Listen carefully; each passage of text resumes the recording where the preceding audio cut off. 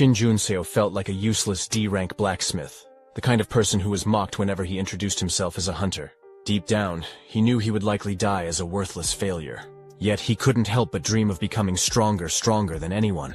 Even as a support class, he believed his life could change, if he just had the power to prove himself. Finally, after much struggle, he was ready to step into the world as a player. On the day of his first dungeon raid, Shin rushed through the forest, anxious about being late. He met up with two other hunters, Kim Jimin, a C-rank hunter, and Lim Duan, who joked about Shin's tardiness. Before Lim could elaborate on his own experiences, Jimin interrupted, reminding him that he was often late himself. Shin apologized for his delay, and the three set off together. Lim lightened the mood by teasing that Shin wasn't too late after all. And Jimin added that they could simply walk the rest of the way since Hyunwoo and Do-yoon were already inside the dungeon. Shin couldn't shake his guilt. It had been 3 months since he joined the guild, and this was his first dungeon raid. To make matters worse, he was there as a support, which meant he had to prove his usefulness. When they finally met up with Hyunwoo and Do-yoon asked if this was Shin's first raid. Shin confirmed, explaining that he was there to provide support. Do-yoon advised him to be cautious, as supports lack the combat abilities of hunters. He emphasized the importance of maintaining the right distance, close enough to be protected, but far enough to avoid getting caught in the fight. Since Shin was a maker, his role was to stay back and create daggers when signaled. Do-yoon assured him that the dungeon was easy, and that Shin didn't need to overexert himself. Just then, Lee Hyunwoo detected mana, signaling the presence of monsters nearby. Lim instructed everyone to prepare for battle, and they moved into formation. Do-yoon asked Hyunwoo for details, and Hyunwoo reported 3 small mana signatures and 1 large one, a boss monster.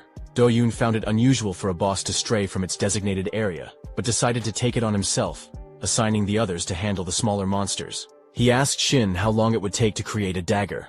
Shin estimated around 20 seconds, though the weapon would last less than a minute. Do-yoon nodded, satisfied, and instructed Shin to start crafting immediately. As 3 blue monsters and 1 purple boss charged toward them, Lim raised his shield and slammed it into the ground with immense force. Kim swiftly took out one of the monsters with a punch, but she soon noticed that the creatures were healing faster than expected. She warned the group to be cautious. Meanwhile, Lee launched a fireball, eliminating several monsters in 1 strike. Lim suggested that Shin join the fight, and Shin marveled at the guild's seamless teamwork. Do-yoon called out to Shin, asking about the dagger. Shin confirmed it was ready, and threw it to Do-yoon, who infused it with dark aura, and used it to decapitate the boss in a single decisive strike. After the battle, Lim checked if anyone was injured, and Kim assured him she was fine. Shin, however, felt inadequate compared to the others. He couldn't help but think he was merely a maker of temporary daggers, contributing little to the team. Do-yoon approached him, asking if he was okay. Shin admitted he didn't feel like much help, but Do-yoon reassured him, explaining that his skill required consuming weapons, which were expensive. Shin's ability to create daggers on demand was invaluable. Do-yoon praised Shin for his work and expressed excitement about future collaborations. Shin felt a surge of motivation, thanking Do-yoon and vowing to improve. As Lim suggested they collect the loot, the ground began to shake. Kim wondered if it was an earthquake, but Shin noticed a wall crumbling, revealing a hidden pathway. Lee confirmed the discovery, and Kim grew excited at the possibility of hidden treasure. Despite Lee's caution, Do-yoon and Lim agreed to investigate, urging Shin to join them. The scene shifted abruptly. Shin found himself running for his life, pursued by a monstrous creature. He couldn't comprehend how things had gone so wrong. Everyone else was dead, and this monster, something that shouldn't exist in a D-rank dungeon, was closing in. It struck him, sending him crashing to the ground and spitting blood. Desperate, Shin created a dagger and threw it, but it had no effect. The monster attacked again, slamming him into the icy ground, which cracked and revealed water beneath. As he fell, Shin's thoughts spiraled. He wondered if this was how it would end, a D-rank support, unable to even use basic buffs like healing. He had finally found a guild that needed him, yet here he was, running like a coward. He questioned whether he should have ever become awakened, believing it was a dream beyond his reach. Suddenly, a screen appeared before him, announcing that he had discovered the spring and fulfilled all the conditions to become a player. As the message displayed, a bright light enveloped him, signaling the beginning of a new chapter. A screen appeared in front of Shin, displaying a notification that he had received a new reward and needed to decide whether to check it. He found himself pondering over this player concept and the nature of the reward. For a moment his mouth hung open as he considered drinking some water, but he quickly snapped himself out of his daze. He thought to himself that he didn't fully understand what was happening, and honestly, he didn't care. Deciding to act, he selected yes. Suddenly, a massive dagger materialized, forming a set of stairs that allowed him to climb out of the ice and stand up to face the monster. The system's voice echoed in his mind, informing him that he would inherit the experience of his previous life, and that the reward distribution had been completed. Utilizing his newfound power, Shin summoned several swords and launched them at the monster.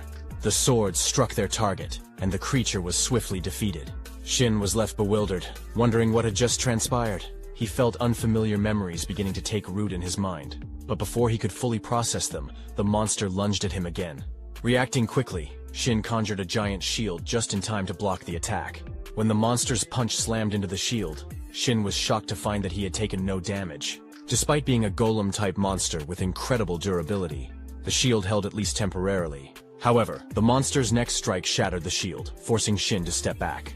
Drawing on the information from the emerging memories, he recalled that even though it was a golem-type monster, its weaknesses and the tactics to defeat it should still apply. The problem was that the monster didn't seem to have any obvious weak points, and it possessed a regeneration ability that made it even more formidable. Determined to gain the upper hand, Shin decided to use his skill, Grid World. The skill allowed him to materialize a grid within an equal distance radius, enabling anything created within it to move freely according to his will. It was recommended that he attack from multiple angles simultaneously. Shin unleashed the attack, sending the grid to strike the monster from all sides, breaking it into pieces, and finally killing it. Initially, Shin had thought of Grid World as merely an auxiliary skill, something to help him use his creations more efficiently. However, as the skill's proficiency grew, it became clear that it could also function as a powerful offensive ability on its own. A system window popped up, indicating that the monster had been defeated. Shin felt a mix of curiosity and confusion. Why couldn't he see the information about the dungeon monster? Suddenly, a purple aura gathered around him, and a magic ball appeared in his hand. The system notified him that he had activated the passive skill Magic Absorption, but Shin still had no idea what that meant. His thoughts wandered as he tried to make sense of the memories from his previous life. He could clearly recall a future where the world had fallen, filled with horrors too terrible to describe. Somehow, he had absorbed the experiences and knowledge from that future, but he realized it might not be the same future as the world he was currently in. Many things didn't add up, and the status screen in front of him was something he had never encountered in his previous life. It finally dawned on him that he had truly become a player. According to his memories, the term player referred to those few individuals who were chosen and had undergone an awakening. In his previous life, players didn't exist. In fact, 2 years from now, only a small number of awakeners would be selected to become players. A blue screen, visible only to those chosen, would appear, and a mysterious force called the System would shock all awakeners worldwide. It sounded almost like a joke, but it was enough to leave everyone in disbelief. The System wasn't the only thing granted to players. They also received unique rewards, strength, and skills that far surpassed what they had as awakeners. These rewards seemed to come out of nowhere, and once players began using them, their growth exploded compared to other awakeners. Thanks to the efforts of the guild leader, who was one of the first to become a player, the Dome Guild, the guild Shin was part of, had grown into a top-tier organization. While Shin hadn't played a direct role in that growth, it had been the catalyst for his development in his previous life. Standing confidently in a developing guild, he had once thought it was convenient when he first heard about it. But now he truly understood the advantage it had provided. He thought he could check the skills he would learn, and their proficiency in the system window, which was incredibly convenient. If his skill proficiency had carried over from his previous life, the skill he had used on the golem's corpse was something he hadn't possessed back then. He hadn't heard of any other players with a skill like that, so he wondered if it was unique to him. The skill gathered energy from contaminated mana, and he had a vague idea of how to use it, but he decided to think about it later. For now, he turned his attention to the other dead bodies, deciding that taking care of them was the priority. The scene shifted to the Hunter Association headquarters, where a woman asked a man if they had simply sent Shin home. The man was confused and asked what she meant. She explained that it was strange. A small guild had attacked an unconfirmed dungeon, resulting in an accident where 4 out of 5 members had died. The only survivor was a D-rank supporter. She said she would have understood if he had run away while the other hunters were fighting, but that wasn't the case. Shin had even taken care of the bodies and reported everything to the association. Since the gate had already disappeared, they couldn't confirm anything further. She then asked the man what he thought, mentioning that something felt off. The man questioned whether she really believed a D-rank supporter could kill a hunter. He patted her head with a file and told her to wake up, reminding her that this wasn't a civilian case. Even if something strange had happened, they couldn't figure out what had transpired in the dungeon. The woman mentioned that it was troubling, and the man agreed, noting that such incidents seemed to be happening more frequently these days. He explained that hunters who found a great dungeon and didn't report it were a problem. If they reported it to the association and it went to auction, all they would receive was some prize money. Instead, many chose to risk their lives by entering secretly, as it was almost impossible for a small guild to win a bid on a gate. He told her to call him if they needed additional investigation, and she agreed. As the man left, he glanced at the file, noting that the boy's name was highlighted. He couldn't shake the feeling that something was different about this case. The boy's behavior during the investigation hadn't been calm, which was understandable given his lack of dungeon experience and the fact that he had just witnessed a tragic accident. However, despite some missing details, Shin had explained everything clearly. Perhaps it was just his personality, but something still felt wrong, though the man couldn't pinpoint what it was. It was frustrating, but he decided it wasn't something to worry about for now. He would have to investigate further himself. Meanwhile, Shin was walking while using his phone, unable to shake the feeling that something was off about the unconfirmed gate. The dungeon didn't exist in the memories of his previous life, and when a guild member had checked the gate bid form, it had the association's stamp on it. Yet, it was still listed as an unconfirmed gate by the association. Someone must have impersonated the association and tricked the Doan Guild, or perhaps the association itself was involved. What bothered him even more was that this wasn't an isolated incident. As the investigator had mentioned, there were already multiple cases involving unconfirmed gates and missing people. Shin noticed a common theme among the guilds mentioned in the news. They all had players in them, like guild leader Doyun, and even prodigies who would be called heroes in the future. It seemed as though someone wanted to erase the existence of those heroes. Realizing the gravity of the situation, Shin decided he needed to hide his abilities for now. He would remain the only survivor of a missing person case that would likely remain unsolved. If he acted suspiciously, he would be caught immediately. He had about 2 years until the first player selection to prepare. During that time, he needed to use every skill at his disposal and develop even more. He had to find a way to grow without drawing too much attention. As he checked his usable skills, he found something interesting and clicked on it. A year had passed, and a group of individuals found themselves deep in a forest, battling ferocious monsters. As one of the boys struck a monster, his sword shattered, and the creature retaliated, sending him sprawling backward. He barely managed to land safely, but the monster lunged at him again. He attempted to dodge, while those around him watched in terror. It was then that they realized the monster they were facing was a Null Lord. The boy spoke up, recalling that such creatures only appeared in E-rank dungeons, and should, in theory, freeze to death. He also remembered hearing that even among D-ranked monsters, a Null Lord was notoriously difficult to defeat. The monster charged past him, targeting another member of the group. The second boy raised his shield to block the attack, but it was clear he was struggling.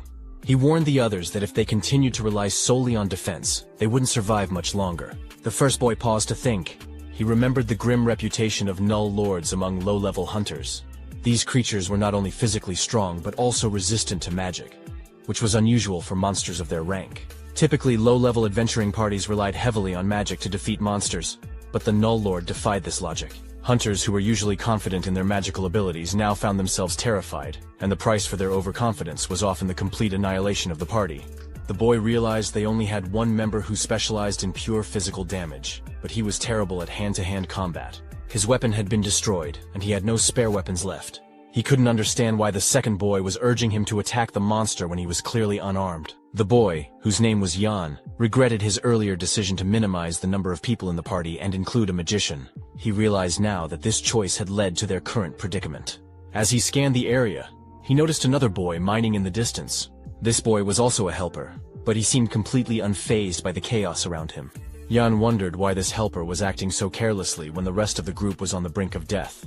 He watched as the helper's weapon disappeared and began to suspect that the boy might have some aptitude as a maker.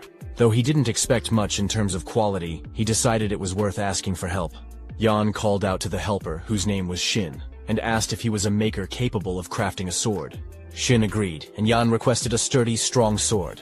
Shin apologized, explaining that he had joined the group as a helper, not a support member. Yan snapped back, saying it wasn't the time for excuses. Didn't Shin realize they were all about to die? Even Shin would perish if they didn't manage to defeat the boss. Shin began crafting the sword, but mentioned one condition. Once they cleared the dungeon, Yan had to forget everything about Shin's abilities. Additionally, when Yan received his share of the rewards, he would have to pay Shin the equivalent of an average support member's fee. Yan scoffed, doubting the quality of Shin's work. After all, if Shin couldn't even secure a job as a maker and was stuck working as a helper, how could they expect to clear the dungeon with his weapon? Shin laughed in response, saying it was ironic because good weapons were essential for clearing dungeons. He assured Yan that as long as they had the necessary tools, they would succeed. With that, Shin began crafting the sword. The scene then shifted to the Overkill Guild, one of the 3 major guilds in Korea. A girl knocked on the door of the president's office, and he called for her to enter. She informed him that the Awakeners Association had requested their cooperation, particularly regarding a dungeon with a rank error. She agreed with the president's assumption that, while the request appeared to be for cooperation, the association was likely willing to pay whatever Overkill demanded. The president noted that the other guilds didn't have much of a choice. The girl added that there were very few Awakeners capable of entering a gate that had been forcibly closed. The president was watching the news when he saw a report about a group of hunters who had entered a dungeon with a rank error. As he looked at the group's photo, he spotted Shin and realized he had seen him before.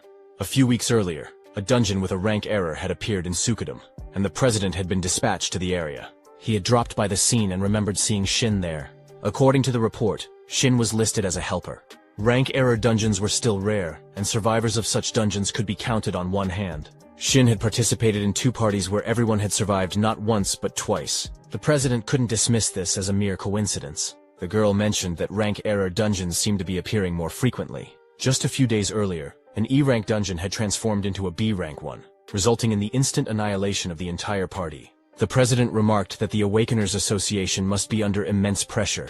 The girl added that many people were criticizing the association, as it was their responsibility to estimate, analyze, and announce the rank of a dungeon. The president thought to himself that the association must be struggling. He suggested that those in their guild with the trespass skills should take on more commissions and monitor the situation closely. He then asked the girl about the task he had assigned her, finding a weapon maker of A rank or higher. She replied that she hadn't found one but had obtained a B rank weapon from a Japanese blacksmith. She asked if he wanted to test it. The president declined, explaining that any weapon below A rank would be destroyed as soon as he used his skills. He stood up and instructed her to continue searching, as he was reaching his limit of wasting weapons. Just then, someone entered the room and informed the president, Tahin, that something had happened. Tahin asked for details, and the man explained that he had checked the location of the dispatch request sent by the association. It turned out to be a D-ranked dungeon where some of their new recruits had entered as part of a free attack team. Tahin asked about the measured ranks after the entries, and the man revealed that the dungeon had been reanalyzed as a C rank or upper C rank. Tahin, looking serious, stated that he couldn't afford to lose his new recruits. It was an urgent situation, so he decided to go there himself. The scene shifted to the dungeon gate, where the media was reporting on the situation. The crowd saw President Tahin, accompanied by the girl and the man who had informed him of the crisis. Reporters began asking Tahin to comment on the ongoing issue of rank error dungeons. One reporter mentioned that the association had sent a cooperation request to Overkill for the dungeon entry, and asked if that was the reason Tahin had come in person, because his guild members were part of the attack team. A woman thanked Tahin for coming and revealed that the attack team consisted of 6 hunters, 2 supporters, and 1 helper. All of them had higher than required qualifications. But those numbers didn't matter now, as the dungeon had been reanalyzed as a C rank. Tahin asked how long it had been since the attack team entered, and the woman replied that it had been almost 2 hours. Tahin stated that he didn't know how many were still alive but would do what he could. Tahin, along with Min Husu, the girl who had accompanied him, stood in front of the dungeon gate. She handed him a sword, and he used his skill, Trespass, to slash through the air, creating a flare of energy that caused a strange black area to appear ahead.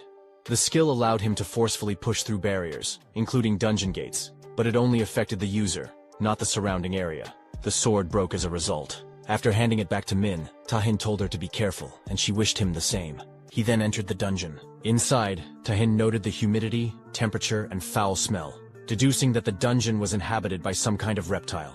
The absence of pollutants on the floor suggested that the monster had a level of intelligence. Based on the dungeon's rank, he concluded that the monster was a lizard man. As he moved forward, he crossed numerous dead bodies of monsters, using the lizard man corpses to estimate the size of the group and their fighting capabilities. He also noted the level of distress the party had been in, as identified in the preliminary report. He feared the worst-case scenario that they were all dead by now. Suddenly, he heard a rumbling sound. Moving closer, he arrived at the location of the party and saw something he hadn't expected. A monster was attacking a hunter with a sword, while the other hunters continued to battle. Tahin observed from the side, noting that the lizard men were clearly overwhelming the group. Their speed and movement indicated that they were far stronger than the hunters. He saw one of the lizard men strike a hunter's sword, sending it flying. The monster was about to attack the unarmed man when Shin appeared, using his magic to create a sword out of thin air and block the blow. Tahin, still some distance away, wondered if it was magic. How else could a weapon materialize so suddenly? He watched as Shin used his abilities to craft the sword, and their eyes met in a brief but intense moment of recognition. Shin quickly counted the people around him. When he reached Tahin, the 10th person, he remarked that he was certain only 9 had arrived. Tahin, confused, wondered what Shin was talking about. Just then, another lizard man knocked a hunter back and prepared to attack. Tahin rushed in with his sword to intervene. Shin was astonished that Tahin had come to rescue them personally, especially since he was carrying a weapon he didn't even use. Shin speculated whether it might be a sphere weapon. Tahin blocked the lizardman's attack with his sword and ordered the others to fall back. With a swift motion, he unleashed a series of slashes, creating flares with his sword that cut down the lizardmen instantly. Tahin thought to himself that he hadn't even used his full strength yet. The weapon was clearly B rank, but it felt surprisingly weak to him. As Tahin defeated the lizardman, another one appeared and lunged at him. Tahin dodged the attack, causing the lizardman to crash to the ground. Shin approached Tahin and asked if this kind of wear and tear always happened when he used his skills, commenting that it seemed like the weapon suffered serious damage. Tahin wondered if Shin was trying to pick a fight with him. Shin then called out, urging Tahin to use his weapon properly and avoid destroying any more of the fragile weapons. Tahin was taken aback when Shin materialized a weapon with a single gesture. Not only was Shin a weapon maker, but he was also exceptionally skilled and competent far beyond the average. Tahin couldn't comprehend why someone so talented was acting as a mere helper. He had heard that low-grade supporters often took on helper roles due to financial constraints. Shin took Tahin's weapon and mentioned that there would be a condition. Once Tahin cleared and left the dungeon, he had to forget everything about Shin's skills and Shin himself. Tahin raised an eyebrow, asking if Shin thought he could simply forget because Shin wanted him to. Shin replied that if Tahin didn't agree, he could go ahead and smash all his high-class weapons. Tahin considered the offer. He knew the weapon might break the moment Shin used a skill on it, but having more weapons couldn't hurt. Reluctantly, Tahin agreed, promising to forget about it. Shin smiled, saying that was great, and told Tahin to go wild. Tahin rushed to attack the lizardman, flaring his sword and breaking the monster's weapon. Shin watched in surprise, having expected Tahin to merely deflect the attack. Instead, the opponent's weapon was destroyed first. Tahin's control over his weapon was far beyond what Shin had anticipated. Shin wondered if Tahin's weapon was just that much stronger. Intrigued, Shin thought to himself that the weapon maker must be capable of manifesting at least a B-rank weapon on the spot. This was getting interesting. Shin decided to test the weapon's capabilities further. He cranked up the power, stabbing the lizardman and using a fire blast.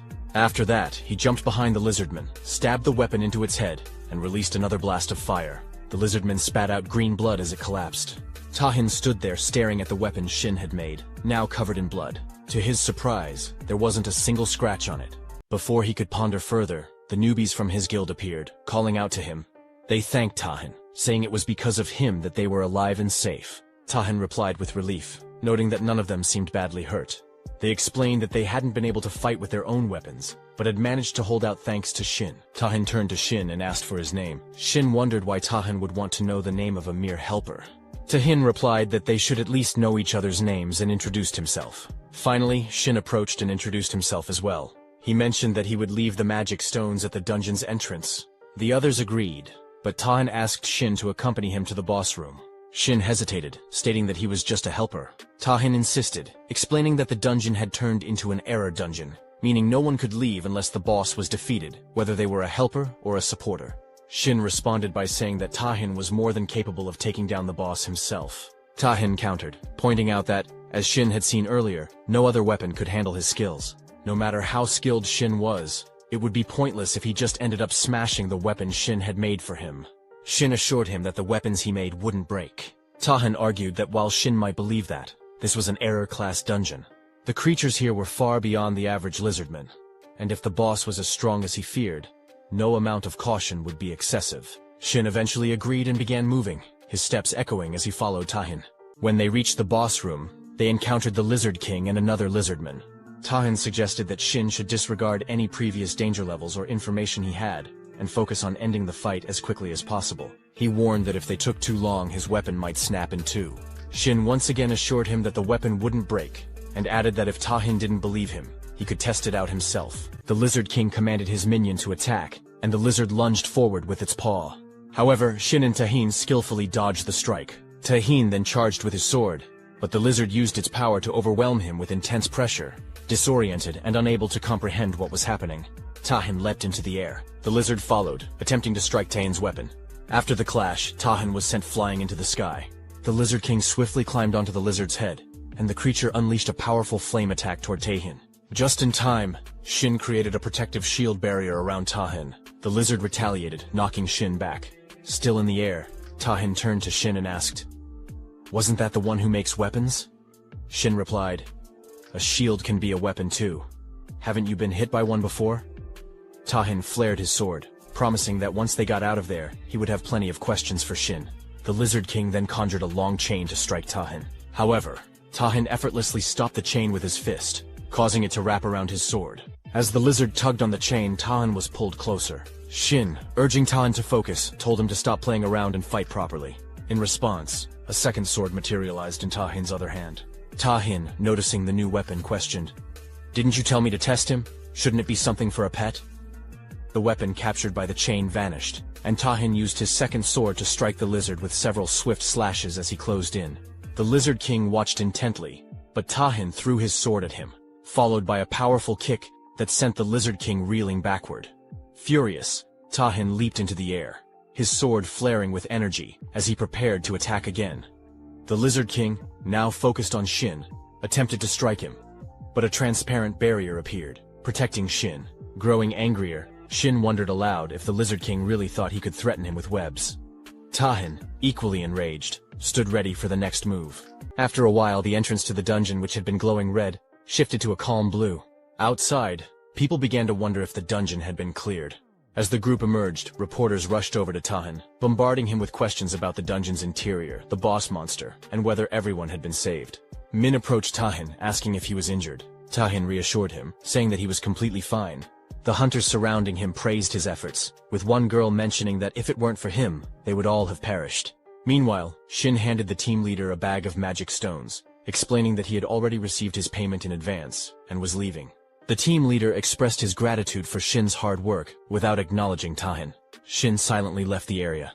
The reporters then turned to Tahin, eager to know how he had managed to clear the dungeon so quickly. They suggested that the dungeon must have been easy for him. Tahin shook his head in disagreement, and just as he was about to mention Shin's role, he realized that Shin had already gone. A girl spoke up, commenting that while everyone else had been blocking and working together, Tahin had handled the majority of the threats on his own. She asked Tahin how everything had gone. A boy chimed in, expressing that all of their weapons had been destroyed, and that he had no idea how dangerous the situation had been. He added that if it weren't for Tahin, they would have all been wiped out long ago. Tahin, slightly confused, asked the boy what he was talking about. The boy explained that when it came to the weapons, it was thanks to the person who had been crafting them for the group, which allowed them to last as long as they did. He apologized to Tahin and inquired about the support who had come as a helper and weapon maker. The boy seemed unsure about the weapon maker, acknowledging that the helper was indeed a support role, but wondering if that person had any special abilities. The girl replied that she wasn't sure about that. Tahin, still puzzled, asked the others if they hadn't all seen how the helper made the weapons. The others were confused, wondering if he was referring to the pickaxe. Tahin didn't believe that person even carried a pickaxe, but he had brought it and used it, though they must have lost it along the way. Tahin then realized that the person had mined all the mana stones. As Tahin wondered what was happening, he remembered that they had all received weapons from the same person, yet it felt as if they had forgotten that fact.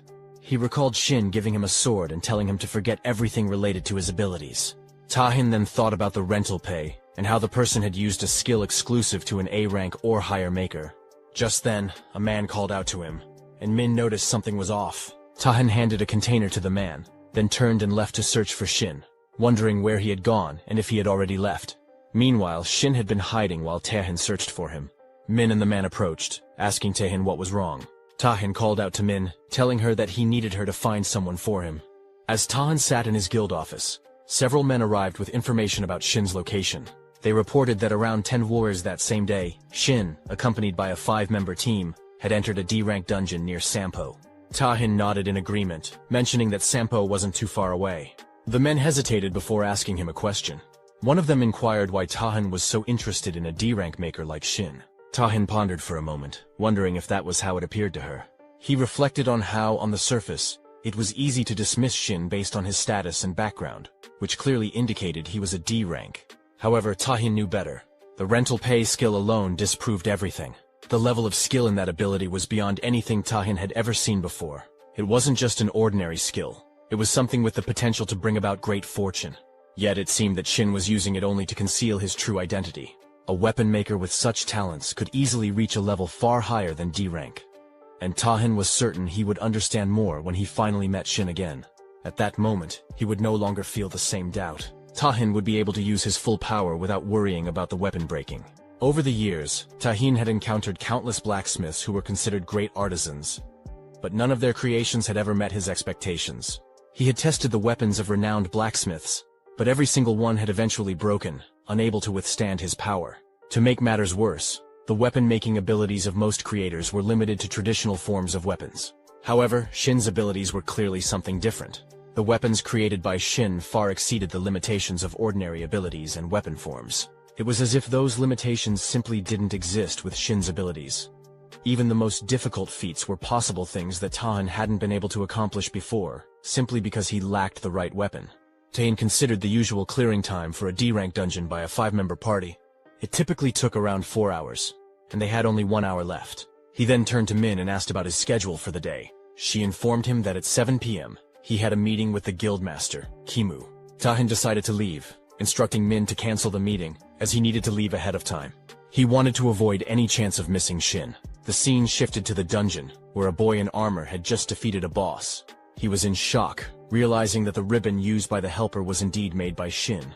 If such mana could destroy a boss weapon, Shin must surely be at least B rank. When the man's weapon shattered into 2 pieces, the boy thought they were done for. However, to his surprise, he hadn't anticipated that the person who had entered as a mere helper would possess such an incredible ability. He marveled at the quality of Shin's work, admitting he had never seen anything like it before. Grateful, he thanked Shin, acknowledging that if it weren't for his help, they would have failed. He suggested that they should recruit him. A girl nearby agreed, commenting that it was a shame Shin was still going around as just a helper. The boy agreed, noting that Shin certainly had a good eye for this kind of thing. Shin, however, was deep in thought. He realized he had used more mana than he had anticipated. He hadn't expected to encounter a party struggling so much, especially since it wasn't an error dungeon. As he began collecting the magic stones, he thought that if only he had just a little more mana left back then, things wouldn't have gone so poorly. He recalled the intense heat that had filled the dungeon earlier, especially after defeating the golem. Once he had used up all his mana, the heat dissipated and never returned. The mana he felt now was no more powerful than that of a typical D-rank awakener. Still, there was relief that he hadn't encountered any major problems while crafting the weapons. Shin also reflected on how his past life memories had helped him in ways he hadn't expected. The maker's basic skill, creating, was designed to aid in the creation of specific objects. It was a highly intuitive skill, where the quality of the item created was directly proportional to the mana used. However, there was still one unknown aspect. Another method that could enhance the performance of the skill, which Shin had yet to uncover. What he did know was that the deeper his understanding of the object he was crafting, the higher the quality of the creation. The most remarkable aspect of the ability was that as the quality of the item increased, the efficiency of the mana also improved. This meant that even when using the same amount of mana to create identical objects, the quality would vary meaningfully based on the creator's level of understanding. After his hidden ability was revealed, Shin found himself reflecting on the various training he had undergone. He remembered his horse training, the material research, the lessons he received from a hunter as a support, and his time spent in the workshop learning the intricacies of crafting. Despite all this, the excitement he felt was more intense than he had expected. He continued mining, thinking that while he didn't know exactly how much better his abilities would become, he knew that in comparison to the mana he was using, the quality was improving. However, it was clear that there were still limitations, both in crafting and in using the rental pay skill. The process was still clunky, and he struggled to use both abilities effectively at the same time. As he gathered the magic stones, he thought about how expensive mana-related equipment was. That was why, for the time being, he couldn't afford to purchase any of it. Just a few more mana points, he thought, knowing that mana-related items were among the few things that could be mass-produced. He made a mental note to order more potions. Although his earnings as a helper were modest, he was still struggling to get by. No one would accept a D-rank maker as a full-time support, so he didn't have many options. But at least the results of his efforts were promising, and for that, he was relieved. He opened his status window and saw that there was only a small amount left until he reached his mana absorption goal. About 20% remained. He realized that a few dungeon clears wouldn't be enough. A single mana clear only contributed just over 1% of the total mana, and the efficiency was far too low. The only remaining option, it seemed, was to enter an A-rank error dungeon to absorb a large amount of mana at once. Entering the ranker dungeon was the only method. Unlike other dungeons, it allowed for significantly more mana absorption, which was exactly what he had been seeking. The problem was that he couldn't predict the difficulty of the ranker dungeon before entering. It would have been tough without Tahin's presence, as the previous experience had proven. He concluded that there would likely be at least a C-rank boss, and so he needed to prepare accordingly. The only way to grow as a D-ranked awakener, for now, was to focus on the rewards gained from mana absorption. The team leader acknowledged their efforts and appreciated their work. As they were leaving, he mentioned they would meet again in the future. Shin felt satisfied that he had created lasting memories with them. Just then, Tahin caught up to him and asked if Shin remembered him. Shin realized his efforts hadn't had much impact, and, in response, asked Tahin if he would believe him if he said he didn't. Tahin responded by handing him a card. Shin inquired what kind of work Tahin wanted from him. Tahin explained that he had something important to discuss, which was why he was asking for a little of Shin's time. When Shin saw the Overkill Guild name on the card, he recognized it as one of the top 3 guilds in Korea. He knew he wasn't in a position to get involved with such a prestigious guild yet, so he needed to find a way to politely decline. Shin claimed he didn't have any time, mentioning a prior dinner appointment. However, as he tried to leave, Tahin placed a hand on his shoulder and insisted that Shin wouldn't regret the conversation. Tahin assured him it would be quick, and even offered to treat him to dinner. Shin retorted, noting that as the guildmaster, Tahin must have plenty of time. Unlike a low-ranked supporter like him, Tahin admitted this was true. Shin wasn't thrilled about it, but he realized he needed to gauge how much the rental fee had affected Tahin. Reluctantly, he agreed to talk for a while. The 3 of them went to a traditional house for dinner, and Shin asked what business the guildmaster of the Overkill Guild could possibly have with a D-ranked supporter like him. He suspected it was simply because Tahin had too much free time and wanted to make small talk. However, Tahin explained that, as Shin had noticed, his class was Berserker. While this granted him overwhelming attack power, it also came with a limitation. Few weapons were capable of withstanding the immense force of an Emperor Berserker. Finding a weapon supplier that could match his needs was crucial, and Tahin had been searching tirelessly. He had visited countless places, both within and outside the country. From the best blacksmiths to the most renowned weapon makers in the field, he had left no stone unturned. If there was even the slightest chance a weapon could meet his requirements, he would commission it without hesitation, regardless of time or cost. Yet, every weapon he had used until then had been unable to withstand his full power, except for one, a sword created by Shin. Shin realized then that the rental payment hadn't affected Tahin at all, and he didn't believe there was a nullification skill in the Berserker class. Tahin's careless confidence made Shin wary. He knew he would need to be cautious when using such a strategy with a higher-level hunter. Sensing the change in Shin's demeanor, Tahin decided to be more direct. He asked if Shin would be interested in joining his guild, knowing that Shin wasn't currently affiliated with any. Tahin promised that if he joined, Shin would receive the best possible treatment. He offered Shin a contract fee of 10 billion, along with separate payments for operational expenses and dividends. The contract would be for 1 year, and each time it was extended, the fees would increase by 10.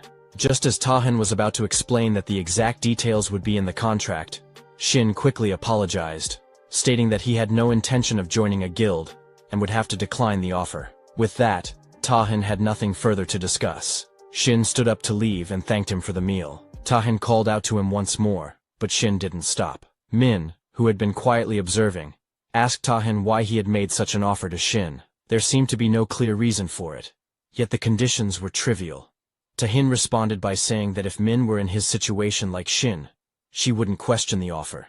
He continued, mentioning that while the weapon Shin had created hadn't fully reached his potential, it was the first one that felt like it could withstand everything he had to give. Min hesitated, still unsure, but Tahin pressed on. It wasn't just about the sensation of the weapon itself. He asked her to consider the total sum of all the high-level weapons he had destroyed over the past year. Min realized then that the guildmaster's expenses on weapons were astronomical, especially when factoring in the cost of those weapons being destroyed because they couldn't handle the pressure. If a weapon wasn't above a certain rank, his abilities wouldn't even be fully unleashed. Min then remarked that if that were the case, the contract fee Tahin offered would mean very little.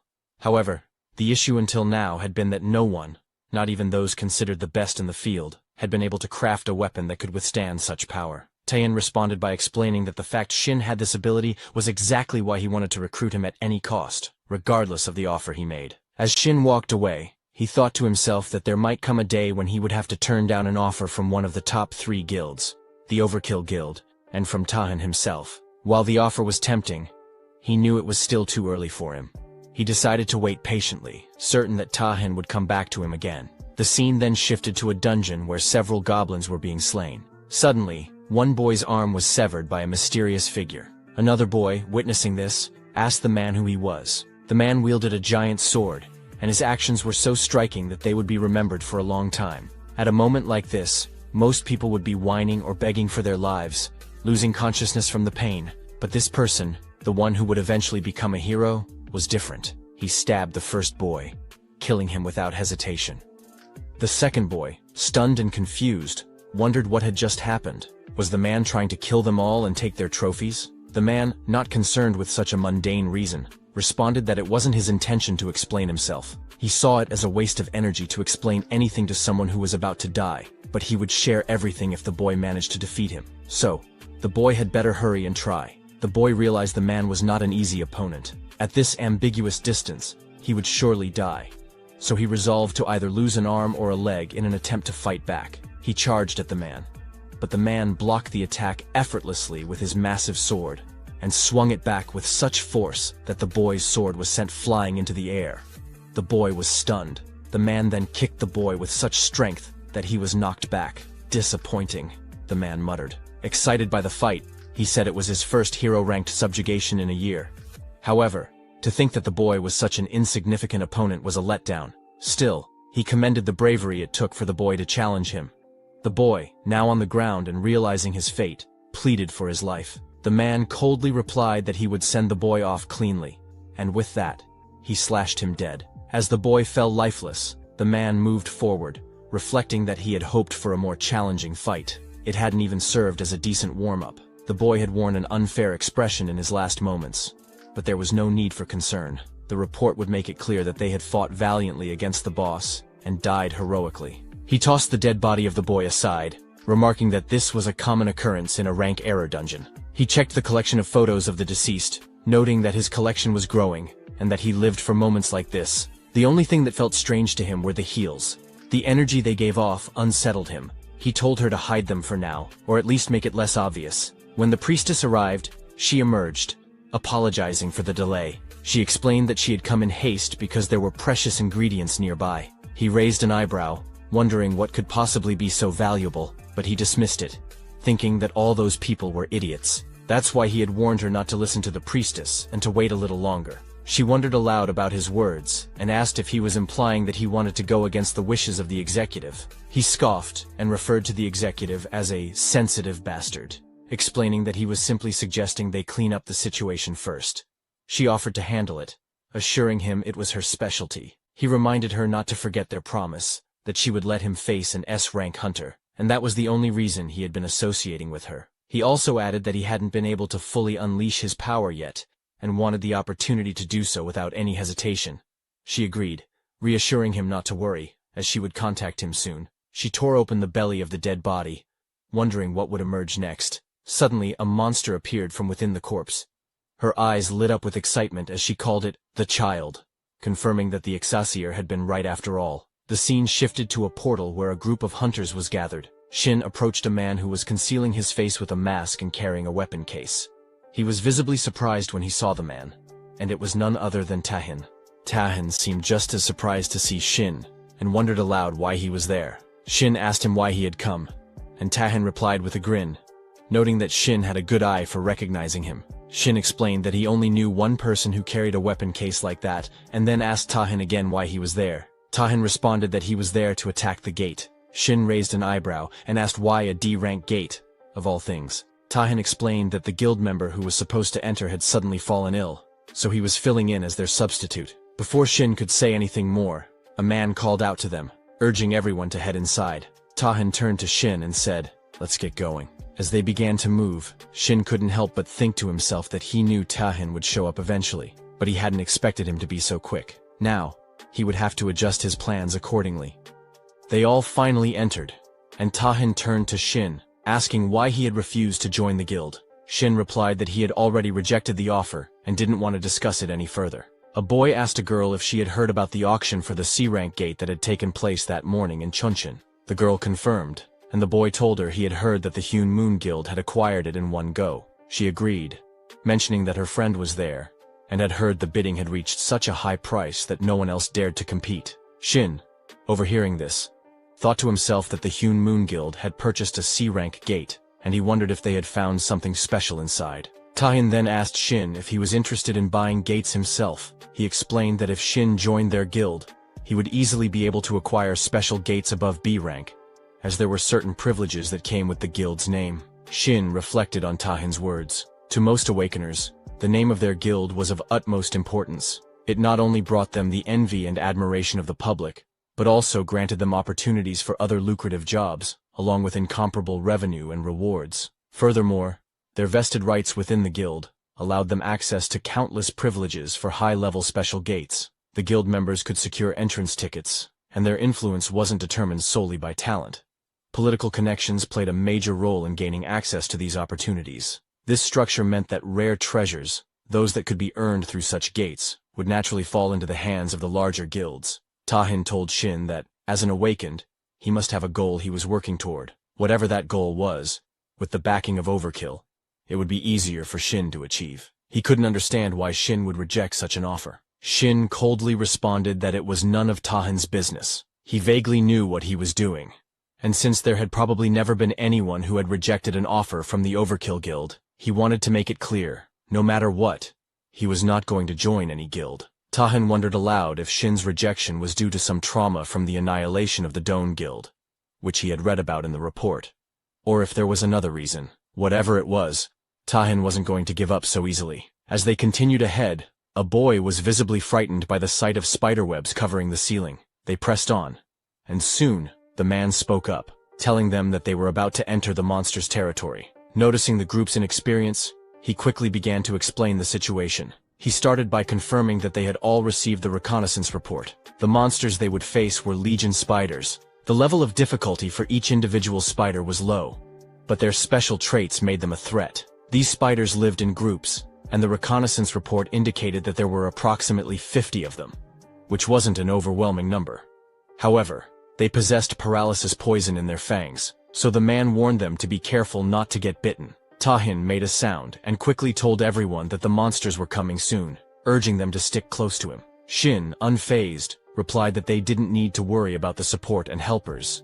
They should just prepare for the fight. Tahin, however, addressed the team's competency, reminding them that it was essential to protect the support and helpers. It was a rule hunters had to follow, no matter their abilities, the situation, or whether they agreed with it. Shin scoffed, telling him that no hunter would be foolish enough to follow such a rule. Just then, someone mentioned that the spiders were approaching. A boy holding a sword was visibly trembling, but he tried to calm himself. He reminded the others that they could defeat the spiders if they stuck to what they had learned. As one spider jumped toward them, the boy swung his sword effortlessly, slicing it down in a single slash. Another boy used his shield to protect himself, while a girl with a magic staff cast spells, attacking the spiders with bursts of energy. Tahin thought to himself that, for a D-ranked team, their performance wasn't bad, and he didn't have to worry about them too much. However, Tahin was taken aback when he saw the large group of spiders. He hadn't expected there to be more than a few dozen. As the spiders rushed to attack, Tahin drew a fire-based weapon and began fighting back. He noted that the durability of each legion spider was fairly low, even among ranked monsters. He realized that even without using the blade itself, all they needed to do was release a bit of sword ki to defeat them. At this rate, he would be able to finish the raid without even losing a weapon. Suddenly, Shin heard a few hunters calling for help.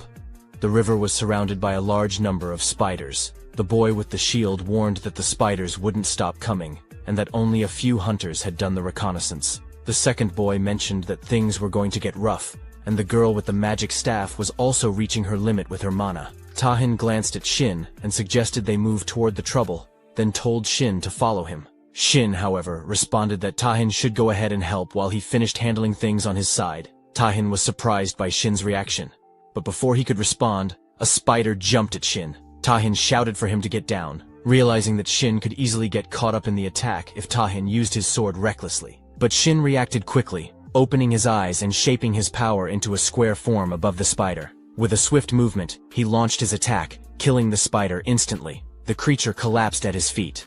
Shin thought to himself that, of all the weapons he could currently make, the sword was the one with the greatest craftsmanship. It would be the most effective for dealing multiple hits and pouring power into them all at once, something impossible with his current mana reserves.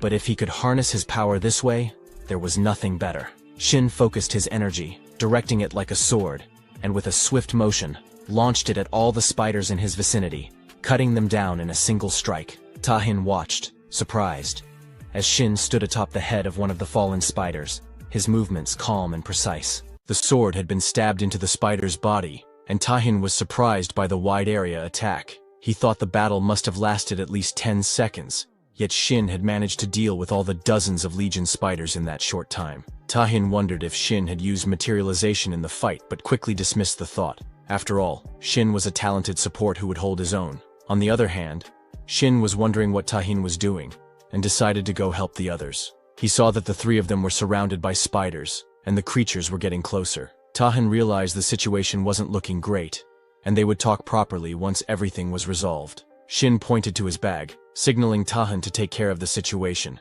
as people might not believe that a helper could do such things. Tahin quickly rushed in with his sword, and started attacking the spiders. After he defeated them, a man thanked Tahin for his help, saying they wouldn't have made it without him. The man was a little surprised though, as he hadn't expected Tahin to be the guild master of the Overkill Guild. Tahin apologized for not revealing his identity earlier, but mentioned he had just been quietly investigating the dungeon. The girl was shocked by his apology. She couldn't believe they had survived because of him. Watching him take down the spiders with such skill was so cool, and she even asked if she could take a picture with him once he was free. Someone came by and interrupted, and the girl quickly saw this as her chance to approach the boy holding a lantern. Then, Shin showed up, apologizing for being late. They started collecting the byproducts as they went. After exploring the area, they found that there were no other masters around, and they figured out how to go even deeper. The boy in armor suggested that they shouldn't continue the raid any longer. It was unfortunate, but he thought they should call it off.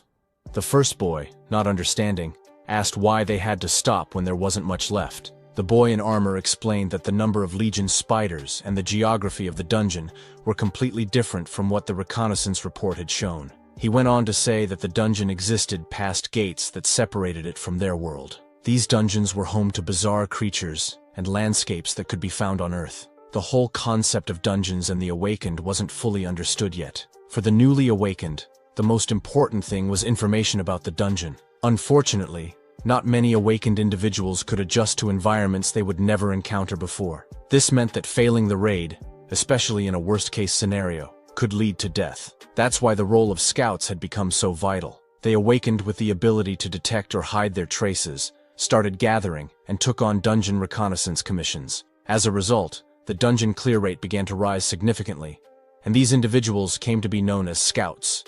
The boy in armor explained that the accuracy of these recon reports was usually above 98%, so it was unlikely that this situation was just a mistake. However, they couldn't rule out the possibility that it was a rank error in the dungeon. The second boy hesitated for a moment, suggesting that since they had Tahin, wouldn't it be okay to continue the raid? The armored boy responded that he understood the boy's desire to press on, but they had already received Tahin's help once, and if they weren't careful, they could all end up in danger. The boy, determined to clear the dungeon and with his own reasons for wanting to continue, asked if there was any other way. The girl seemed to feel the same way. The armored boy questioned if their reason was really more important than their lives. Once they entered the boss room, there would be no turning back, and he didn't want that to be the case for any of them. He suggested they exit first and report to the association. Tahin, however, said he was fine to continue. Even though he was there to investigate, he was still part of the team. If the raid's progress could help him come to a conclusion, then there was no reason not to keep going. And if he wanted to investigate further, the boss room was the place to be. The armored boy bowed toward Tahin shamelessly, thanking him for agreeing to continue. Then, he started to talk about being the leader, but Tahin just told him not to worry about him and to continue leading as they had from the start. The boy agreed, saying, "Let's get going," and asked everyone to follow him. The 5 of them moved forward and soon found themselves in front of a gate. The leader, sensing they were at the boss room, said he would do a final briefing. He explained that the dungeon's boss was the Legion Queen leader with a danger level of D+. Her overall battle ability was low, so she was considered an easy boss, mainly focused on breeding Legion spiders. However, that was just the original intel, and they had no idea what lay behind the door. He gave a final command. "Let's head inside." The girl created some light to help them see, but Tahin couldn't sense anything unusual. The leader warned them to be cautious since it was the boss room. Soon, they spotted the queen spider and a few others nearby, as well as a boy dressed like a spider, the one mentioned in the briefing. The girl breathed a sigh of relief, noting that the boss looked exactly as expected. She planned to attack first with lightning magic, and her strike caused the queen spider to fall to the ground. The leader wondered if the boss was already dead, but he had never heard of such a thing before. Something had changed, so he quickly ordered everyone to retreat. Suddenly, they heard a disturbing sound, and a very deadly spider with a human-like upper body appeared. It was Awakens. Tahin immediately prepared to strike, realizing that a B-rank monster had appeared. He knew that his sloppy swordsmanship wouldn't leave a scratch on it, so he had to make sure his first blow did the most damage possible. He was about to deliver a fatal strike when, to his surprise, his weapon broke into pieces mid-swing. As he was flying through the air, Tahin realized his sword was destroyed, and he couldn't deliver the finishing blow. Just as the Awakens was about to attack, Shin quickly created a temporary weapon for Tahin, telling him to buy some time until he could forge a proper weapon. Shin was using up his mana, but it wasn't working at all. He started to wonder if he had drained it completely. It was amazing that he had lasted this long with his current mana levels. Thanks to the potions, he was able to keep going, but he could only drink 1 bottle a day, anymore, and they could become addictive. After drinking the potion, he noticed the effects were still good, but it was too late for him to make a proper weapon. He began crafting it, thinking about how the Awakens was a high-level B-ranked monster, while the error boss that should have appeared was the C-rank monarch spider. They were incredibly lucky that Tahin had joined them. Without him, it would have been nearly impossible to face the Awakens with their current group. When the danger level hit B, everything changed, and the fight became much harder. The Awakens was battling Tahin, who was surrounded by flares. Shin thought to himself that his fighting power was equal to 5-rank hunters. Given the Awakens' abilities, they couldn't rely on Tahin alone. He turned to the others and told them to get ready. They should be able to move now, since the Awakens' killing intent had shifted targets. The leader of the party wondered who Shin was. The second boy questioned why someone so talented was participating as a helper.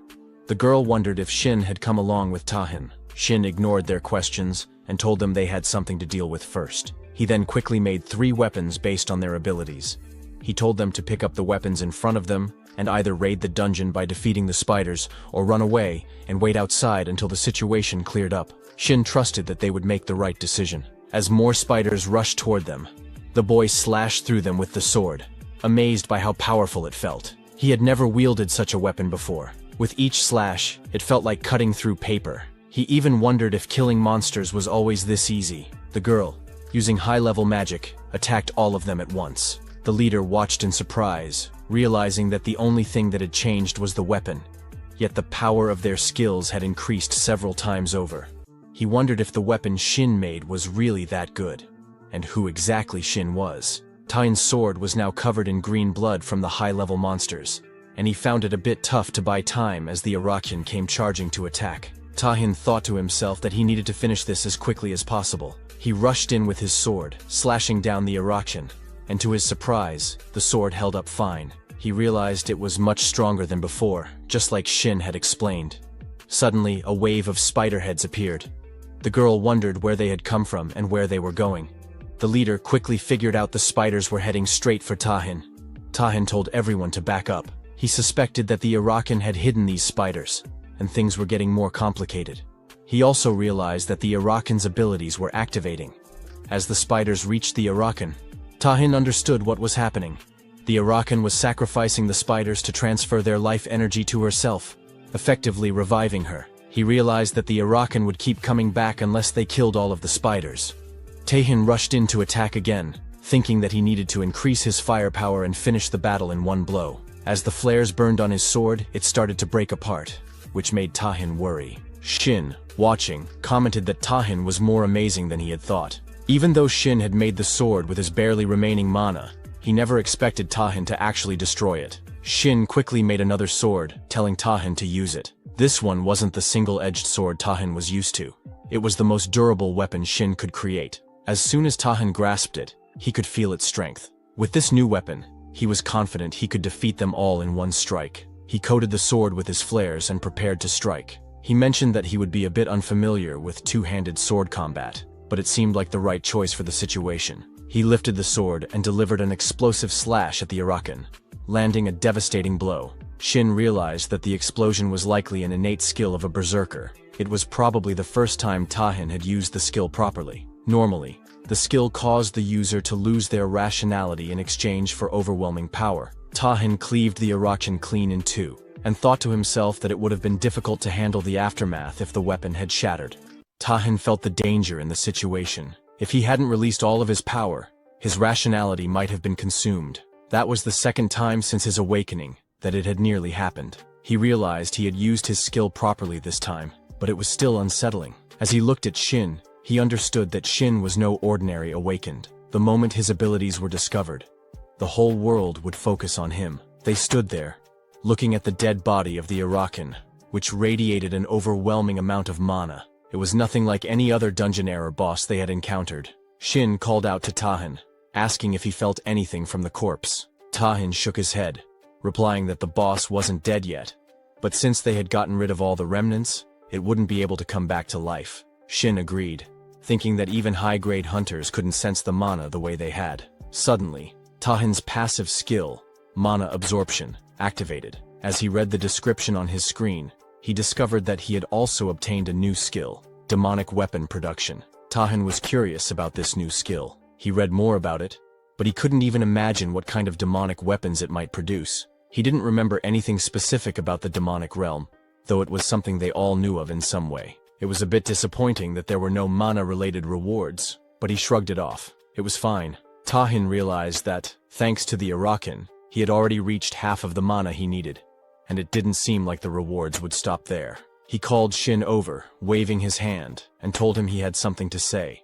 Shin, curious, asked what it was. Tahin bowed deeply, and began by apologizing. Regardless of his refusal, Tahin admitted that it had been impolite of him to ask Shin to join their guild, both as a person and as a guild master. He offered his sincere apologies. Shin was taken aback by this sudden change. The leader of the party was equally shocked to see Tahin bowing to Shin, a D-ranked helper. But then again, considering Shin's earlier abilities, it was clear he wasn't just any normal person.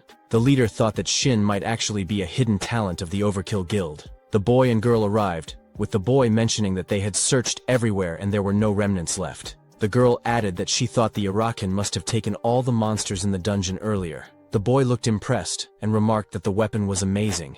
It sliced through monsters without the need for any energy. The girl agreed, saying she had never heard of a weapon maker like that before, and wondered if Shin was somehow related to the Overkill Guild. The leader motioned for them to leave and contact the association. The boy, still curious, asked if there was any particular reason they should leave so soon. The girl agreed, saying she wanted to thank Tayin and the helper first. The leader turned to them and quickly urged them to leave the area, calling it a disgusting place. The boy agreed and asked him to stop rushing them as they were leaving. The leader glanced back, thinking it was clear that the helper must be connected to the guild. It was good to leave now without attracting any unwanted attention or getting involved with the affairs of a big guild. Things would only get tiring for them. However, he couldn't help but think that, no matter the emergency situation, revealing that kind of power so easily was different from what a big guild would usually do. Such guilds tended to emphasize security and caution. Shin agreed with the leader, mentioning that even though Tahin had used the rental pay,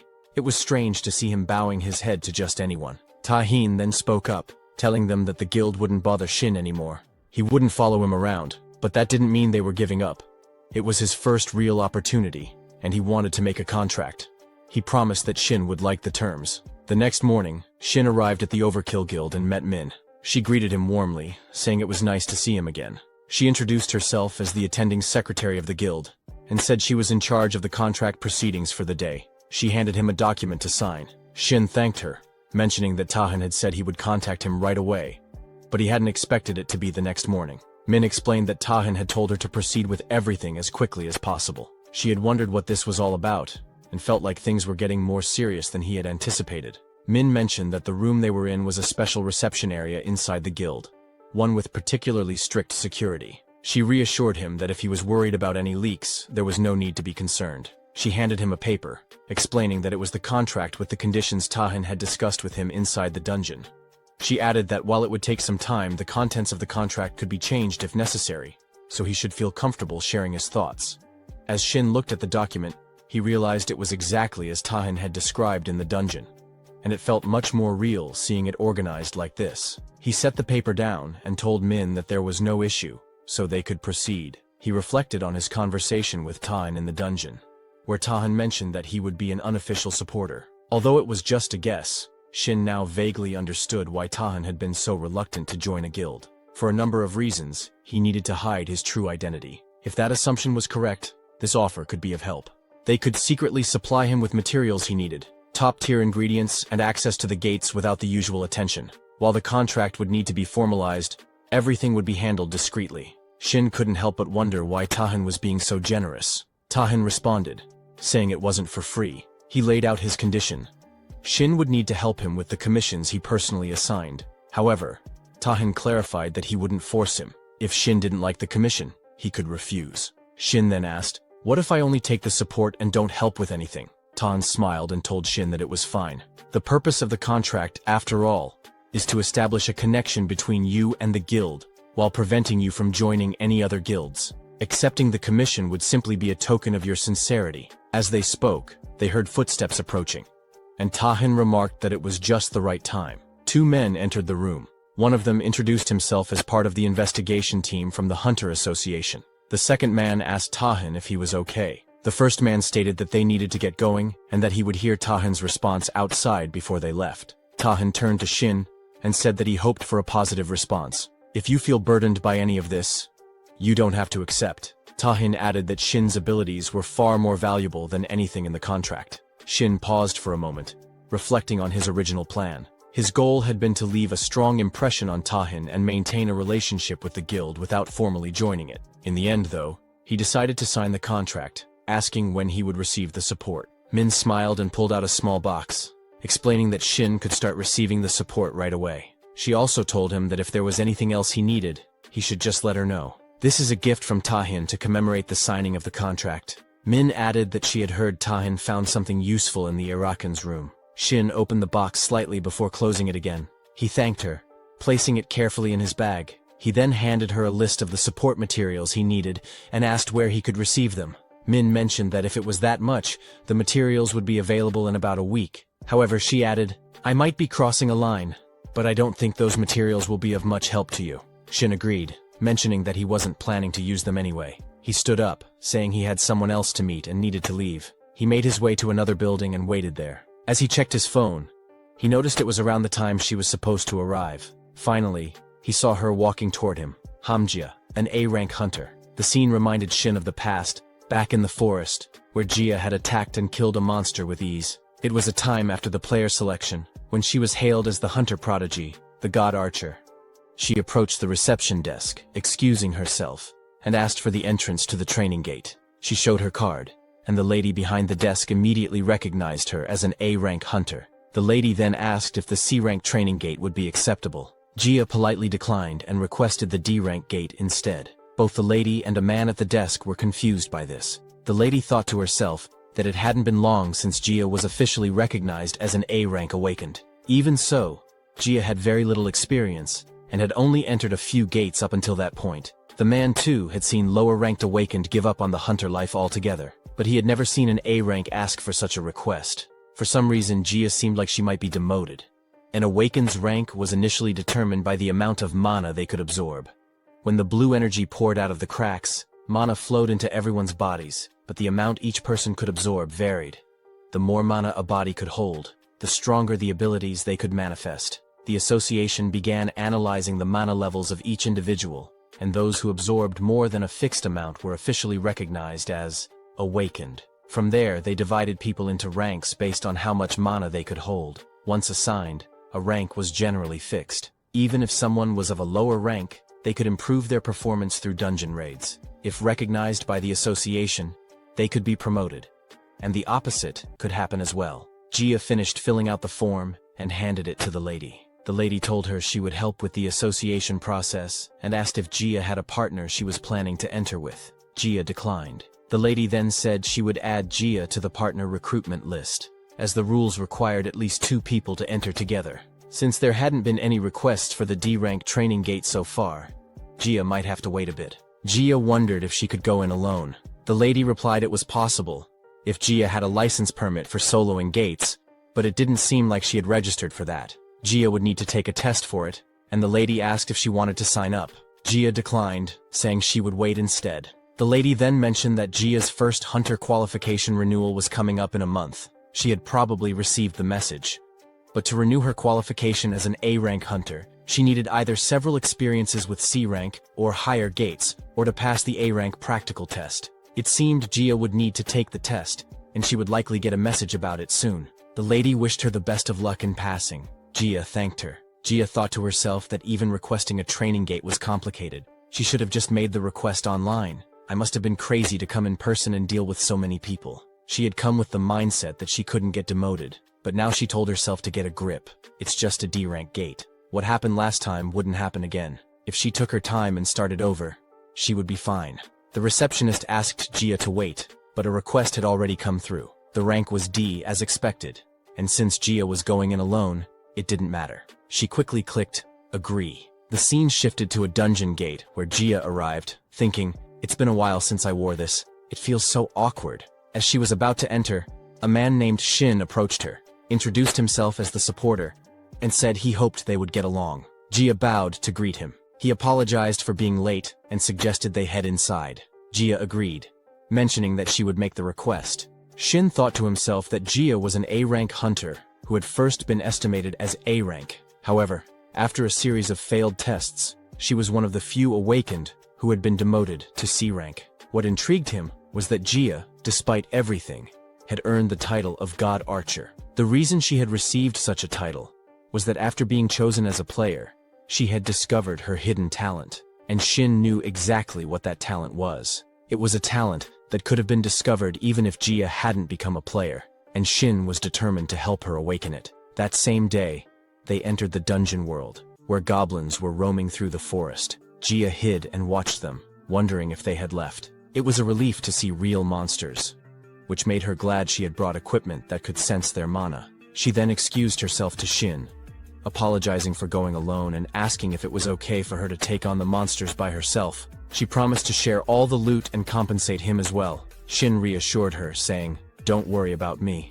If you need help, I can at least provide arrows." Gia thanked him and got into position to attack.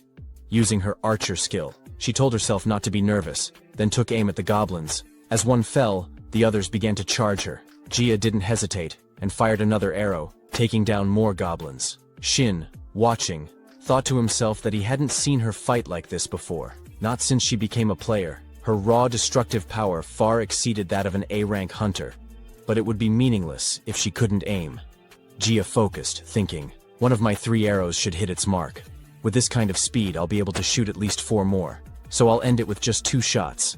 Then, Gia noticed a goblin playing a bugle, and soon a swarm of goblins surrounded her. She froze, wondering where she should shoot and what she should do next. As the goblins behind her prepared to attack, Shin summoned giant swords to form a protective barrier around her. He approached her, saying, "I need your help." Gia was shocked and asked, "Wasn't he D-rank?" He nodded and explained that he couldn't last long on his own, which was why he needed her assistance. Gia was unsure what to do, but Shin moved toward the monsters, hiding behind the bushes, and told her, "Use all your remaining power to shoot an arrow." Even though she had no idea what he was planning, Gia agreed with determination. She aimed and fired a deadly shot in the direction Shin had indicated. "Did I shoot it?" she wondered. "What should I do now?" Shin smiled and told her, "You've opened the path. Now, it's time to run." Gia was taken aback, but without hesitation, they both started running. They both reached a cave near the mountain. Then, Gia wondered if they were really safe. Looking around, she questioned whether they had truly escaped, or if they were just hiding from the goblins. She realized that the goblins seemed to have stopped following them, but so much had happened that she couldn't trust her instincts. Still, she couldn't understand why Shin was so calm, but it didn't matter. They needed to get out of there quickly. Jia mentioned that she would end things for the day and was going to give Shin all the compensation. However, Shin told her they couldn't leave yet. Since the goblins were on high alert, they would remain in the area for a while, making it too dangerous for them to leave just yet. He also thought they might have dropped the rescue player they were provided with while running, so they had no choice but to wait until the goblins left. Jia was shocked and asked, "When will we be able to leave?" Shin replied that it could take half a day, but depending on the situation, it might take longer. Jia was already stunned by the thought of waiting half a day. Shin considered it a lie. He thought the goblins would leave in about 30 minutes. They weren't monsters with that much coordination after all. The real issue was something else. The king of the stretch. Jia, in her current state, seemed like she would believe anything he said. But the problem now was getting her to go into the cave with him. He wasn't sure if she would agree to it and wondered if there was any other option. Jia apologized, saying it was all her fault. She regretted not fighting the goblins properly, and for insisting on going out alone in the first place. She apologized again, feeling like she would cause trouble once more. She couldn't believe she had ended up in such a situation in a D-ranked dungeon, thinking someone like her shouldn't have even entered one. Seeing her worried, Shin snapped in front of her, telling her that if she was so sorry, she should just fulfill one of his requests. Jia wondered what he meant. He suggested they talk inside since they had plenty of time. Once inside the cave, Jia wondered if Shin really needed her help. While she had been an A-rank hunter, she didn't have much experience in dungeons and couldn't even fully understand what he was trying to say. She realized it was about an elite monster. Shin replied, reminding her that she had mentioned earlier it was her first time in a training gate, so it made sense she wouldn't know. The formation wasn't widely known.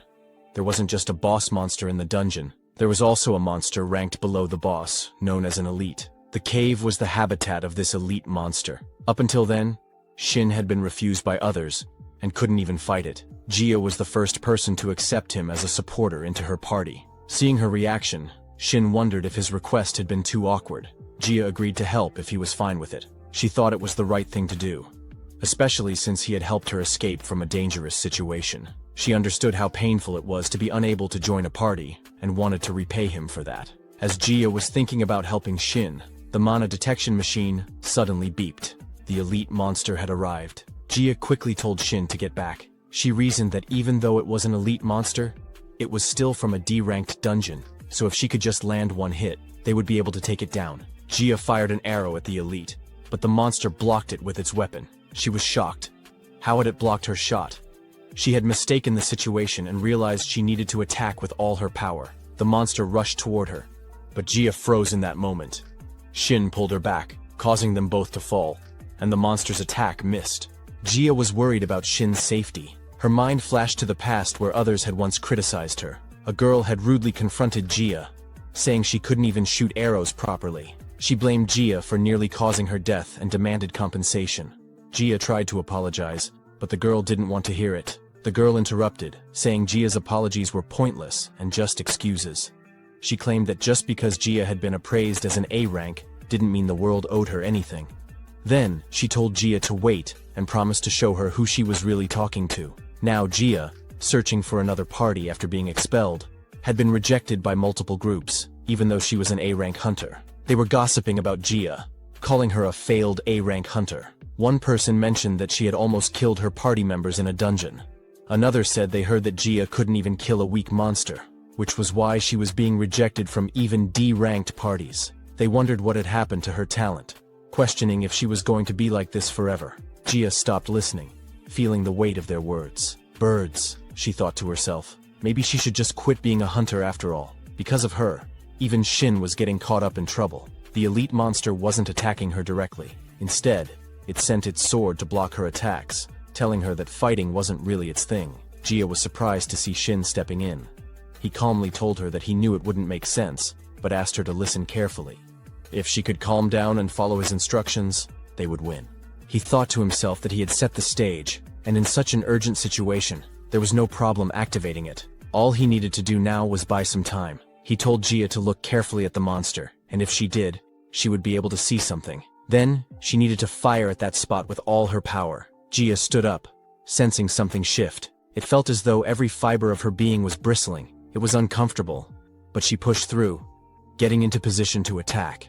She could now clearly see where to strike. She knew this was her one chance and decided to put everything into a single arrow. With determination, she fired at the elite monster.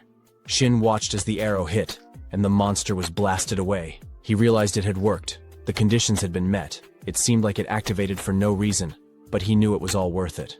There was a huge hole in the monster's chest, and it finally collapsed. Shin mentioned that it would feel unfamiliar, and the sensation she was experiencing seemed to intensify throughout her body. The method he used was a bit extreme, but to awaken her, he had to trigger that feeling.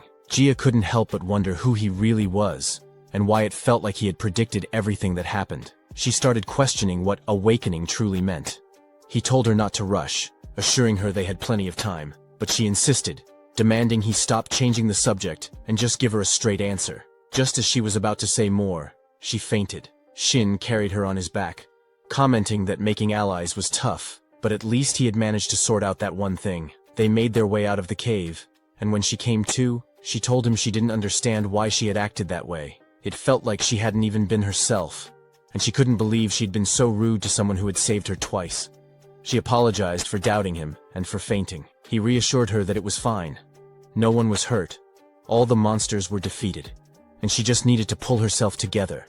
But tears welled in her eyes as she agreed. He then asked if she could hand him the necklace he had given her earlier, before they entered the cave. She stood up to give it to him, and when he saw its color had changed, he realized she had used it. He reminded her that it was the mycuic sensation, something they could only obtain in an A-ranked dungeon like Harpy's Refuge.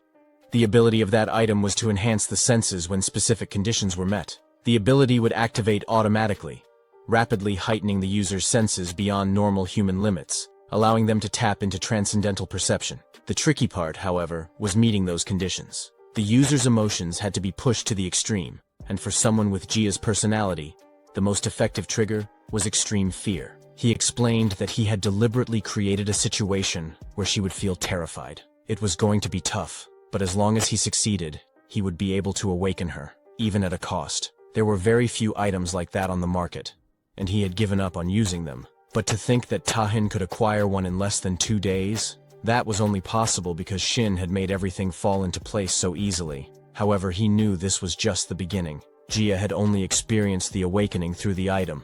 She needed more practice to reach the level she would have been at in her prime. He told her that her first task was to create a situation where she could focus solely on the monsters. To do that, she needed to change her arrow first. Since she was already strong, it should be fine for her to switch from a short bow to a long bow, allowing her to shoot from farther away. That way, she would naturally interact less with the monsters, and situations where she'd get scared, like that day, would happen less often.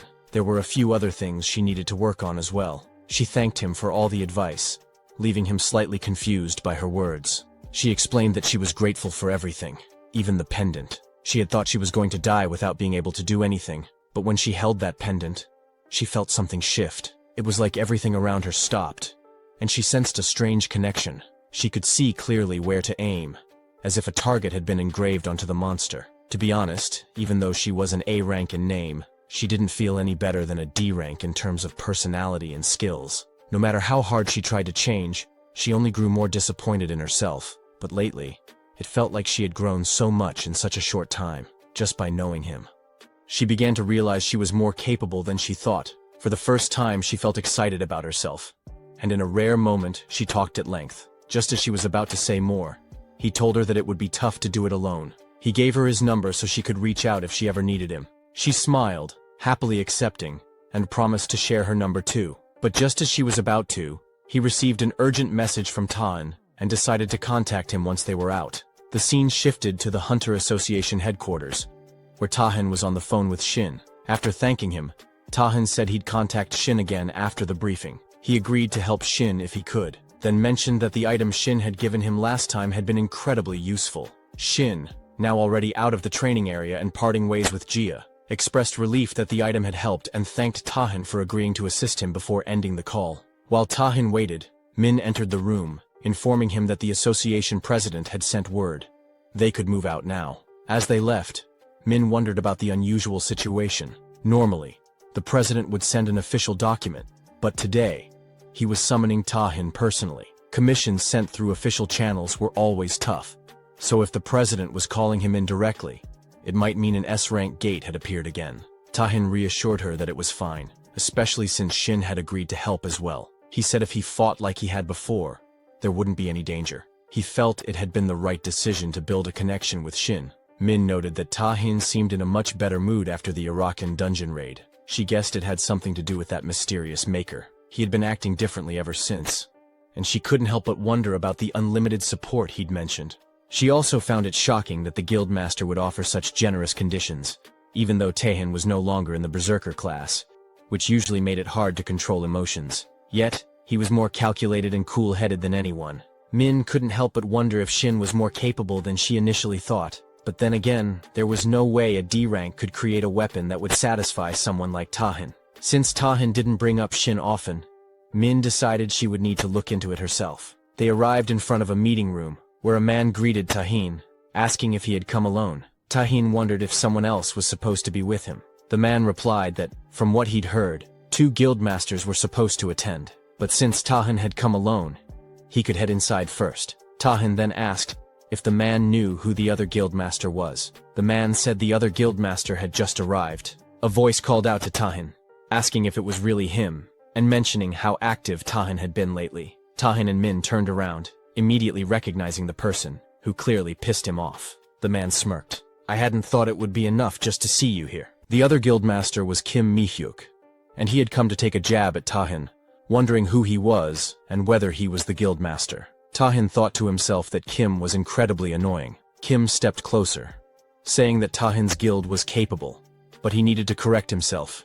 It wasn't the Overkill guild that was the problem, but rather the guild master himself. Tahin told Kim he wasn't free enough to entertain his ridiculous provocations. Kim shrugged, saying that Tahin must be busy purposely choosing and touring low-ranked dungeons, probably wanting some sort of fame from rookies in low-ranked gates. Min was seething with anger at Kim's words about Tahin. Kim continued, explaining that while there had been some coincidental cases where they entered rank-error dungeons, their goal had always been to raid, not rescue. They had gone in on their own terms. Just as Min was about to argue back, Tu stopped her and told the man at the door to open it. He explained that they were there to meet the president. The man agreed, opening the door and mentioning to the president that the 2 guildmasters had arrived. The president responded that he could hear them coming and that those 2 were as troublesome as ever. They entered to speak with the president, while Min, who wasn't part of the conversation, stayed outside. She sat down on the floor, and a man handed her a cup of tea. She thanked him for it. Inside, President Han Cheolman told Tahin and Kim that Heaven had urgently requested both of them 3 days ago, after a strange head appeared and disappeared in the suburbs. Tahin wondered if it was a rank error dungeon. Cheolman only shook his head, denying it. There hadn't been enough confirmation, and it wasn't even possible to measure the mana of the gate. Kim was shocked to hear that. Tahin thought it was strange that a gate had appeared that couldn't even be measured normally. The rank of a gate was determined in 2 ways. First, a special measuring instrument was used to assess the mana of the gate itself, since, generally, the final calculated rank would match the rank of the monsters inside. The second method was by combining reports from the scouts sent by the association. Cheolman continued, explaining that rank-error dungeons happened when a gate's mana increased rapidly. But this situation was different since no measurements had even been made yet. Tahin then asked if Cheolman had sent scouts to investigate. Cheolman mentioned that they had sent scouts 5 times, but none had returned. Kim pointed out that Cheolman didn't know the rank of the gate and had no information to share. He hadn't even informed Kim about it right away. It seemed like Cheolman wasn't just trying to shift the blame. They couldn't know how long the gate, with its unknown rank, would stay open. And in that situation, if left unchecked, it wouldn't be surprising if monsters eventually broke through. There had been cases like that before, and every time it had been hell to deal with. Just as Cheolman was about to continue, he was interrupted by Tahin, who pointed out that it was shameless.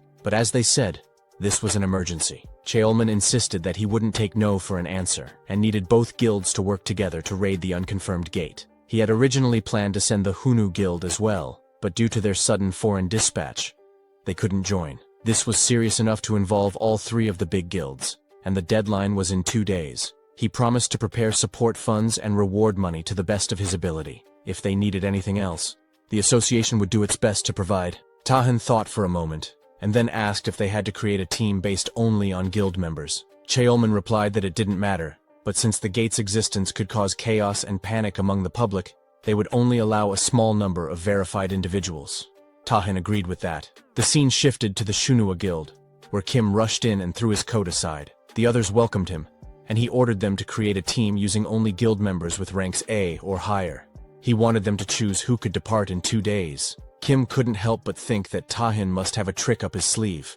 He didn't like the smile Tahin had been wearing. Kim saw Tahin as an annoying person and was determined to use this opportunity to put him in his place. He then demanded they bring Kang Yurin onto the team. One of the women pointed out that Kang wasn't affiliated with their guild, and with her personality, she'd probably reject the offer. Kim snapped, asking who didn't already know that, and insisted they bring her by any means necessary. He wanted to see her in front of him, and if they failed, he warned them to be prepared to never work in that field again. The two were shocked, but agreed to his orders. Kim thought it was actually better that Kang wasn't affiliated with any guild right now. He planned to scout her properly, and use the opportunity to show Tahin that even among the big guilds, there were different levels of strength. The scene shifted again. 2 days later, in front of the mysterious gate, Tahin was there with Shin, a man and a girl. The girl asked what time it was, noticing the others still weren't there. The man replied that there were 5 minutes left, and the Shinwa Guild was always punctual, arriving right on time.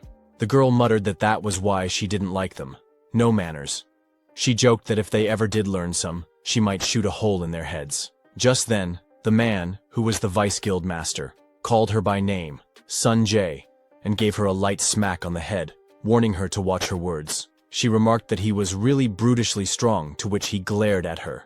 Without warning, he started chasing her, and she quickly ran off. Shin told Tahin that his guild members really had a great relationship. Tahin replied that even though they might look like that, they were incredibly reliable during battle. He then thanked Shin again for coming, admitting he'd thought Shin would turn him down. Shin explained that he'd already mentioned using the item Tahin gave him, so he felt honored to help. He also pointed out another reason. 5 days ago, a system window had appeared with a hidden quest that only a small number of players received. The selection for the quest hadn't even started yet, but he was already chosen.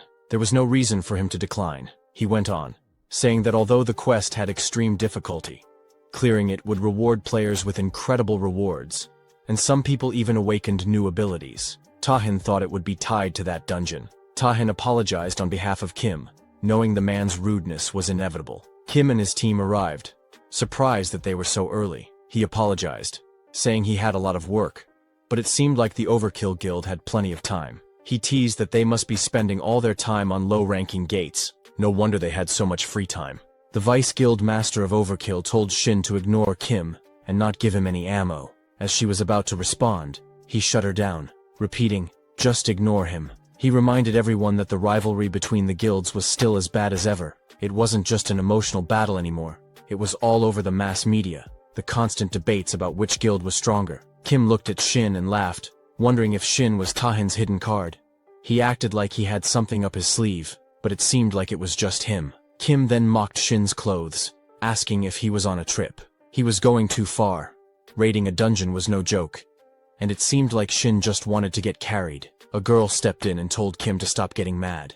They had a new member, Kang, who had overheard and asked if they hadn't said they had no time to waste.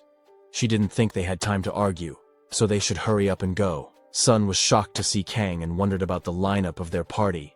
She recognized Kang as the strongest element master in Korea, someone who could use all 6 elements and an S-rank sorcerer. Then, of course, there were Kim and Taehin, an all-star lineup. She thought the raid would be a piece of cake, and that she'd gladly let them carry her. Shin, however, felt it wasn't going to be so easy. The dungeon they were about to raid was the same one from his last life. Of the 8 party members who had gone in that time, only Tahin had survived.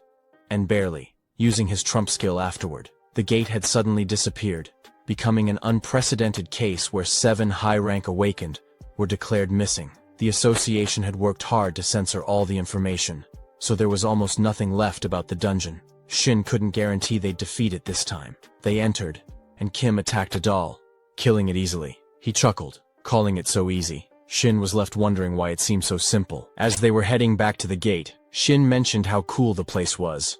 The Vice Guild leader told him to lower his voice. Suddenly they noticed the gate was closed. The Vice Guild leader of the Overkill Guild tried to open it but failed. He suggested they break it open with force. Shin said, "You want me to break it too?" A few of them attacked the door, but it didn't even budge. Kim told everyone to step aside as he would handle it. Just then, two of the Torah maids came in to attack, but Kim struck them back. Wondering what those things were and how they managed to get in his way, one of the girls commented on Kim's skill. Kim replied that it was no big deal and asked why he would waste his skill on something so trivial. She then noticed that the monsters were resurrecting. Kim explained that they had a resurrection ability, and that they would need to be at a certain level to even stand a chance against him. He created two giant hands to strike them all at once. The others were fighting the monsters too. Shin and Kang were standing quietly, and Shin asked why she wasn't fighting. She asked the same of him. He explained that he was a support-based production class. She said there wasn't really a reason, she just didn't feel like putting in effort for a party like this. She had been a little excited at first, thinking she would be working with the strongest person in Korea, but now it seemed like all show with no substance. They couldn't even kill one monster. Had she known it would be like this, she would have declined the invitation. Shin felt something strange about the polluted mana from the monsters. It didn't seem normal. He wondered if it was like they were tied together by threads. All of the mana seemed connected to an object, and he thought maybe they just needed to break it. He also wondered if he had any reason to show off his skills to them, but it should be fine if he could just use his rental powers. Kang used her ability to make something small appear from the ground. Shin asked if she had enough mana to deal with the bugs and why she didn't send it over there. She replied that she had mentioned it earlier and that she only kills what she wants to. As she destroyed a bug, Shin thought it might be worth checking and then teased her, saying she must be afraid of bugs. She snapped at him, telling him to stop talking to her because it was annoying. He apologized, saying he wasn't meddling, but pointed out that there might be a bug monster nearby. Kim was attacking the monsters as well, but they kept getting back up. He wondered why his attacks weren't working. Tahin was also fighting them, and then suddenly, everything stopped. Kim wondered what had happened and realized he was finally warmed up, though it felt like small fires were starting to burn out. In the end, the object controlling the monsters was destroyed, and Shin, absorbing its mana, realized it was the source of the resurrection ability. If he hadn't been able to see the polluted mana, he wouldn't have been able to figure it out. Shin wondered if this was the reason they had failed to raid it in his last life. Tahin told the Vice Guild Master that the lobby was basically empty, and they didn't know for sure what was going on, so they should research the entire first floor. The Vice Guild Master agreed, saying he would take the lead and everyone should follow him. They rushed ahead and ran into a group of the same monsters. Kim shoved the Vice Guild Master aside, saying he would go first. He attacked the monsters, and Sung wondered if the mana they were gathering was coming from the object inside itself. Shin pointed to his spot and told her to shoot there. She got confused, asking if that would break the controller. Shin told the others what was happening, and in a second the situation was cleared. There wasn't much to it. Shin thought to himself how quickly they had cleared the first floor, moving through the rooms so fast. Then they reached the stairs, and Taehin said that since they had finished the first floor, it was time to head to the second one. Kim called him a bastard, and told him not to act like a leader since he already knew what was going on. Taehin told his people to follow him, but as they walked, Kim thought Taehin was ignoring them. He was determined to crush Taehin's pride too. Suddenly, Kim felt pain and realized he had pushed himself too hard just fighting. He then said they should go, and the girls suggested they go together. Shin felt something was bothering him from Taehin's words.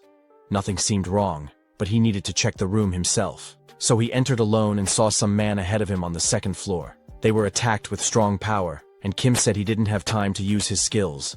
The others were surrounded, and were doing their best to protect themselves. Taehin asked if everyone was fine, and thought of the invisible monster, sensing it was of a high rank. The Vice Guild Master said he was fine, and Sung added that she was okay too, but she couldn't see Shin. Taehin was shocked to hear this. As he looked around, he realized he hadn't noticed Shin and wondered what had happened to him. He called out Shin's name loudly. Meanwhile, Shin, still in that strange room alone, thought the battle outside was going badly. He had finished absorbing the mana and knew he needed to rejoin the group quickly. But as he turned, the door was already closed, and he wondered if there were any enemies inside.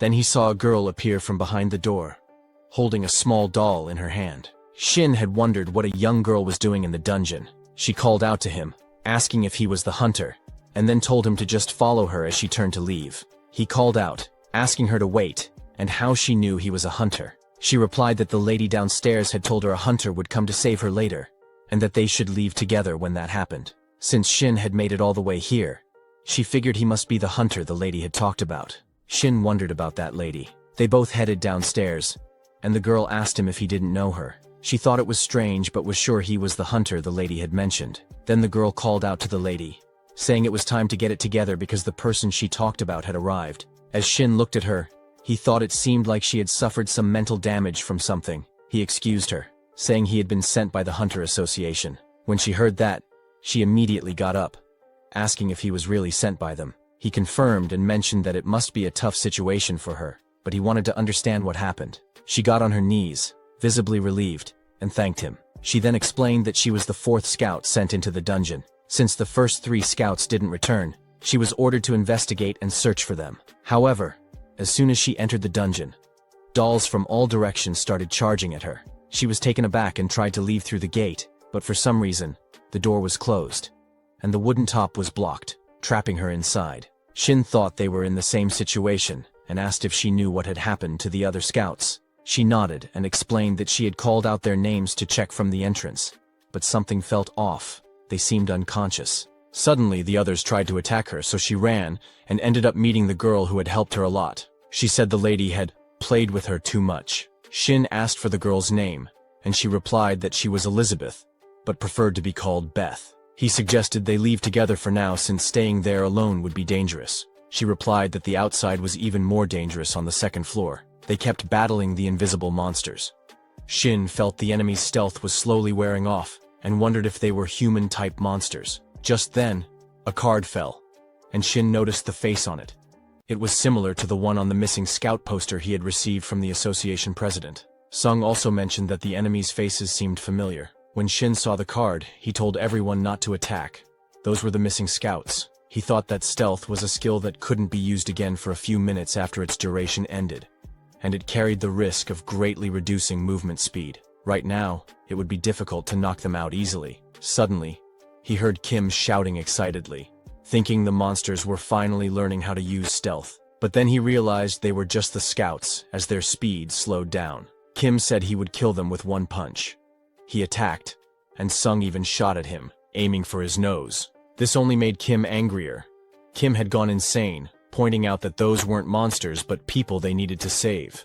There might be a way to bring them back to normal. Kim wondered what that way was, but as he felt the killing intent from the others, he realized there were only 2 choices: kill or be killed. No matter who it was, anyone showing hostility toward him would die, and these scouts were no exception. The unconscious scouts got up to attack Kim, and he warned Sung that if she tried to block him again, she would be the first to die. Sung, furious at his words, was about to act when Shin stepped in between them, telling Kim to stop and hoping he would listen. Kim told him that everyone was blind to their own causes, and he would show Shin how blind he truly was. At that moment, a girl stepped forward to protect Shin. Kim coldly said it wasn't a request, but a deal. He would pass over the raid's rewards and funding to the Shinhwa Guild. With those conditions, he thought it was enough to consider it. An attack came at Kim, but he blocked it with his hand armor, saying it was just a warning. He added that if Shin pissed him off even slightly, he would kill him immediately. Shin thanked him for the warning and thought he had gained a bit of time. Sung apologized to Shin for what she had done, and he told her to take responsibility later. For now, they needed to focus on the current situation and figure out how to save the others. Meanwhile, Beth asked Shin if he had seen the dolls outside as well. Some of them were extremely scary, and she didn't know exactly how, but they were all wrapped up in purple threads. The dolls wouldn't die unless those threads were removed. They would just keep attacking endlessly. The threads were so sturdy that it was hard to break them. She asked if he also thought it was scary. Shin then asked if the dolls would return to their normal form once the threads were removed, and if it was possible to turn his colleagues back to normal. Beth replied that she had heard they needed to stop the device attached to the dolls' bodies once the threads were gone, but if they tried to forcefully remove the threads, the body would collapse. She wasn't sure if that would help though. Shin thought it was a tough question, but she had answered it so friendly and clearly that he was reminded of another question. On the 2nd floor, they realized that 30 seconds after stealth was released, they would all be dead. Sunan worried and asked Kang if she could help by blocking their movements with ice or something. Kang warned her not to cross the line, as the situation was already frustrating her. The countdown continued, and then Kim used his power, getting riled up. He jumped to strike, but was stopped and realized his skill had been nullified. The pain from earlier was starting to return. Someone told Shin that he had stopped his abilities at the perfect time. Shin, with Beth, said they were almost unable to save them, so it was time to leave it to him from now on. Tahin asked where Shin had gone so suddenly. Shin replied that he needed to check something, but it wasn't a big deal, so there was no need to worry. Tahin said it was a relief that nothing had happened, but since they were in a dungeon, he asked Shin not to do anything unexpected. They looked back, and Shin told Tahin that the scouts were starting to use stealth again. Tahin moved ahead, telling Shin to stay back. The enemies passed by them, and Tahin realized they were targeting Shin, so he warned him to be careful. Shin thought that it was thanks to the polluted mana threads that he could see their shapes. Tahin blocked an attack to protect Shin. Shin said he could see the weak points on the dolls and would mark them, targeting precisely to avoid damaging the main body. Tahin agreed, wondering if Shin was talking about those blue shards. As Shin pointed out the targets, Tahin attacked and successfully took one down. He fought at work and realized they could really target them like that. Shin mentioned that the circular device in the center was the weak point and told Tahin to aim there. As they attacked, the dolls began to break down. Tahin wondered why they were suddenly breaking now when they hadn't earlier. After defeating them, Tahin asked Shin if he had found anything on the first floor when he checked earlier. Shin explained that there wasn't anything special, but he had been investigating the dungeon on his own when he happened to meet a surviving scout. The scout's condition wasn't great, so she hadn't come up with them, but Shin was able to hear about the situation from her, and also discovered the scout's weak point. Tahin then asked about the child. Shin mentioned that Beth had helped him find the scout, and it seemed her parents were trapped in the dungeon. When Kim looked at Beth, he said something seemed suspicious. Shin asked him what exactly seemed suspicious. Kim wondered if he had said something wrong and logically questioned how there could be a normal girl involved. The gate was a closely guarded secret, and although it might seem like it had been neglected, the association had been monitoring it every second. There was no way anyone could have gotten in. Tahin mentioned he understood Kim's thoughts, but it wasn't wise to jump to conclusions so quickly. Kim snapped, saying they were just fixated on finding faults in what he said. He added that they would have kept wandering around because he had been taking it easy on them. Kim wondered if he should just kill all the guild members while he had the chance. Tahin told Kim he wasn't one for pointless fights, but he felt it was necessary to give Kim a lesson in maintaining harmony during raids. Their eyes all turned a violet hue, and Sung said Kim was acting like he was above them, so it was time to set things straight using this opportunity. The girl on Kim's side wondered why Sung was acting like he was above them. Instead of saying useless things, why didn't she stop Tahin? What would she do if Tahin ended up getting killed? Shin wondered who the girl thought was going to die, and if she really believed Tahin would lose. The girl agreed, saying it would be Tahin, and told Sung to hurry and stop him. Kim was getting angry, wondering if Sung could even carry her guildmaster out of there once he was unconscious. Tahin was also getting furious. Both of them were charged up with their powers, challenging each other. Shin felt something and wondered what was going on with the situation, and why their emotions were escalating. Beth had an aura around her and said all she did was push their emotions a little, but they were fighting like crazy, which was pathetic. She thanked Shin for helping her easily use the brainwashing skill on them and mentioned that she needed to get close without raising suspicion.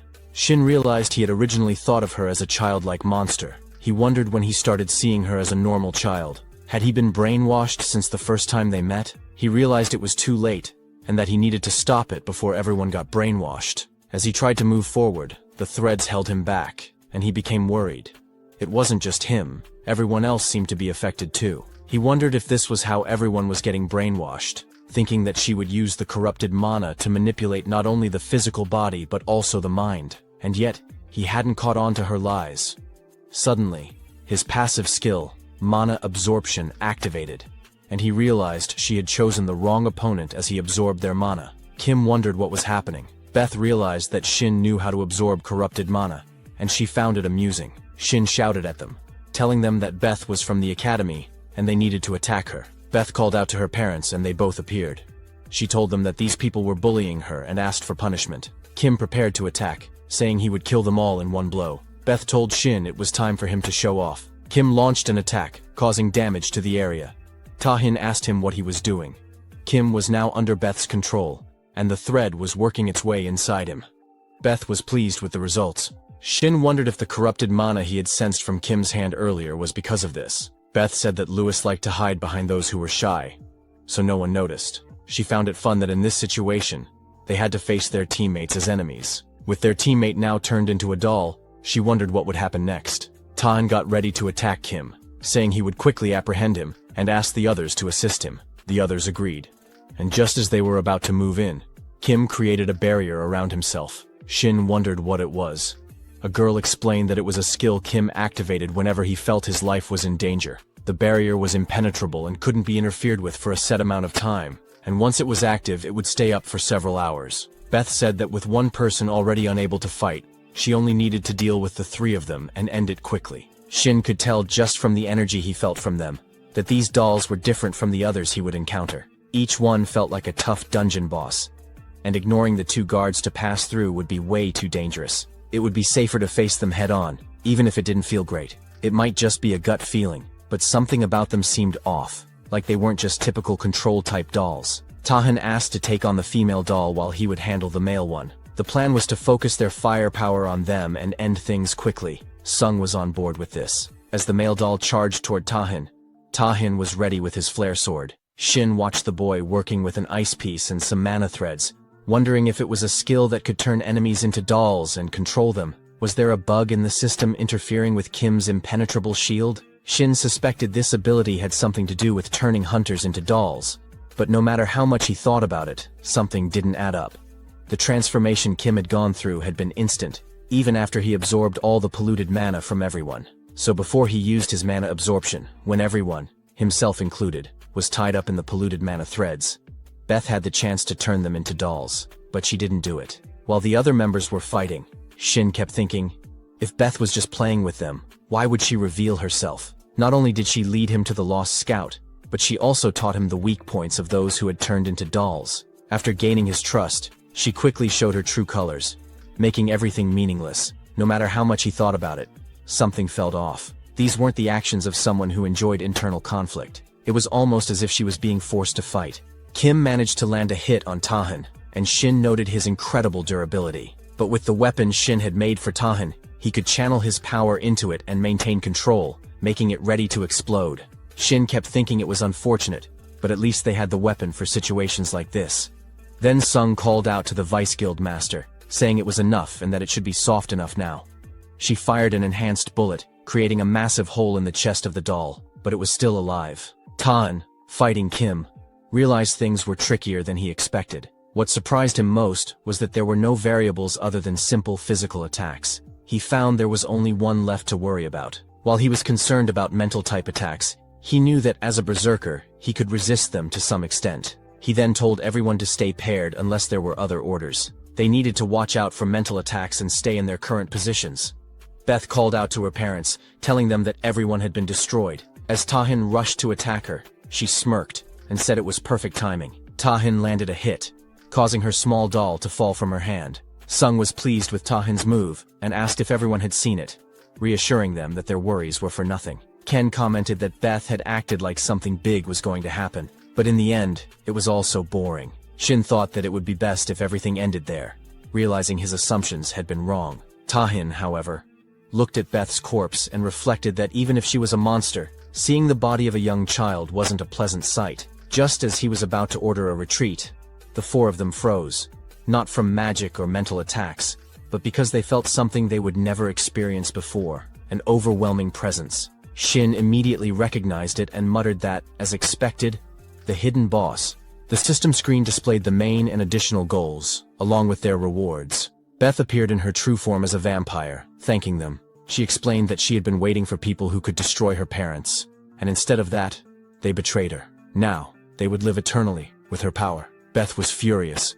She called them ungrateful rat bastards for abandoning her in that useless body, and now she finally felt alive. How long had it been? She hated every second of it, spending all that time in such a weak form. Kang snapped at Sung and the Vice Guild Master, telling them not to just stand there like idiots and to prepare for what was coming. Kang realized that while Tahan was talented, facing a monster like Beth alone was impossible. Beth smiled and told Tahan that he was being cute, but called him a rat bastard. The three of them were confused by her words. Beth then said, "Let's see, shall we?" and added that she would enjoy a meal for the first time in a while before using essence drain. The group began coughing up blood.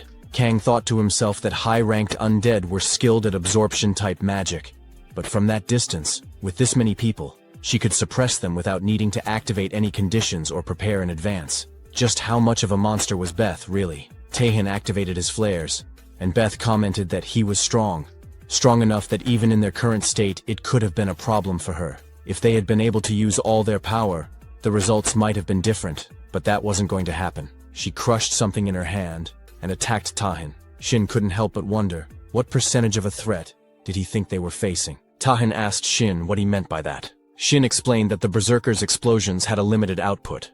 Tahin couldn't keep using 100% of his power all the time, because his body and rationality wouldn't hold up. He had heard that Tahin adjusted the explosion's output based on the situation, but since he was still new to using the explosion skill, he wasn't completely sure how to manage it. When Tahin fought Irachan last time, Shin believed the output he used was no more than half at his maximum, and since then, Tahin had probably been using even less than that. Tahin admitted that even so, his strongest sword still broke, and in his current state, he wasn't sure if he could reach a level of output he would never attempt to before, but he would buy some time. Shin remarked that he wanted to monopolize Tahin's abilities, but he knew that was a ridiculous request. Tahin suddenly felt a strange energy and wondered if it was mana. Shin continued, saying it felt like he would be tied to Tahin from now on, so he thought it would be best if they kept pushing each other to grow and develop. Using his demonic weapon production skill, Shin had saved 100 units of polluted mana and was searching for a suitable weapon from the demonic realm. Finally, the production was complete, and the demonic Leviathan weapon appeared in front of Tahin. Shin urged him to take it and show what he was capable of. Tahin felt something was different about the sword. If it had been any other sword, he would have grabbed it easily, especially with all the special abilities it probably had. But this one felt strange, despite knowing that Shin had made it. Tahin gripped the sword tightly, feeling the power around it. You could tell it was infused with polluted mana, and based on the energy, it must have had a flame attribute ability. It seemed incredibly powerful. Beth commented on the polluted mana and the flame's energy, noting how strong it was. But unfortunately for them, she used blood magic to activate her bloodbath territory. As the blood began to seep onto Shin's shoes, he quickly realized it was a wide area skill, and wondered if the ability had an absorption and shutout effect. Beth mused that while the strength of the absorption wasn't as strong as earlier, it was still a versatile skill. She told Shin that his mana management and basic metabolism would slowly be paralyzed, and everything, down to his bones, muscles, nerves, and veins, would melt away over time. The pain wouldn't be as intense, but it would still take its toll. Tahin kept moving toward her,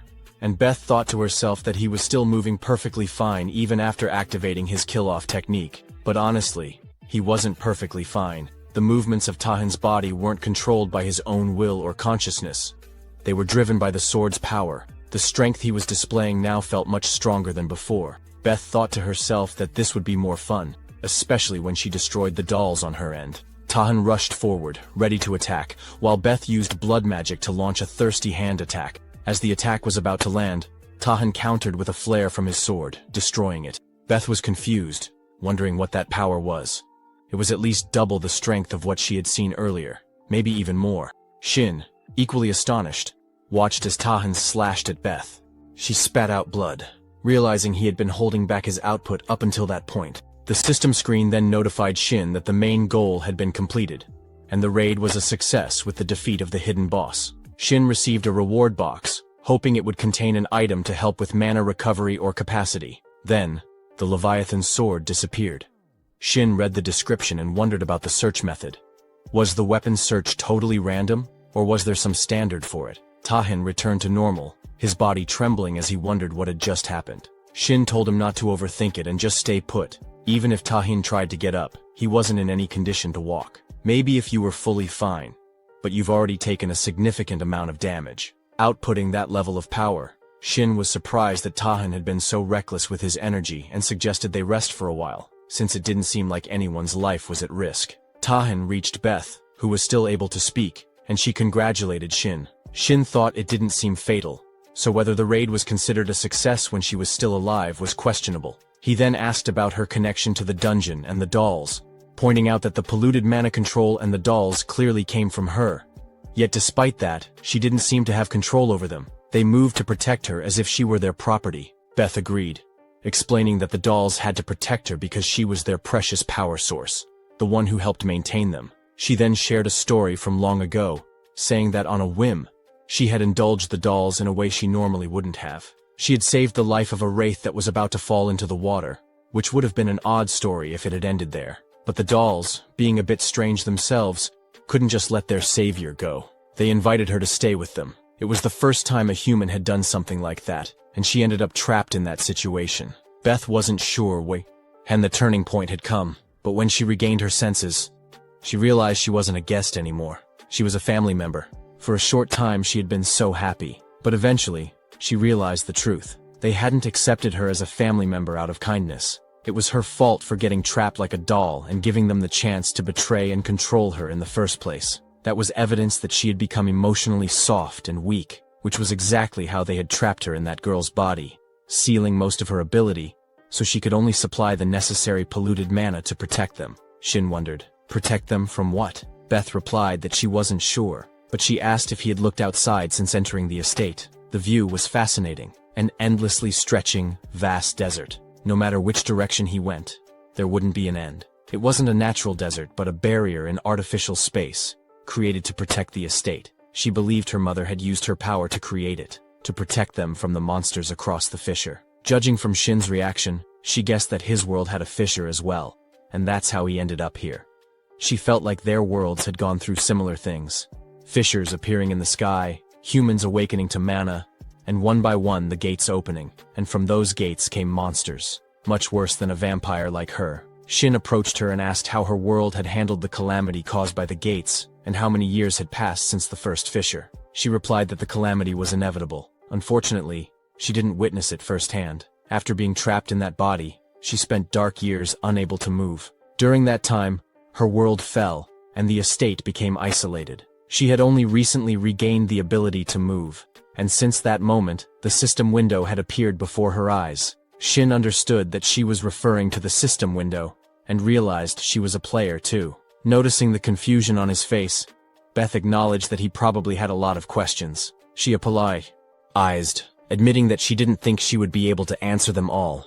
Then, as her body started to break down, she mentioned that death wasn't so bad after all. Shin thought her body was collapsing, but the system window notified him that the demonic cycle of control could be used. He opened it, gave a small smile, and did something to her neck. She asked what he was doing, and he replied that it wasn't just a coincidence. I could say it wasn't necessary to use it until now, but personally, I was curious. The system then announced, upon successful equipping, the relevant monster will be held from their critical condition and become a subordinate familiar to the player who equipped the item. Shin mentioned that while he would see many players with familiars, this was a first for him, having a player as a familiar. Finally, the contract was complete, and the screen showed that she had been registered as his familiar. He mentioned that while he didn't expect her to take on a different form, it was still a surprise that she turned into a cat instead of a bat. Even her necklace had transformed to match the change. She shifted back into her human form, telling him not to make her fall in love with him, and accusing him of using her as a familiar. She said it was more than just humiliating. It was painful. He wondered if she could even maintain her human form for long, but it seemed unlikely. Still, she had no right to refuse this humiliation. The screen flashed a message explaining that if corrupted mana, or any mana, was supplied, the lock on the familiar abilities could be temporarily disabled. He found it strange that a familiar couldn't even do something as simple as transform. He wasn't sure what to make of her, or what he could use her for, but now they were stuck together. As she changed back into her cat form, he picked her up. She asked him to let her go, but he teased her, wondering if she could still communicate in this form. The conversation drifted from their earlier topic, but he was curious. Had she truly been betrayed by those people? She seemed confused, asking what he meant, but he reminded her that she had already told him everything. He told her not to repeat it again. He understood now. He got up, but continued, saying that something still wasn't adding up. She explained that they had stolen her power for their own survival, but she wondered if living like that even had any meaning. He didn't fully understand what had happened, but her family didn't seem very impressive. He wasn't even sure if they had any real rationality or just egos. Rather than being living creatures, they were more like dolls programmed to move in a set pattern. Beth told him there was nothing they could do about it. The mentality of humans was meant to evolve to fit their physical bodies. They had ended up this way because they had forcibly used corrupted mana, causing their egos and rationality to wither away. She then asked if he expected her to feel sympathy for those people. He denied that, adding that if it were him, or most humans, they wouldn't choose to continue living like that. Shin then thought about the father doll, wondering if he had moved bodies. Beth asked what he was getting at. If it weren't him, she said, he wouldn't have chosen to continue a life like that. So what was the point of saying something like that? Shin used his power to create a purple orb, calling Beth to him.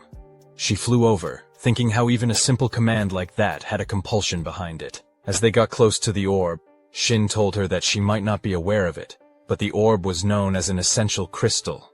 It was usually used for black magic-affiliated spells, and could store a part of her own mana and soul within it. Those people must have taken her power and stuffed it into the doll, bringing their source into it. They might not have had enough power, but they were clearly quite technically skilled. Beth wondered what he meant, and he asked if there wasn't another way. They then appeared in the house where the family was talking around the dining table. The lady said she had seen thousands of different visions over the past few days, but the results were always the same. The conclusion was that something was happening between two different worlds. In the last few years, that frequency would continue to increase uncontrollably. Even if they postponed it as long as they could, it would be too late to properly prepare for what was coming. Beth thought that this wasn't the present reality, but must have been a vision based on memories. She wondered if those were the father's memories. The father then asked about the method and the different dimension hypothesis she was researching. He said if that was the case, at least their family might survive. The mother mentioned that if they received Beth's help, they could at least separate the land around their estate. But the real problems would come after that. If their world collapsed, the estate would be trapped in the space between two dimensions, floating aimlessly until someone from another world discovered them. It could take hundreds or even thousands of years, and in the meantime, it would just be waiting for a slow death. The father was clearly worried, and the boy was adamantly refusing to use Beth. The mother wondered what he was talking about. He mentioned that, as she had said, they could only survive for a few more years, but Beth was different from them. Couldn't they at least save her? The reason their family was still alive was all thanks to her actions on that day. If it was a fate they couldn't escape, he thought at least one member of their family should survive. But there was no way she would cooperate with them. They had all tied her with a thread. She was wondering why they had done that to her when she had trusted them all. They felt deeply sorry for her, and summoned crystals into their hands. The boy spoke up, wondering if, after transferring their consciousness into the doll's body, it would still retain their human minds. The father replied that yes, it would. For a while, maybe even a few decades or 100 years, but eventually, their human consciousness would slowly fade away. After about 200 years, they probably wouldn't even remember who they were. They would still be the dolls they had to be. Even though their dimension was isolated, they didn't know what kind of dangerous variables might appear. And when that time came, they would protect Beth from those dangers. The father didn't know how long it would take, but they would do everything they could until someone from another world came to take her and save her. Shin had consumed 50 corrupted mana, and then he saw that Beth was crying. He wondered why they hadn't told her about it earlier. Shin told her that if they had, they all would have met their end together. It was a ruin they couldn't avoid. She would have chosen to face it with them. He told her not to sit around and to get moving. They didn't have much time. The system window flashed, indicating that the freed abilities for Beth would last only about 2 minutes. Shin told her that this wasn't even a complete recovery. To think that 50 corrupted mana only gave her 3 minutes. He wasn't going to waste that expensive price for her to keep crying like this. He thought it was her role to conclude things. At the very least, these were the ones who had stayed as dolls all this time, protecting her. The conclusion was that she should help them find peace. Beth stood up, telling him that she couldn't do something like that. How could she? He told her not to be so pathetic. Even if their destruction and deaths were inevitable, they could have organized everything and chosen to live their final moments in happiness. But those people chose not to do that. They trapped themselves, sealing themselves into a life sentence without an end. Just for her. It wasn't for her or for him. But she should at least do something for the devotion of her family. It was the least she could do. She didn't understand the meaning behind her family's actions, but then she used her power. The system screen showed that the additional goal had been achieved. Shin had discovered the truth about himself. Finally, the dungeon raid was completed, and they were taken out by others, as they were all severely injured. Shin was walking on his own, and mentioned that he felt like he had been in there longer than expected. He couldn't say that in front of Beth, who was still in cat form. He then asked her what she thought of it compared to her world. She decided there was no comparison. Even the mana she could feel was so weak. But she knew she didn't have the right to choose. No matter what kind of place it was, she would do her best to live. That was her obligation. The scene shifts to Kang's house at night. She muttered about why she couldn't give up drinking, finding it so annoying. Then, she sent someone and asked what a rat was doing there. Was he there to ruin things? Until the end, the boy, turning on the light, replied that she had called him a rat, which was rude. He said he was just waiting for his colleague, having a glass of wine. Exhausted from longing, he figured she could understand that much. She used her power, telling him it was enough of his nonsense, and demanded to know why he was there. "Do you want to pay for the bottle?" he opened. Even his life wouldn't be enough. He slammed the table, frustrated, and said she was being so mean. He wasn't there for personal reasons. He had heard that she had gone to an unconfirmed dungeon, and as she knew, he was quite interested in those. So he had come to hear about how fun it was. After she told him everything, he understood that she hadn't seen anything at all. It surprised him that the tall and proud queen would black out so pathetically in the middle of a raid. She told him to shut up. The situation had gotten so weird.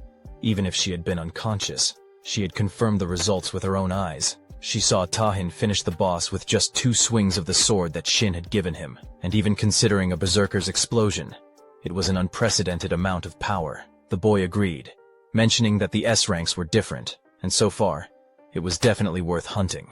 But Kang wasn't so sure. While all of it was memorable, she thought they should focus on the supporter. She believed the boy was just a D-ranked small fry, that he could only make weapons, but that weapon had endured the full power of Shin. And if they wielded a sword, the man interrupted her, saying that if she knew how to make a sturdy sword, it would be really useful. In fact, it might even be worth carrying around. But in the end, the tool was just a tool. If there was no one to grab the hilt and use it, it was useless on its own. He was about to leave, commenting that the ability of those at both ends of the sword and the purity of the fight were what truly mattered. Everything else, he said, was simply impure. She replied that if he hunted Tahin, that impurity might be the main reason for his failure. He agreed, saying that a D-rank supporter the queen was obsessed with was interesting. While it wasn't to the extent of Tahin, he was curious about her. He planned to meet her later, and by then he might have killed both Tahin and that impurity. The scene shifted a few days later to Shin's room. He was lying on the bed, thinking that he had slept for a few days in a row, but his condition still wasn't recovering. Rather than the demonic weapon production, he thought it was more likely because of Beth's absorption skill. He asked her if there was a way to get rid of the side effects of her skill. However, when he looked around, he realized she wasn't in the room. He wondered where she had gone. After a moment of thinking, he figured it would be fine. After all, she was his familiar, so he could force her to be summoned. She would know that, and she had to be curious about the new world. As long as she wasn't doing anything weird, he would be fine with it. Then, he noticed the mischievous treasure chest, and thought to himself that he never expected to see one in real life. He wondered if it was a random reward, something frequently mentioned by players. Everything that came out of the box was randomized, and it wasn't just handed to anyone. The objects the chest bestowed were limited to things the owner of the chest needed. The problem, though, was that the function was a bit off. Like a sword that was sharp and firm but missing a screw. It could only be used to attack, not to block. Or like a shield that could absorb any impact without recoil, but would also randomly reflect that impact onto someone else. And despite its extreme weaknesses, what made it so wicked was that it wasn't an unusual item. There were many cases where people tried to use equipment matching the conditions somehow, and still ended up seeing blood. If there was one item he needed right now, it was something with the ability to recover mana, or increase the total amount. He wondered what type of item would come out and whether it would have any weaknesses. Finally, he opened the chest, and a blue light glowed inside his room. He found a ring called Trader's Gluttony, which allowed the wearer to use the skill Mana Drain. He was confused, and in the system screen popped up, explaining that the function depended on the amount of favorability the target had toward the wearer. Frustrated, he threw the ring aside. At that moment, Beth entered the room. Shin thought that the drain ability itself wasn't bad. It was kind of overpowered. But the condition was favorability, and the name of the item was ominous. Beth mentioned she didn't know why he was angry, but it felt like he had a guest outside, referring to someone as an idiot who had come by. Shin looked out from his apartment and saw Kim getting out of a car. He wondered what was up with the state of this neighborhood. What kind of place was Tahin letting his supporter, Shin, live in? Even though Tahin acted like he was being so generous, he was really just a terrible person. Shin thought that Kim might be right. Kim looked at the apartment building, thinking that it seemed a bit too much for him to scout a supporter on his own. But Shin was valuable enough to make it worth the effort. Even without Tahin's report, Kim could feel the situation unfolding for himself. Back then, Shin had done something for Tahin, and the energy that came from him was powerful enough to break through the barrier, reaching Kim for a brief moment. Kim didn't understand why Shin was only at D rank, but he was certain Shin had the potential to be at least A rank. That meant Tahin didn't hire Shin for nothing. As Kim thought about it, he figured if Shin wasn't entirely loyal to Tahin, he would try to approach him.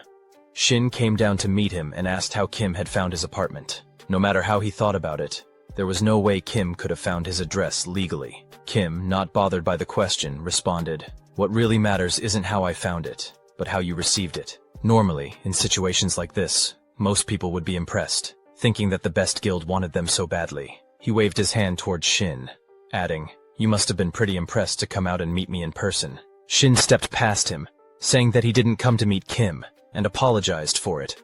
He explained that it was just the renewal date for his helper job certificate. Kim mentioned the things Tahin was giving Shin, promising to give him triple the amount. He knew that after what happened last time, he probably looked like a fool to Shin. But to those with ability, Kim would treat them well. He would give them the best treatment, something no one else could match. Shin replied that he was surprised Kim was self-aware to that extent, but it wouldn't change his response. "I'd give the same answer I gave to Tahin. There's nothing you can offer me." Kim got pissed off, as he had received the same kind of reply from Kang. He asked if she thought he and his guild were idiots. Angered, he clenched his fists and said that he would show both Shin and Kang what he could offer. He would make it so they would both end up begging him for the job. Kim left, thinking that he would reconsider this before the Hunter Association's accessibility was kind of a mess. Most hunters drove their own cars, which made sense in a way. He bumped into a man and quickly apologized, but the man just walked off without saying anything. Shin felt like his condition still hadn't fully recovered as he was walking. A person approached him directly. He tried to recognize the face but couldn't. He wondered if Dojun Hun was still alive. The scene shifts to a dungeon entrance where a man with a giant hammer tells his party head, "If everything's good with our preparation, it's time to head inside." He reminds them that from C-ranked dungeons and above, even high-ranked hunters can get seriously hurt, or even die from a mistake. So everyone's probably aware of the risks, but when it comes to safety, we can never be too careful. A girl nervously admits this is her first time attempting a C-rank dungeon or higher. Shin, the helper, wonders if that's true, then reassures her that their tank is a veteran. If we follow his lead, we shouldn't run into too much trouble, though he knows it's not really the helper's job to give out assurances like that. They start heading forward, and a man named Yoon Dojin, hiding his face under a hood, thinks to himself, "I'm a D-rank supporter within macro crafting. It's been 2 years since I started hunting, but I've only had about a year of practical experience." He remembers his first year with the Don Guild, led by Hong Do-yoon. Dojan recalls a conversation he had with Do-yoon during a meal, where Do-yoon mentioned a D-rank gate. Dojan had asked why Do-yoon was interested in such a simple gate when, with his experience and the guild's resources, he should be aiming for something higher, like a C-rank. Do-yoon had explained that although it was a D-rank gate, its size and the amount of resources it held made it worthwhile. In dungeons like that, the profits are huge compared to the manpower required, which is why large guilds usually take them on. Dojan comments that D-rank dungeons seem so cheap, especially when big guilds are already rolling in riches. To them, a D-rank dungeon is probably just pocket change. But he points out that things are different for newer guilds like theirs. Even if we only get half of what we expect, there's still a lot we can do with it. I could upgrade my hardworking guild members' equipment and train them in exclusive facilities instead of sharing space with other guilds. There wouldn't be much left after that, but it's enough to build up the guild. Doyan then tells Dojan, "Be patient. The whole world will know the name of Don Guild soon enough." Dojan remembers another day when he received an unbelievable call from the association. He meets a man who informs him that Doyan was actually a B-rank hunter, even recognized as a veteran, so it didn't make sense that he'd die in a dungeon like that. The man explains that the dungeon Doyun entered wasn't ordinary. "I don't know what you're aware of, but it was an unconfirmed dungeon. Post-investigation results showed it was a place with an extremely high level of danger." Dojan is stunned. At that moment, he starts to feel Doyun's death wasn't just an accident. "I'll look into the gate through an official auction," he says. He didn't know if others were aware, but he knew Doyan wasn't the type to lie to him. The man then asks if Doyan had said anything beforehand. Dojin wonders if someone manipulated the gate bidding. Something feels off. But he denies it, telling the man, that would be beyond simple common sense. The man informs Dojin that Doyun's body will be transferred in 2 days once the investigation is complete. He hesitates before adding, it's fortunate we recovered his remains, thanks to one survivor. Because of him, we collected all the bodies easily. Dojin wonders who this survivor is. The man admits he doesn't know the full story, but says the survivor was just lucky. Pushing these thoughts aside, Dojin refocuses as the team arrives at the dungeon. The leader calls out, let's get started and enter the gate. We'll finish this raid without serious injuries, if possible. As they enter, Dojin can't help but think, all the guild's veterans, including Doyun, a B-rank hunter, died. So how did Shin, a rookie D-rank supporter, survive? It doesn't make sense. No matter how you look at it, it's all tied to Doyun's death. No matter what it takes, Dojin is determined to uncover the truth. Later, a man approaches the gate, but guards stop him. Only raid participants are allowed in. The man claims he's part of a party and must have gotten the wrong time. He shows his permit and asks them to check. As the guard verifies, the man mutters, these crazy people would show up at all hours if they weren't connected to the raid. The guard confirms approval, and the man says, what a relief. What was that? The guard asks. Just that I'm relieved I can get in, the man replies. Under his breath he adds, if I couldn't, you'd all be dead. He wonders about Dojin inside the dungeon, thinking, it'll be interesting to see what kind of abilities my hero candidate has. Inside the dungeon, the party has just defeated the Hate Duke monster. The team leader says, we finally took it down ourselves. But Dojin senses something's off. There's no way this was a C-rank dungeon. In fact, I'm sure it's a high-level B rank. If they'd kept their abilities hidden until the end, it could have been deadly. The leader thanks the dealer, saying, I never thought such a talented person would be with us. Dojin denies it. Even though the dealer helped, it was only about half of what was needed. He recalls the battle. While the leader fell back, Dojin had stood his ground, facing the monster head-on. If I'd brought my usual equipment, it would have been much easier. Shin comments, looks like you need new weapons.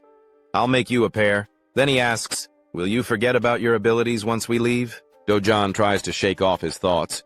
The strength, cutting power, and weight of the weapons were all far superior to his usual gear. Who materializes high-level weapons this easily? Is Shin really just a D-rank supporter? Dojin calls out, Shin, who are you really? Shin replies, I should be the one asking. We haven't introduced ourselves yet. But Dojin already knows his name.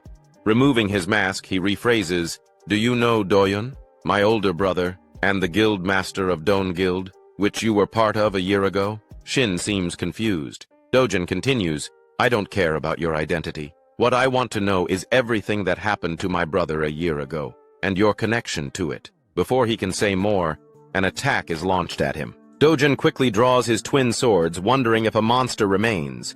But instead, a man steps forward. An unexpected turn of events, the man says. Even though your best days are ahead, I didn't think anyone could deflect my attack. To think someone like you is still alive, and I've already killed the others. Dojin tenses. He hadn't even noticed the man's presence. This strength, is he a berserker? He's definitely a few steps above me. No need to be scared, Dojin says. Just relax. The man smirks. I heard there was a D-rank supporter mixed in, but it turns out to be Impurity Boy Shin. Shin frowns. What do you mean by that? A shame, the man continues. I'd hoped you'd put up more of a fight, but that doesn't mean I'll let you live. Dojin realizes he knows Shin too. The man swings his giant sword. Let's see if you have something to offer. The hunt's more fun if you do. Dojin braces. The force behind the strike is overwhelming. I can't clash head-on more than once or twice. If I'm hit, it's over. I have to dodge and find an opening. As he rushes in, the man taunts, seems like Shin the bastard is useless. Shin protests. You're wrong. The man scoffs, until Shin and Beth both shout, it's actually 3 against 1. The system window shows that since Shin didn't have the sab-polluted mana, his stamina and mana would be drastically drained instead. Beth will also be forced out in 10 seconds. Shin, injured and in critical condition, thinks about what he's gained in exchange for the damage.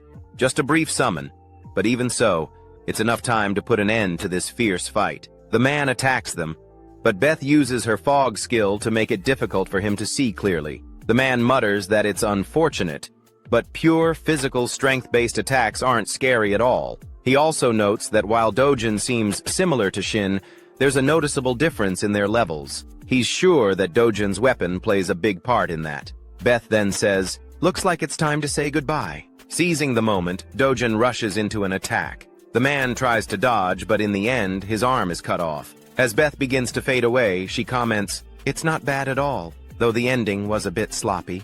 Dojin thinks to himself that while killing the man might be too difficult, he could at least manage to seriously injure him. There's a huge gap in their basic skills, but in this state, Dojin is certain he has a real chance. Dojin tells the man, "If you want to live, you should just drop your weapon and surrender." He adds that, considering the sins the man has committed, the outcome will likely be the same either way. The man drops his weapon and gets up. While Dojin initially thinks it's a clear act of surrender, he instantly senses that the man has something else in mind. As the man prepares to use his power, Shin realizes it's the corrupted mana. Dojin quickly rushes to attack, but the man smirks and says, "Let's see each other later," before disappearing. Dojin sees the magic circle forming and understands it's a teleportation circle. Shin comments that it's a relief.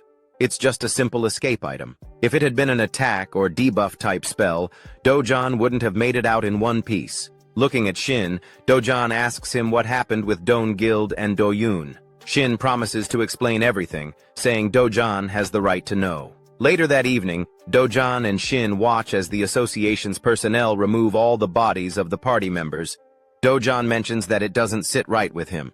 Those people were murdered by that man. If they both have to lie and claim that the monsters inside the dungeon killed them, Shin replies that they didn't have any other choice. According to the security personnel, they believe the party had 7 members. A few minutes after they entered, someone with an access card showed up late and entered the gate. Dojin couldn't understand how it was possible, so Shin explains that it was, even though it seems unbelievable. He mentions that the certificate they used was good enough to fool the security personnel. It might have even been a real access pass. As Shin had said earlier, a year ago, an unconfirmed dungeon was openly bid on in an auction as a certified one. He didn't know what their goal was, but he was certain that it wasn't something a small group could pull off. If the association caught wind of it, any organization involved would be wiped out in an instant. Shin speculates that the person behind this must be a big player, someone who's important enough that even if they get caught, it won't matter. Dojin probably already understands the basics, but Shin emphasizes that they're not just dealing with ordinary bad guys. This was why they had gone so far as to manipulate the guild members' families, even including Dojin's own. Shin adds that some people might have trouble accepting the reality of it all. Dojin realizes that if they report this officially to the association, those people could end up getting hurt. Shin nods, confirming that's exactly what he meant. After processing everything, Dojin decides to ask one more thing, Shin's ability. He knows it doesn't make sense for him to be a D-rank maker, so why was Shin hiding his true power? Shin replies that if he goes into too much detail, it will take too long. But up until a year ago, his abilities were pretty much useless. He could only make a sword, and even that was so bad it was embarrassing to be called a D rank. However, during the unconfirmed dungeon incident a year ago, he awakened a new ability while on the brink of death. Thanks to that power, he was the only one to survive. He admits it sounds unrealistic, and even if he were in Dojin's position, he wouldn't believe it either. But when the main culprit and the truth behind it all come to light, Shin plans to reveal everything to the world, and their families. He acknowledges that it doesn't justify hiding the truth for so long, and for that, he apologizes to Dojin. He assures him that he will find the people responsible for the deaths as quickly as possible. Dojin, though, wonders what Shin will do when he finds them. He then turns to Shin, telling him not to act like it's only his problem. Excluding the fact that Shin wasn't the culprit, there isn't a single answer that Dojin could accept right now. Dojin was no different from Shin. Even though he saw the truth with his own eyes, he still has to keep quiet about it for those who have the right to know. But he will never stop until he makes the people who killed his brother pay. Dojan says he will catch them no matter what, and until then, he's in Shin's hands. From that moment on, they can only count on each other. Scene shift. An abandoned old factory. The man arrives after teleporting and declares, "I will surely kill them," though he's not sure who he's even saying it to. The lady standing there responds, saying that the man only realized his defeat after he ran away. She wonders if that's really how pathetic he is. "It would have been better if you had returned after being killed, or at least if you were alive in a hopeless state. Then I could have used you as a sacrifice." She walks over to him, continuing, "There's no need to act like a dog in the rain. That person was still expecting a lot from you." She then makes something appear in front of him, and the man wonders what it is. The object was small, with a mouth and eyes. The lady tells him, "Don't refuse, just eat it. It will become your new arm." The man, skeptical, asks if she's messing with him. "Do you really think I would just eat such a strange, unknown thing?" She understands his hesitation, noting that they don't exactly have a trusting relationship. But being picky about this is only possible if you have the circumstances to back it up. Even though it's not your primary weapon, I'm unsure if you could overcome this situation with effort alone. The man picks up the thing, muttering that if something happens to him, she calmly states, "Then you're free to do whatever you want." As he eats it, he screams loudly in pain. After a while, the lady watches and comments that they actually match better than she expected. She teases him, saying it might take all night to fully take shape, but this was just the first form. For now, he gains a new arm, and she tells him that if he uses it after some time, it will naturally transform into a more suitable form. "If you don't like it, you can tell me any time. The thing is like my child, so I can do whatever I want with it." Furious, he seethes about Dojan and Shin, vowing to kill them both. He also seethes with anger about the person who cut off his hand. The scene shifts to the airport, where a bunch of cameramen and reporters were gathered.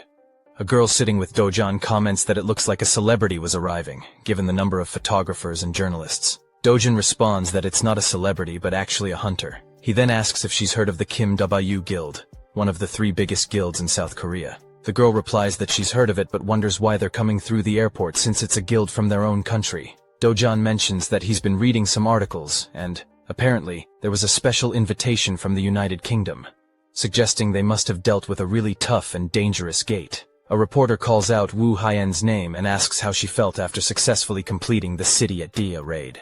Someone else chimes in, mentioning that Haiyan received a huge success payment from the British government. Another reporter asks if she thinks the top 3 guilds in South Korea could compete internationally. Haiyan's assistant steps in and says they won't be giving any interviews at the moment, but will respond with an official press release later. As they leave, the lady first expresses her admiration for Haiyan, saying she cleared her schedule until the next day. She mentions that Haiyan has a group interview with the representatives of the Sangwa Guild at 11 a.m. The lady also mentions that 2 days ago, there was a sighting of the executor. When Hien asks where, the lady explains it happened at an A-rank error dungeon in Bayon. According to witness statements and the testimony of the barricade member in charge, someone showed up later than the others, and their appearance matched the existing reports of the executor. The association also confirmed that there were 2 survivors. One was a B-rank assassin, and the other was a D-rank supporter. Hien is surprised that a D-rank supporter had survived, and wonders if the B-rank assassin's abilities were especially extraordinary. The lady says she doesn't know, but mentions that both survivors later testified that the deaths of their party members were just accidents that happened during a hunt. Hien thinks there could be several possible explanations. They might be on the same side as the executor, or maybe they were threatened in some way to keep them alive. She knows she needs to meet with both of them because she's curious about what they might reveal. Meanwhile, Shin is in his room, thinking that he didn't expect to find anything. And as expected, there was no record of that man among the great sword users in the Hunter Association's records. First off, Shin knew the man wasn't a well-known hunter, and on top of that, he often changed his appearance. What Shin could be sure of right now was that the man was connected to the strange incidents happening at the error dungeons. Furthermore, the existence of these error dungeons might even be the work of the organization the man belonged to. Shin also considers the case of the estate where Beth had been, and wonders if they could have wiped out all the participating hunters, including Tahin. Based on the abilities and potential of the people there, they could have all risen to become heroes in the future. If they had been wiped out, it would have been a huge loss for the world. The fact that they weren't just stopping at forging dungeon ranks and were sending assassins separately suggests that the organization might be planning operations outside of dungeons as well. This means the real danger might be lurking outside the dungeons too. Just then, he gets a call. The person on the other end asks if they've contacted Shin. After the call, he goes to a restaurant that evening to meet Kang. She comments that she expected a Thai, given the place, and wonders if maybe she had expected too much. Shin replies that he's never been to a place like this before, nor had he ever thought about coming to one. The more time passes, the more distrustful he becomes of society. Shin doesn't think his address or phone number is anywhere in the publicly accessible association database. Kang wonders about his address and asks if Kim came to visit him. It's obvious what happened. Kim probably came looking for Shin wearing that greasy smile and with his usual unfounded confidence. But Kang reassures Shin, telling him not to worry. She says she isn't here to tell him anything hard to hear. She just invited him out because she had a personal interest in him. She even asks if he hadn't come because he was interested or had business with her. Then she invites him to sit, saying she'll pay for the drinks. Shin replies that it isn't the kind of conversation he can enjoy over a drink. If she doesn't have anything specific to say, then he'll just stick to his business. Kang admits she can't remember the end of the last dungeon because she fainted. That's why she asks him how he defeated the monster. Because even Tyne, given his Kandidi, on at the time, had no chance. Shin replies that she should be asking Tahin, not him. After all, he's a D-ranked supporter with no combat ability. In that situation, where everyone else was unconscious, there was no way he could have understood what was happening. All he did was use his remaining energy to create a sword, and he didn't know anything else. Kang says that's fine, but Shin is left wondering what she really wants to say to him. She mentions that although it sounds absurd, it's actually quite amusing. A crazy person with a great sword is going around hunting hunters, and the likely next target would be Kang. Shin replies that if his predictions are correct, the fact that she entered an A-rank error dungeon means she's already a target. Among all of them, she's the only hunter not affiliated with any guild. Kang picks up where he left off, saying they'd probably go after her first, since she doesn't have the protection of any organization. It sounds plausible, but she wonders if he's forgetting something important. She points out that it isn't just her. There's a D-ranked supporter like him who also isn't part of any guild and is much weaker in combat ability. If what Shin said is true, then isn't he the one in a more dangerous situation? She asks what he thinks about that, and offers to protect him if he wants. Shin replies that he's already told her everything he needs to, so he's leaving. He adds that she should take what he said seriously, because her life is on the line. As he leaves, Kang calls someone, telling them that Shin has left, so she's asking them to do their best since this is an opportunity they've been given, even if it means going into debt. She ends the call and wonders what will happen next. As Shin walks alone, his power activates, and the same man he encountered in the dungeon appears, wondering if he should say they've met after such a long time. The man doesn't care about anything else, but he has to acknowledge Shin's guts. Only a few days have passed since their last encounter, yet here Shin is, walking alone at night. Was he really that thoughtless and foolish? The man sneers, thinking that whether Shin runs away or screams, it'll all be pointless. He's sure Shin hasn't noticed him, but Shin is already trapped. The one who set it up was incredibly talented. With the barrier in place, no one would know what's going on inside. And until either Shin or the man dies, not even an ant could leave. Shin shrugs, mentioning that it isn't bad. The barrier only blocks entry, but it's based on a principle that creates a virtual space mimicking reality. He briefly forgets about the corrupted mana and feels uneasy, realizing he can't sense any presence. He wonders if the man has killed everyone living there. It's a real relief, though.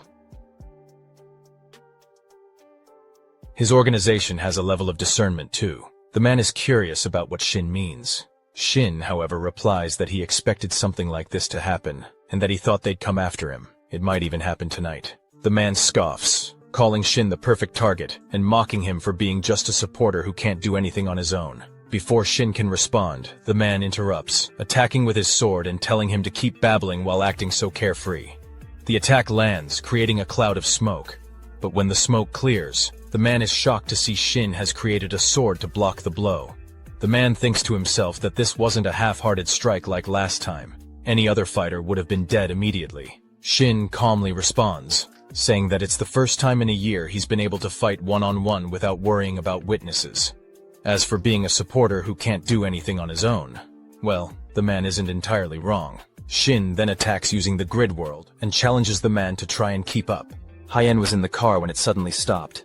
She realized she couldn't see the sign indicating a gate, but she could feel a corrupted mana. As a saint, a class considered mid to upper tier among support classes, she typically used general mana as well as distinct divine power. Divine power was considered the opposite of corrupted mana, so while some classes might not detect corrupted mana visually, they could still sense it. Her assistant asked if they should report it to the association, since the corrupted mana had appeared right in the middle of a residential area. Hyen suggested they wait for 30 minutes. If she hadn't returned by then, they could contact the association as planned. She gathered her power, grabbed her weapon, and headed off. Her assistant felt like the area was an empty wall, but Hyen seemed to sense something. Then, to his shock, he watched as she passed through the gate. Not only had she crossed, but now he couldn't feel her presence at all. He hoped nothing bad would happen inside. Shin released his sword, preparing to attack. The man barely dodged, his anger flaring as he yelled at Shin, saying tricks like that wouldn't work on him. Then, he noticed a grenade land near him.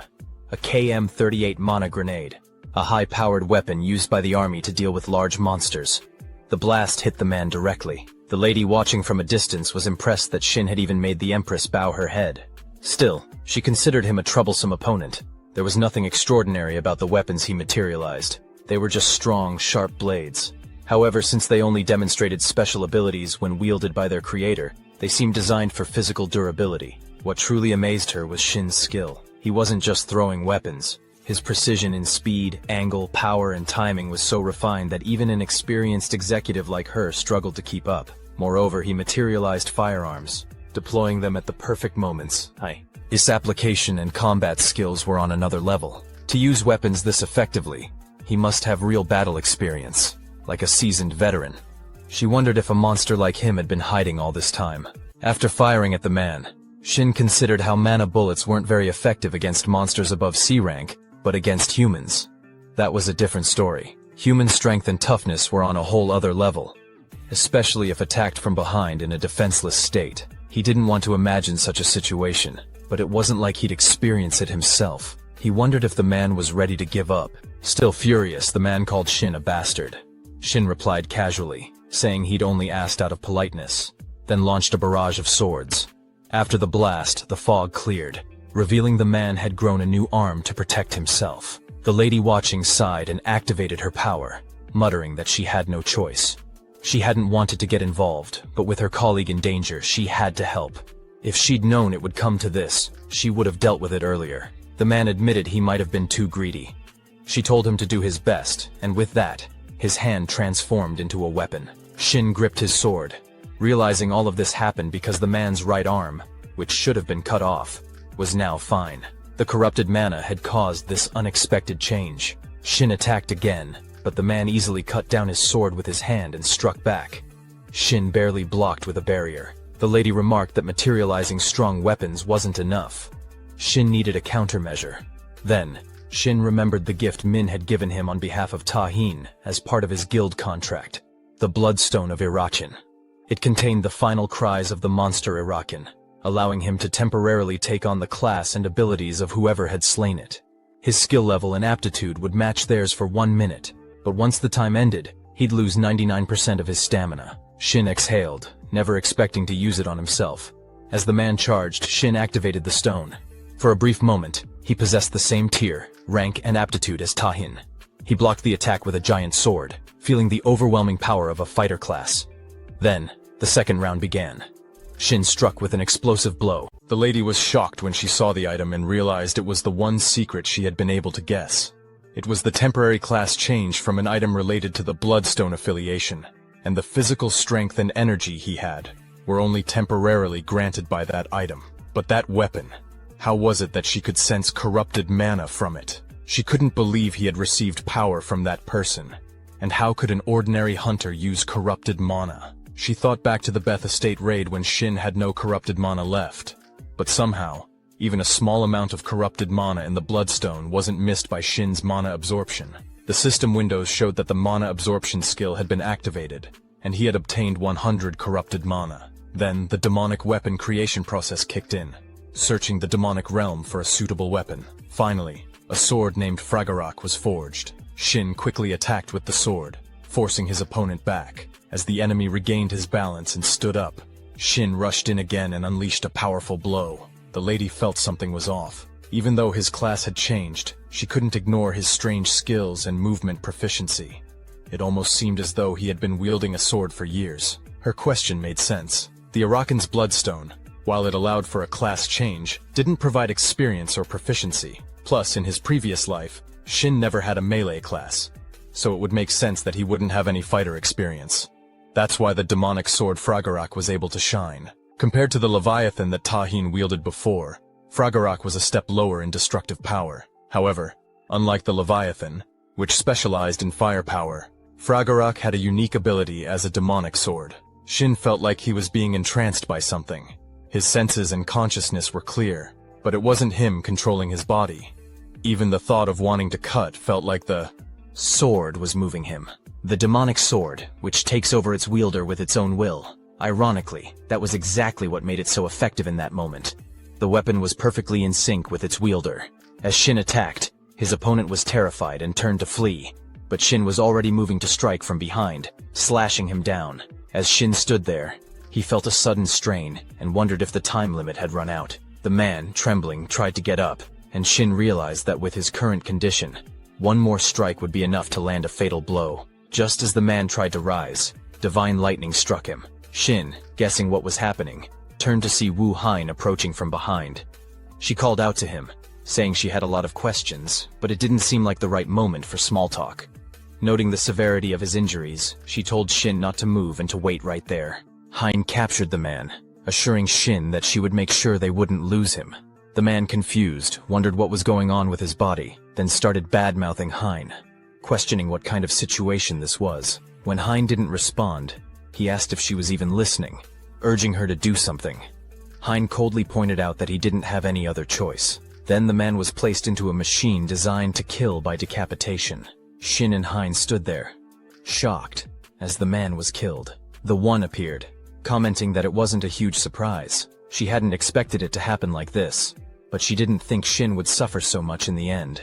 The man had been worthless. With that, she removed the useless part. Hein shouted that it was enough, warning the woman that if she made another move she would attack.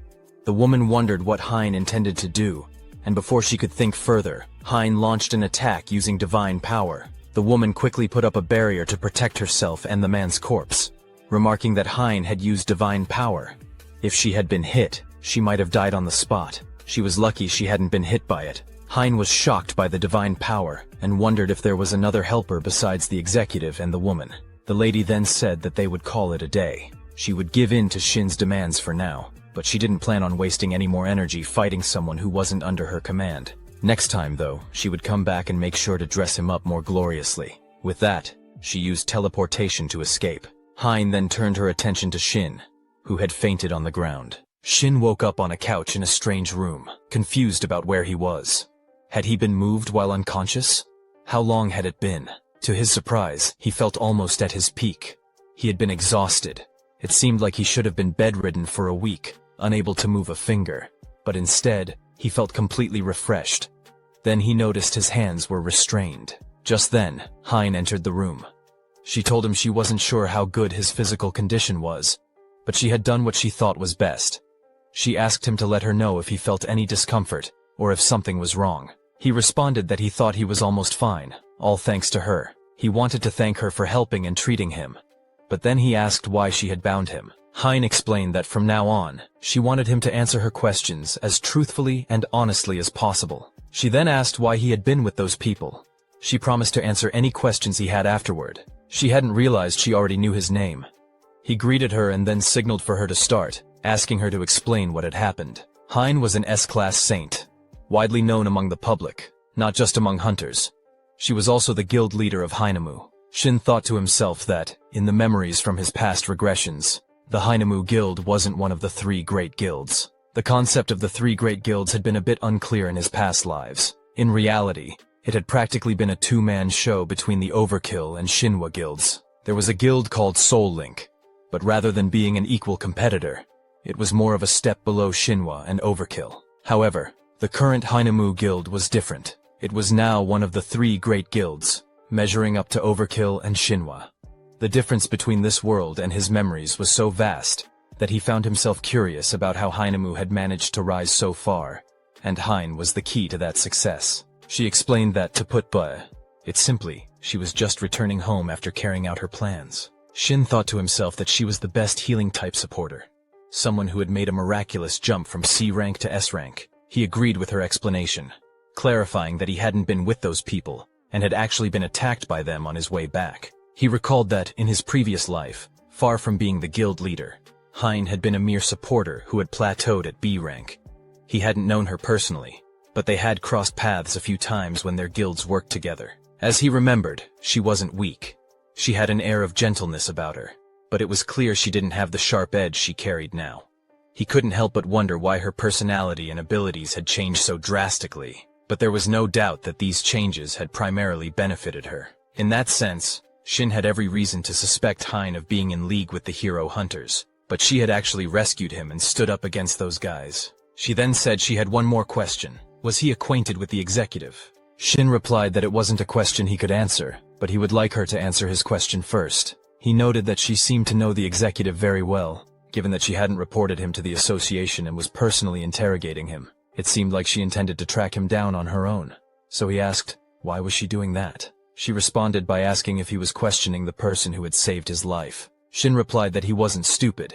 He couldn't even use magic since he was tied up, and there was no telling when she might decide to kill him. So it made sense for him to question her. She told him she had already stated that she didn't intend to harm him. Shin responded that he couldn't just take her word for it. It was true that she had spared his life up to that point and fought the executive, but that alone wasn't enough for him to tell her everything he knew. Shin pointed out that Hein had seen it with her own eyes. Could it be that after the merciless killers of his comrades failed and things didn't go well, she fought the executive to rescue him? Or maybe it was all set up from the start, to abandon the executive so she could extract information from him? Somehow, she had managed to get through the barrier the executive had set up. A barrier that supposedly no one could pass. If she really knew about the executive, then Shin's suspicions weren't just paranoia. Basically, she didn't want superficial answers. She just wanted proof that she had no connection to those guys. She laughed when he suggested she had connections with those bad people, saying it was unpleasant. She decided she would tell him about herself first. She started by mentioning that she had a younger sibling named Jayen, who, unlike Hein, was extremely talented and capable. Jayen? The Fire Lotus's Jayen? Shin realized that unless it was someone with the same name, there was no doubt. Jayen was one of the players called a hero, and then it hit him. Hein was Jayen's sister. Hein explained that guilds had recognized her sister's talent and had offered for Jayen to join them, but she refused all of their offers. Hein suspected it was because Jayen felt like a burden to her and always wanted to be with her. 2 years ago, Jayen had come home excited and full of energy. She told Hein that if everything went well, they could start their own guild. She felt so lucky as she spoke. Then Jayen pushed a piece of paper toward Hein. It was the winning bid for the gate, the trap that had taken the lives of everyone there. Shin told Hein that the winning bid must have been a forgery, and that the gate was likely an unidentified one. Hein asked how he knew, but it was clear he was right. It had been an unidentified gate, and on top of that, it was a high-risk dungeon. Even so, if it had just been a regular dungeon, Jayen could have gotten out. Hein continued, saying that when she had been standing on top of a mountain with Jayen, that bad boy had shown up. He asked why they had to tire themselves out and said they should at least be loyal to the party members who had left them behind. He acted like they didn't even have a choice in the matter. Jayen had gotten angry, creating fireballs in her hands, and challenged him. Try it. See if you really think I'll let someone like you do whatever you want. He had remarked that she really had guts. Then he attacked Hein, knocking her down and said, let's get rid of the small fry and get started. Jayen had rushed to save her sister, but she failed. That was the last time Hein had seen her sister alive. Even after falling from that great height, Hein was still alive. She got up and left, determined to see her sister again. But when she finally reached her, she found Jayen dead, lying there. Hein kept telling Shin that ever since that day, she had done everything she could to get stronger. She desperately honed her abilities as a saint, joined the Hinemu Guild, and rose through the ranks. Back then, her abilities had been pathetic, but on the brink of death, something had awakened inside her. The only reason she had survived after being pushed off the cliff was because of the skill that had awakened within her. No matter the injury, or even the threat of death, as long as it wasn't too late, her healing skill could bring her back to life. That skill had given her status and wealth beyond her wildest dreams, but it hadn't brought her any closer to what she truly wanted to accomplish: to find the executive who had killed her sister, and uncover the identity of the organization behind him, the one pulling the strings. Shin thought to himself that she was just like him, someone who couldn't do anything, and could only watch as their comrades died. He hesitated for a moment after hearing everything she said, not feeling like it was the right time to respond. Then he mentioned that it was his turn to speak. He explained what had happened to him and how he knew what he did. Again, he thanked her for sparing his life and apologized for being somewhat ungrateful. As he extended his hand for a handshake, Hein replied that after hearing his story, if she were in his place, she would be on guard as well. It might feel a bit rushed, but she asked him to join their guild. She explained that her guild would soon be on more equal footing with the others, and she thought there could be a day when they became friendly comrades who could easily work together. Just then, Tahin rushed in, bursting through the door. He saw them shaking hands and looked confused, unsure of what was going on. Shin was surprised to see Tahin, and couldn't help but wonder why he had shown up. Hien explained that she wasn't exactly sure what was going on, but she hadn't expected Tahin to come running like this. He seemed really serious. She went on to say that she and Tahin had trained at the Alum Center together and were assigned to the same group, so she'd received a lot of help from him at the start. Everyone who awakened had to go through basic mandatory education before becoming a hunter. There was one class each quarter, and in a year, there were 4 classes where the newly awakened entered the city center. That was where they learned the basics of using their abilities, managing mana, and all the laws every awakened person needed to know. After training, she and Tahin didn't see each other much, but once she joined the Humu Guild, they started running into each other occasionally. They had a pretty good working relationship for a while, until they encountered the executive during a loose incident. Since then, the executive had been targeting Shin, the only survivor. While investigating the whereabouts of the other survivors, including Dojin, Hien discovered that the Overkilled Guild had their eyes on Shin too. That was why she texted Tahin, asking about him. But Tahin denied knowing anything. His response surprised her. It was the first time he had lied like that. Hien figured he must be really interested, which was why she had reached out to him first. She wondered if Tahin's side was spying on Shin, following his every move. It seemed like there could have been a serious misunderstanding between them. Tahin denied spying on Shin and said it was more important to explain the situation. He also questioned why Shin was there. Hien asked if Tahin remembered the conspiracy she had mentioned before, the one she'd discussed with him and Kim a while back. Back then, Tahin had given them a lot of information and asked for their cooperation. There was a certain group targeting hunters for various reasons, and they needed to investigate by involving all 3 guilds. But neither Tahin nor Kim had believed her, even though she understood why Kim acted that way. Tahin said they needed more evidence. Shin thought that Kim and Tahin must already know about it. Hien continued, saying it made sense. They needed more info, which was why she had called Tahin there. That certain group had attacked Shin that night, so she stepped in and stopped them. Shin was the proof of her words. Tahin asked Shin if that was really true. Shin confirmed it, explaining that the people who had attacked him before had come looking for him again that night, along with their colleagues. As Tahin listened, he asked why Shin hadn't told him about it earlier. Shin countered, asking if Tahin didn't know why. Hien just sat there, familiar with the situation but still reacting as if it were hard to believe. Putting aside whether Tahin believed Shin or not, it was clear that Shin could have been marked by the association and labeled a lunatic. The risk had to be incredibly high for him, and it wasn't like the two of them had a close relationship. Despite everything, Hien knew they had kept in contact frequently, but it seemed Tahin hadn't been able to get through to Shin. Still, she wanted to hear Shin's response to her offer about joining her guild. Shin thought the offer was more than just simple cooperation. Over the last 2 years, Hien had investigated countless missing persons cases, many of which she believed were linked to the executives group. She mentioned that after starting her investigation, she noticed a simple, obvious pattern in cases involving 2 other guilds, plus a few others that met certain conditions. There were no rank discrepancies, unusual accidents with the gates, or missing people in those cases. Tahin, looking at those conditions, said he didn't think it was simply about the size of the guild. He believed guilds with influence over the association system wouldn't care much about size. It had to be about the guild's destiny. Hyen explained that in guilds with many members, there were actually more cases of suspicious disappearances compared to smaller guilds. When someone went missing in these large guilds, they would often cover it up to protect their reputation, making them easy targets. Shin mentioned that aside from those situations, there weren't any obvious targets. Hyen added that guilds without missing members usually had solid organization, with an A-rank guildmaster at the core. Even if these guilds were smaller, they had a strong sense of unity, and members looked out for each other.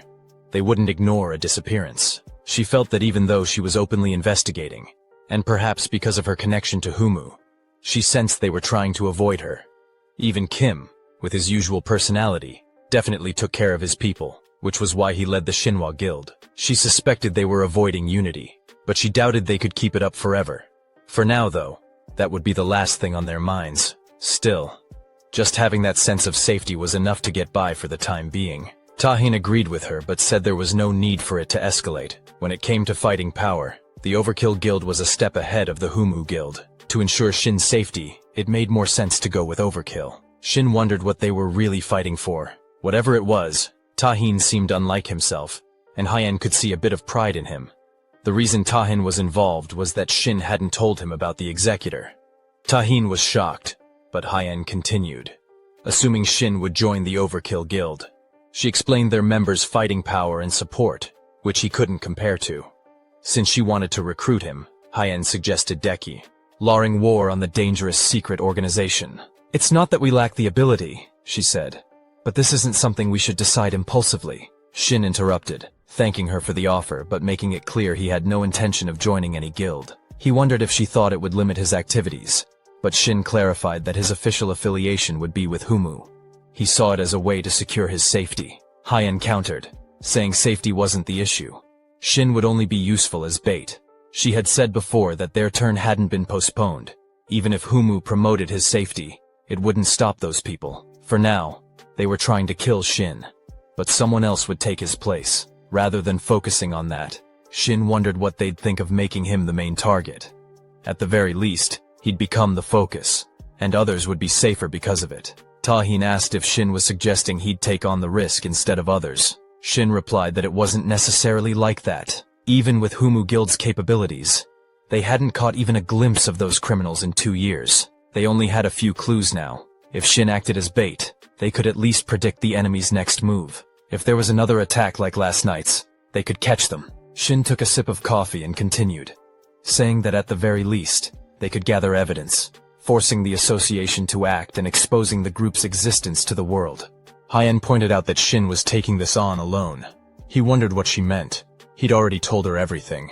There was no need to cooperate unless they wanted to, and it seemed like they were just trying to use him. He didn't know when those people would come, but he believed they'd come running as soon as he contacted them. Hyen thought Shin was implying that even if they cooperated, he'd take the lead. She knew about Tahin, but she must have known there was no way she could refuse. Shin said he was in their hands now. Scene shift. A building at night. A woman with a man's body entered and reported to her boss about the executive's work. The boss asked if the man had been dealt with by the Maker. She denied it, saying that while the Maker's abilities were greater than expected, Hyen had trespassed. After the battle, the executive was no longer usable. Judging there was a risk of information leakage, she took matters into her own hands and disposed of him. However, considering how cooperative and impulsive he'd been, she thought grooming and using him might have been better. The boss replied that if that was her judgment, she should prove she was right. He granted her permission to use him and fill the executive's empty spot. She wondered if she had to do it alone. He clarified that it wasn't due to distrust, but because hunting was an important task. He wanted it done properly, without distractions. He trusted her to handle it. She assured him she'd do her best. The boss then asked, apart from Hyen's trespassing, if the Maker had any special traits. From what he knew, the executive only actively approached those he was interested in. She replied that the association's information was off. Shin wasn't an average Maker. His weapon materialization quality and proficiency were at least A rank. And using that, he'd held his ground against the executive in battle. The boss questioned if she meant Shin was 2 steps ahead of the executive in experience and read, eyeing movements despite the fundamental differences between supporters and fighters. She agreed, adding that although brief, Shin had used corrupted mana, quite differently from the methods she was familiar with. The boss grew agitated. from start to finish without leaving anything out. Tell me everything that happened, as detailed as possible." A few days later, Dojan stood near the tall buildings and said, "Yes, Shin. He is right in front of the building." He looked up and added, "He came a little early just in case. He made arrangements with Mr. Tahin. He said that he was free at this time, so they could eat and have a conversation at the same time." Shin held the phone to his ear and said, "To eat something expensive? He would not skip on food." Dojan closed his eyes and replied, "Expensive. Not that he was against it, but he did not know if he would be able to eat anything because of his nerves. He understood that he did not join them. It was just cooperation to resist these idiots. But still, one of the best guilds couldn't help but worry." Shin asked again, "Is that so? With his abilities, there is absolutely no need to worry." Dojan laughed and said he was glad that Shin said so. Shin hung up and muttered, "Okay, let him call if anything happens." He thought, Moon Dojan will be safe for now. He doesn't know what's going on in his head, but he's talented enough that joining one of the 3 greatest guilds won't raise any suspicions, and he still has room to grow. Shin imagined Dojan clutching his blades. He thought about it. Dojan was like an uncut diamond in a mass murder guild. Many people could become his mentor, including Tahin. Compared to when he worked alone, it would be more useful in terms of developing his abilities. He doesn't know what they want, but for now, he'll be the bait until they make a move. At this time, Hein was standing by the window, drinking tea, holding a small piece of paper in her hand. A few days ago, she had asked what he didn't do. Shin lowered his head and said he was going to continue acting like a normal support, as if he hadn't told them about his true strength. Tahin looked at him and spoke, but since they disappeared together, they believe that he has a connection with the guild. Hein added, "Right, they need to think of another way." Shin asked, "But what will they do if they assume that they are not related?" Hein looked at him in surprise. Is she asking for forgiveness? Shin stood in front of her and answered, "His revealed ability is the biggest variable for them. In the unlikely event that he is not related to the guild, they will do everything they can to get rid of him. If they do not hear from them for a couple of weeks, or even months, they will definitely want to confirm for themselves. They will constantly monitor him until they are sure that he is really alone, and then they will show themselves." Tahin looked at him carefully and asked, "And they will wait for this moment?" Shin closed his eyes and answered, "No, he will figure it out himself. They are used to hiding and will suspect until the last. First, they will try to force him to open up, but if that doesn't work, they will wait until everything calms down and attack with all their might, and then it will be their turn." Hein folded her arms and remained silent. Then she said, "Okay, they will do as he ordered." She took out a small chest and said, "Let him take it. They also need to prepare." In the present, Hein was standing by the window, looking at a small piece of paper. She said, "He is definitely hiding something, but it doesn't matter if she can venture Jian." On the small sheet of paper, there was a photograph of her and her sister. At that moment, Shin was sitting and looking at his laptop. He thought, he didn't tell Wu Haiyan about his past life. After all, he still hasn't managed to properly sort out the memories. He doesn't know how much she trusts him, but the current him just happened to get a unique class. At that moment, Hanjia wrote, "They are almost there. Where is he sitting?" Shin answered, "By the window." He thought about it. He had become a target when he was put on their radar for suspecting Tahin.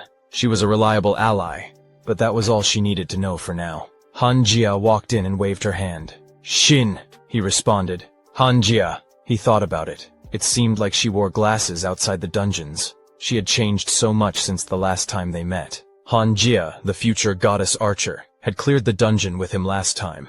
He helped her awaken, and they had become close enough to stay in touch. She usually took the initiative to ask how things were, but even when they weren't in contact, there was no problem asking how she was doing. After awakening her ability, Hanjia began to stand out. He imagined her drawing an arrow. As if to make up for her previous modesty, she tried so hard that it began to border on recklessness. Besides her work, she cleared countless dungeons without getting tired. In a short time, her abilities and fame soared. Newspaper headlines printed her photos. She became a rising star. Currently, Shin said, "I read an article about you. Top 10 ranged fighters. It's incredible." Hanjia asked shyly, "Did you see it?"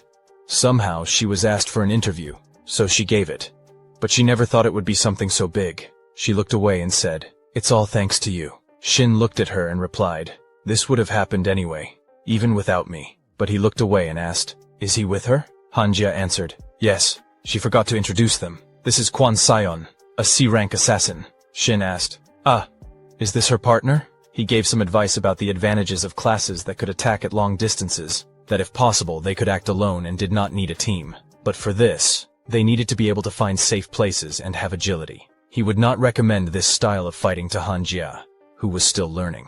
Therefore, she needed a partner who fought in close combat, instead of a tank. She would be better off with someone who had higher agility to attract the attention of monsters and guarantee the safety of long-range hunters. In turn, they could attack without worrying about their comrades' safety.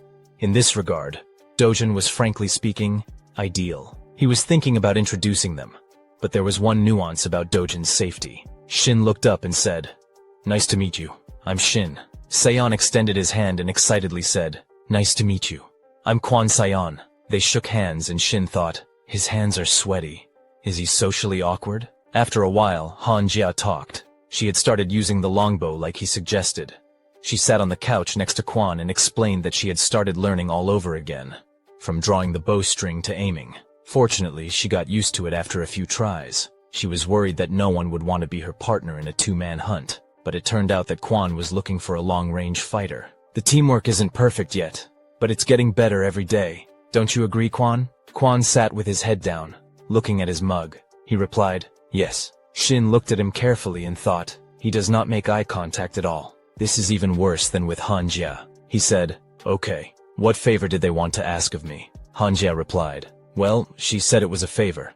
But to be honest, she wanted to officially entrust it to him. It wasn't exactly a favor. She was thinking about joining a guild." Shin's eyes widened in surprise. Han Jia said, "She hasn't decided which one she wants to join yet, but she wants to get a certificate from the Endless Sky Islands." The Endless Sky Islands, as the name suggested, were large and small islands floating in the endless sky. Hunters had successfully escaped to them, and this was a special case where the gates did not close but evolved. After defeating all the monsters in the dungeon, new gates would appear at each of the one-way gates. The Korean government and the Hunters Association, who were having a lot of trouble with this dungeon, came up with a practical use for it. Instead of trying to close the gates, they built a facility with multiple layers of security protocols. The dungeon became a testing ground for the association's hunters. Han Jia said, "To be honest, since this is a test of ability, they will get more accurate results if they go by themselves." But it turned out that there is a limit to the composition of the team. One ranged hunter, one melee hunter, and a support in a team of 3. These are the minimum requirements to enter the islands of the boundless sky. So, she thought that Shin could take that place. Shin looked at her carefully and thought, well, to be honest, it makes sense. Like Dojun, joining a guild gives more opportunities to learn. But he did not ask her to join the guild because of the memories from her past life. Han Jia in his past life was a loner. Even after awakening, she was a cool, casual, and confident hunter. He remembered her image, the bow in her hands. But her character was still not suitable for teamwork. However, this Han Jia wanted to join the guild. Had she changed after all? In some way, she was similar to the old Han Jia. But she looked at Shin's thoughtful face and asked, "Shin, if she asked for too much, he could refuse." He answered, "No." He was thinking about something else. Shin said, "Okay, this will be useful to him in many ways too." Han Jia looked at him happily. Shin suggested going to the islands of the endless sky. After a while, people were standing near the portal. Yu Jun, the guardian of the islands of the endless ski. I said before the entrance, "I'll repeat the rules once again. In their bracelets, mana is also their entrance ticket to the islands and a guarantee of safety. They will be transferred to the desired island on which they will take the exam. Only if they enter with bracelets, and with me." The guys listened carefully to her words. June said, "They shouldn't take them off so that they can get help from me in an emergency." She put her hand on her heart and said, "I was retired, but I had experience as an A-rank support. I have skills like barrier and rescue. If something happens on the islands, I'll be able to save them without any problem. However, this requires their cooperation and communication. So, if there's a problem during the test, or they feel like they can't pass the exam, please let me know immediately." Shin turned around and looked back carefully. Kwon was holding a sword in his hands, watching this with a worried expression. Shin thought that even though he had worked with Jia a few times, he could tell that Kwon was a complete newbie. Besides, he had never seen a sword like this before. Judging from its appearance, it was meant to pierce the enemy. June turned around and said, "Let's go." The guys followed her. After a while, They were transported to the islands of the Endless Sky, the 12th district. The guys came out of the portal, and June said, "The first wave will begin in 5 minutes. Each wave will have a certain number of monsters, and the difficulty will increase. To clear the dungeon, they must defeat all the monsters in each wave. The number of monsters they kill will be entered into the database in real time." Hanjia asked, "What is the maximum number of waves?" June pointed to the side and said, "As far as I know, only these 100. But that was when this place was a simple dungeon." Then the hunters simultaneously showed everything they were capable of. There were a maximum of 73 waves in the test. The leader of the Overkill Guild, Tahin, and the leader of the Haiyan Guild, Wu Haiyan. This is still a record, Shin thought. Even if we take into account that Tahin couldn't use all his strength because of the weapon. To think that they could only reach the 73rd wave. It must be harder than I thought. June waved her hand and said, "I'll be at the location where I can observe them. If I think that they can no longer continue the test, or if they themselves declare that they're giving up, I'll immediately intervene." At this moment the monsters were already quickly approaching. June evaporated, and the guys moved forward, holding their weapons. Wave 1 began. 30 gremlins came out of the bushes, drool dripping from their mouths. Shin looked at them and thought, "Gremlins?" For Quan, with her level, this isn't even a warm-up. He turned around and asked, "What kind of bloodlust?" Almost at the monstrous level, he saw Quan stretch out his sword, covering himself in bright energy. After a while, the 4th wave began. 3 orcs, the monsters, had swords stuck in their bodies, and energy was spreading. Shin thought it was an incredible thirst for blood.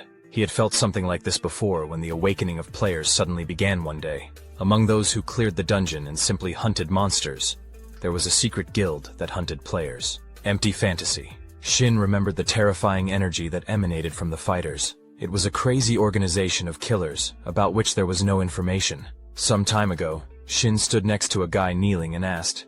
He had long wanted to know, "Why are they doing this?" The guy looked at him and asked a question. "Horror? Did he not receive a task?" Shin asked, puzzled. "What?" The guy answered. "A hidden quest to hunt other players." Shin grabbed him by the shirt and shouted loudly, "And what kind of rewards will they get for killing players?" The guy just laughed in response. In his eyes, an inscription appeared. "The hidden task. Failed. This is the end," he said. The system window reported it, and the guy's body exploded.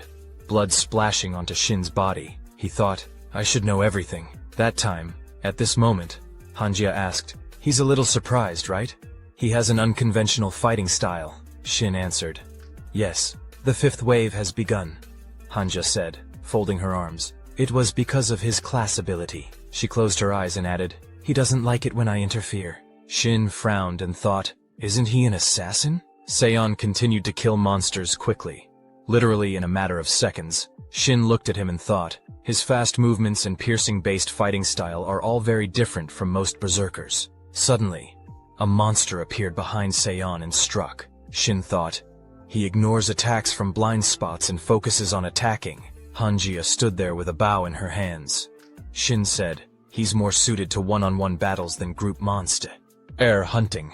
Hanjia laughed and asked, "Is that right?" Shin carefully observed Seon, who was splashed with the blood of monsters, and thought, for example, fighting with humans. Hanjia leaned over him and began to speak, asking for forgiveness. He's still a low rank, so he can't always control his emotions. He's very sensitive when someone interferes. She pointed at Seon and said, "From what I've seen, Seon's fighting style has shortcomings in terms of hitting blind spots." She looked closely at Shin and said, "So, I leave as long as possible, or whoever falls into his blind spot." Shin asked, "What should I do?"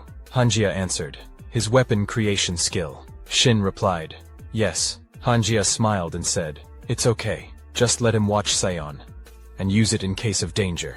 Shin replied, "Okay." Hanjia jumped up happily, pointed forward and shouted, "Well, get to work!" The 6th wave began. 20 direwolves appeared in front of them. Seon leaped up and started striking them. The 7th wave began. 7 lizardmen appeared, which Hanjia started shooting at. The 8th wave. 24 skeletons. Shin took on this. The 9th wave began. 13 orcs appeared. The guys rushed together to deal with them.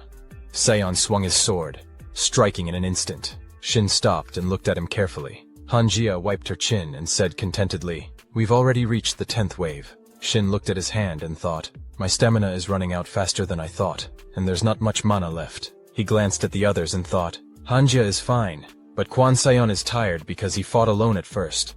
They lack professionalism and experience, not the best team play. Suddenly, Hanja screamed, "They're coming!" The 10th wave began. 2 trolls appeared. Sayon asked in fear, "Trolls!" Hanjia turned around and asked, "Is something wrong? 2 trolls only on the 10th wave? It's strange somehow." Shin looked at her with her bow drawn and thought, the question is, can Kwan Sayon handle them? At the same time, a huge monster swung and slammed its fists into the ground. Sayon turned around in fear and stared at it. He pushed off the ground and rushed to run. Shin thought, as I expected, he can't withstand their blows and tries to dodge. Hanja interrupted his thoughts and shouted, "Sayon is in danger. We need to distract at least one." Hanjia shot forward, sending a large energy flow. She clenched her fist and said happily, "It hit!" But then the monster's hand began to recover. Hanjia asked fearfully, "What?" Shin's hands began to shake. He thought, "I should have considered this first." He said, "I'll buy some time. Trolls can recover limbs, so next time aim for the head." He used his creation skill and thought, "I need to save up mana to craft a better weapon." The system window reported, "Skill, the world of the network." Shin sent energy threads forward and thought, "Throw!" He tied the monster's legs with them. Sayon looked at it, puzzled. Shin turned to Hanja and shouted, "Aim for the head!" She replied, "Okay!" She fired and screamed, "A troll!" It rushed at them, and Hanja began waving her arms, screaming, "It's coming right at us!" Shin observed it carefully and thought, a troll that only has instincts is running to help its comrade. Shin activated his energy, when suddenly, Jun burst out of a portal. She slammed her hand on the ground, activating a barrier. She turned and yelled, "I'm blocking them and moving us to the lobby! Evacuate!" Jun looked at the monsters and muttered, "Guardians? These idiots shouldn't have appeared in this wave. Something happened to the portals." The orcs began breaking through the barrier. Jun screamed, "The portal outside opened, and monsters are coming out. This place is now classified as a dungeon with a rank error." The protagonist thought, "The Endless Sky Islands became a dungeon with a rank error. But I can't sense polluted mana." Hanja screamed, "Wait! There's still a member of my team." Jun turned and said, "I'll save him. Go!" She used the rescue skill, and the group was transported to the starting point on the Endless Sky Islands. Portals had appeared outside some locations. "They're dealing with it," Jun said before rushing back into the portal. She turned and shouted, "Please evacuate the building." Shin suggested leaving. Hanja replied, "Okay." At that time, the guards stood near screens splattered with blood, sorting things out. Meanwhile, the guy who had killed his partner stood behind the priest. She folded her arms and said, "God, how unexpected. A familiar face. Aren't you glad too, Executive? You have more scores to settle with him." Kurum raised a finger and said, "Quiet. Let me be silent for a bit." He pressed his finger to his lips and asked, "What if she breaks the rules like that?" The priestess clicked her tongue in displeasure and muttered, "Whatever." At that moment, Jun ran out of the portal and shouted, "Kwan Sayon, is he here?" She looked around. The trolls disappeared. What happened in such a short time? She approached him from behind and asked, "Kwan Sayon, are you okay?" Sayon answered. But in front of him, a red system window burned with the description, "Hidden Quest." At that moment, Min entered the office and said, "The guild leader. They were contacted by the association." Tahin asked, "The association? What is it at this time?" Min answered, "Apparently the commotion happened because a gate appeared outside the designated places on the islands of the Endless Sky." Tahin moved his hand to the side and asked, "The Endless Sky Islands? This kind of thing happens there sometimes. So there should be a security squad." Min replied, "Well, this time the situation is a little different. The connection with the Endless Sky Islands management office was suddenly cut off." He looked at his phone and thought, Shin said that he was going there today. The message with Shin was open on the mobile screen. Tahin asked, "Are Mongan and Jia there?" Min replied, "No. They left with the deputy." Tahin asked, "Who can go immediately?" Min answered, 1A rank hunter, 5B rank hunters, and 3C rank hunters. Tahin lowered his head and thought, it's not enough. But he can't go by himself so as not to disrupt Shin's plans. He asked again. The Shinhwa guild leader, Kim. She heard that he was contacted. They need all the help they can get ASAP. Tahin stood up and said, "Then let her gather the support squad and let Shinhwa start." Min asked in surprise, "Excuse me, but why? Wouldn't it be better to ask the Hayun?" Tahin went ahead and spoke. "That won't work either." After a while, people were driving in a car. Danya asked, "What's all the fuss about?" They'll just monitor the dungeon maintenance squad to write a report. They are awakened with him. Danja chuckled and asked, Awakened? They are ordinary people, not registered as hunters. He had never met a monster and did not know how to fight. Seol looked at him and asked, Let him wait. Seol, does she have her staff with her? Danya said, she had never fought in squads before. She would only get in their way. She took out a stun gun and asked, maybe she should get rid of the stun gun too. And Danja asked, what? Where did she get that from? He looked at it and said, let her leave it for now. After a while, they were met by the military. He is the head of the service squad, Lea Shin. Danya extended his hand and said, nice to meet you. Seol bowed and said, hello. She is the manager of the Shinhwa service squad. Lea Shin laughed loudly and said, he has a daughter the same age as her. Danya looked around and said, they contacted the 3 largest guilds, but it seems no one came. Lea Shin asked, puzzled, sorry, and asked, did they call other guilds even though it was just a simple check? Danya answered, this time they were disconnected from the Endless Sky Island office. Some inspectors reported that there was a rank error there. There were people standing to the side. Strange that the association hasn't come forward yet. Someone used the association's certification. Lea Shin grabbed his head and remained silent. He looked at Danya carefully and said, then they'll do the following.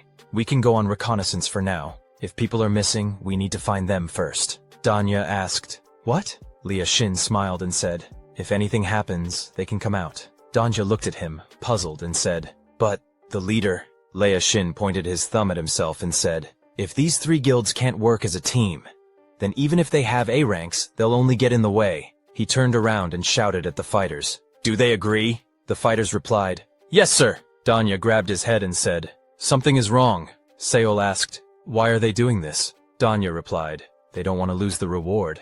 Seol asked, so these aren't regular employees? Danya looked away and said, they must be veterans.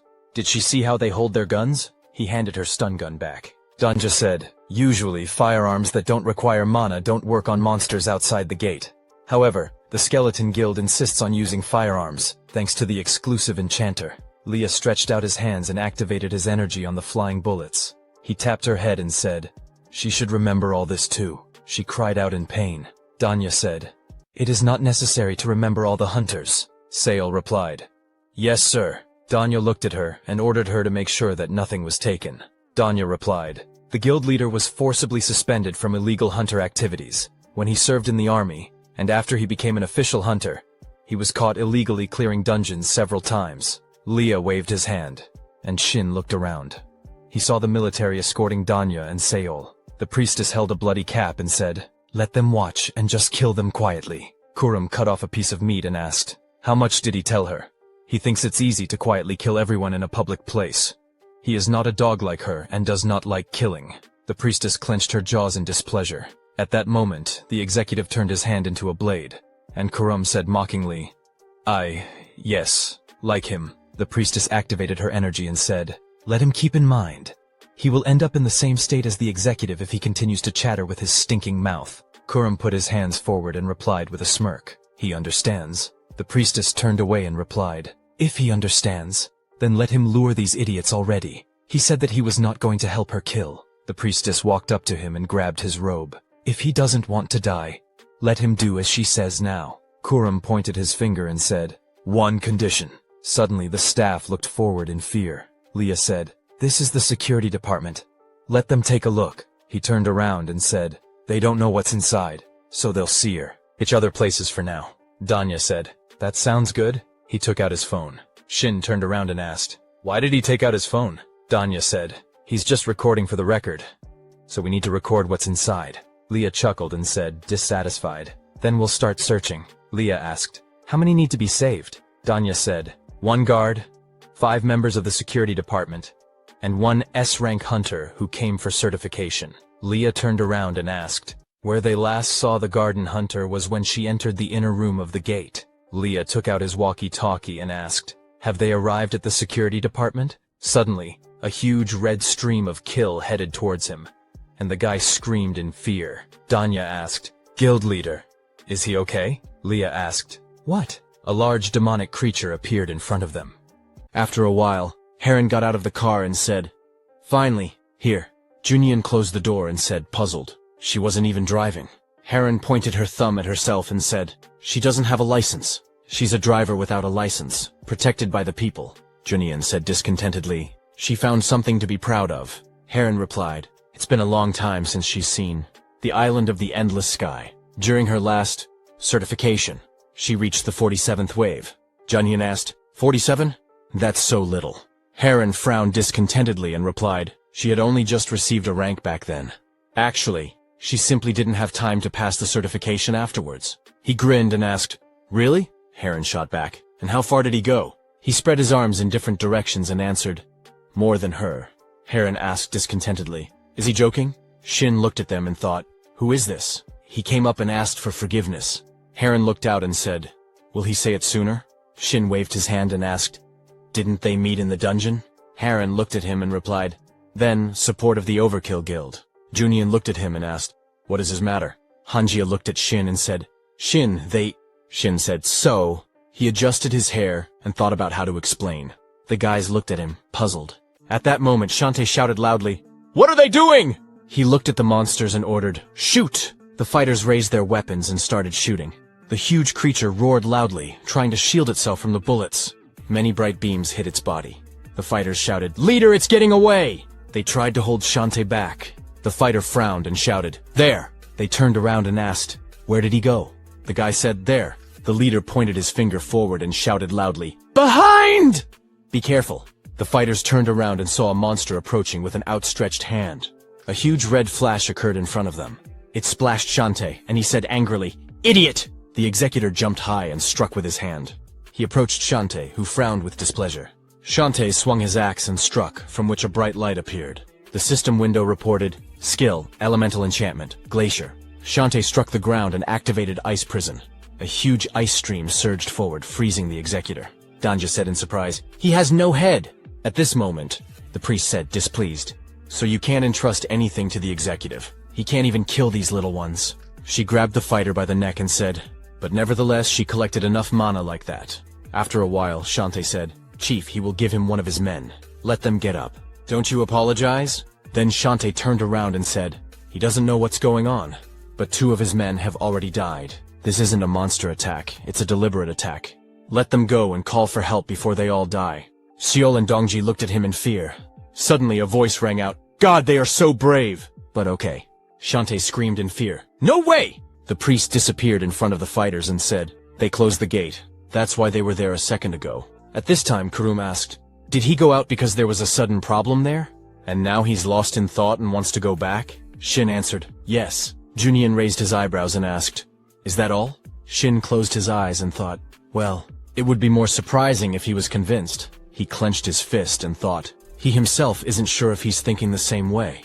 There are anomalies on the islands of the endless sky, but he did not receive any quest, and did not feel any contaminated mana. He opened the system window and looked at it. Shin put his hand on his chest and closed his eyes, thinking, but still, uneasy, as if something serious was happening there. Hanjia said, "Their comrade who came in with them still hasn't come out." Shin thought, right, of course he is. He said, "They don't need anything else. Just let them search the place where their squad was." Junhyun folded his arms and said, "But the Shinhwa Guild should have dealt with this matter." Suddenly a hand fell on his shoulder and he turned around, puzzled. Heron smiled and offered, "Let's go together." After all, they knew each other. They suffered together. Junhyun answered, displeased, "Heron, he will scold her again." She smiled, put her hands behind her head and replied, "It doesn't matter. What difference does it make to him? He won't kill her." Junhyun looked at her and said, "Although, with his character maybe." Shin wondered, what kind of person is this Kim Mihawk? Junhyun scratched his head and said, "Okay, they'll go if they insist." The guys happily thanked them.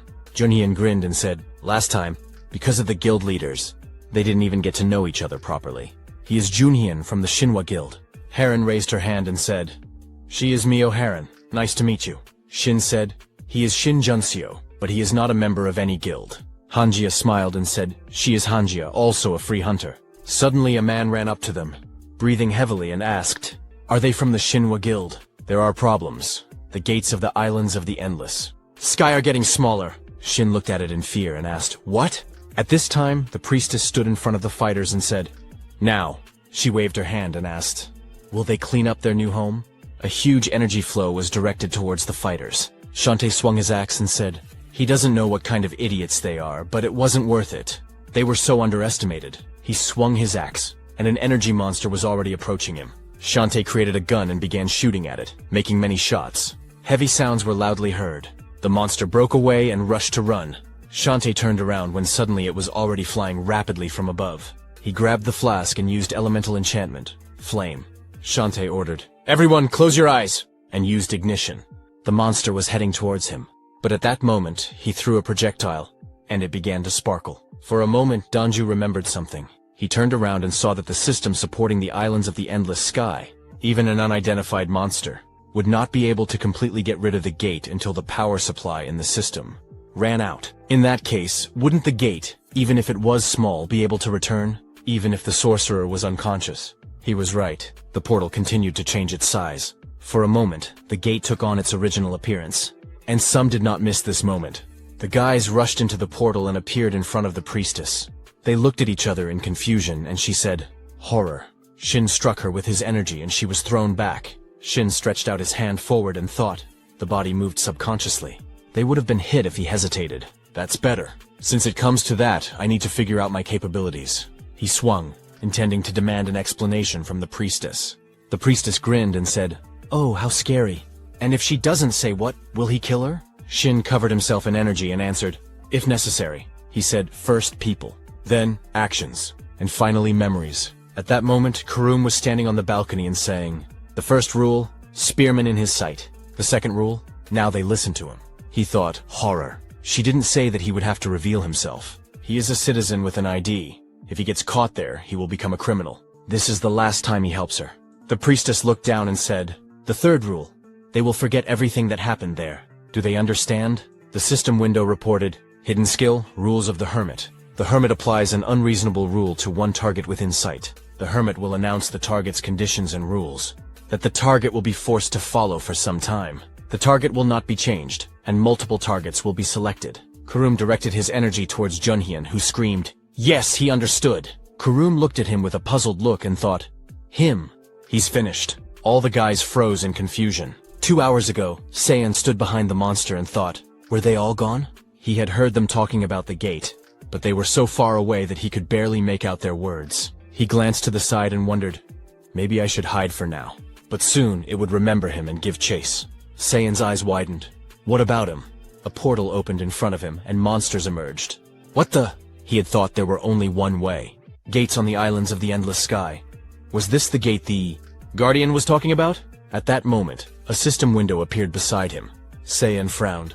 What kind of trolls were these? They disappeared like someone had summoned them. Suddenly, he sensed a surge of energy and spun around. What is this? The system window flashed a notification. Hidden task activated. Will be accepted automatically in 5 seconds. Saiyan stared at it carefully. The task. They're not in the game. And what's this accept button? Am I hallucinating? Just then, Jun ran up to him. Kwon-Saiyan, are you okay? He answered. The Guardian? Does she see it too? Jun gave him a puzzled look. Excuse me, but what are you talking about? Before Saiyan could respond, he froze in confusion. What the? The system window updated. Hidden task. Empty fantasy. Main goal, kill Yujun. Reward, unknown. Penalty for failure, multiplied by 1. Saiyan's mind raced. Kill the Guardian? Penalty for failure? What is this? Jun watched him, bewildered. Kwon-Saiyan, what's going on? Where did the trolls go? Suddenly, a voice cut through the air. What the? Is there anyone else left? They turned and saw the priestess. She smiled coldly. They warned you so many times. Why haven't you left yet? Jun stepped forward. Let them wait. Who? Before she could finish, a bright explosion erupted in front of her. Jun barely raised a barrier in time, deflecting the blast. The priestess tilted her head. Wow, impressive to put up a protective barrier so quickly. She can't see the infected mana yet, but she's capable enough. Jun dropped to one knee, breathing heavily. If I hadn't reacted, I'd be dead. Who is she? The priestess sighed and turned to Saiyan.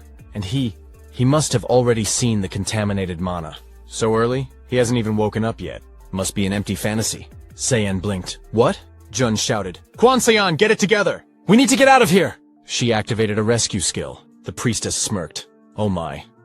Her grin widened. Useful skill. Saiyan stared ahead in fear. This? Jun grabbed his hand. Kwon-Saiyan, listen carefully. I don't know what she used, but it's at least rank A. I know almost all certified hunters, but a blade pierced her body. Jun gasped. What the? The executive had struck. Saiyan screamed, "Guardian!" He swung wildly, horror fueling his movements as he fought the attacker. Suddenly, energy enveloped him. Jun pressed a hand to the ground, mana spreading beneath her. Saiyan's voice trembled. What the? The system window flashed again. Skill. Atonement. Activates when the user's life is in danger. The designated target will be surrounded by a barrier and transported to the safest location, determined by the user's emotions. Jun locked eyes with him. Saiyan listened carefully. What? She grimaced. When you get out, report to the Hunter Association immediately. There's an unregistered awakened killing people. Saiyan's voice shook. What about you? Jun clutched her stomach. I'm fine. I'll last. For now. Saiyan noticed her pressing the wound with a barrier. He nodded. Okay, I'll come back. Jun stood, waving as the portal closed behind her. The priestess folded her arms.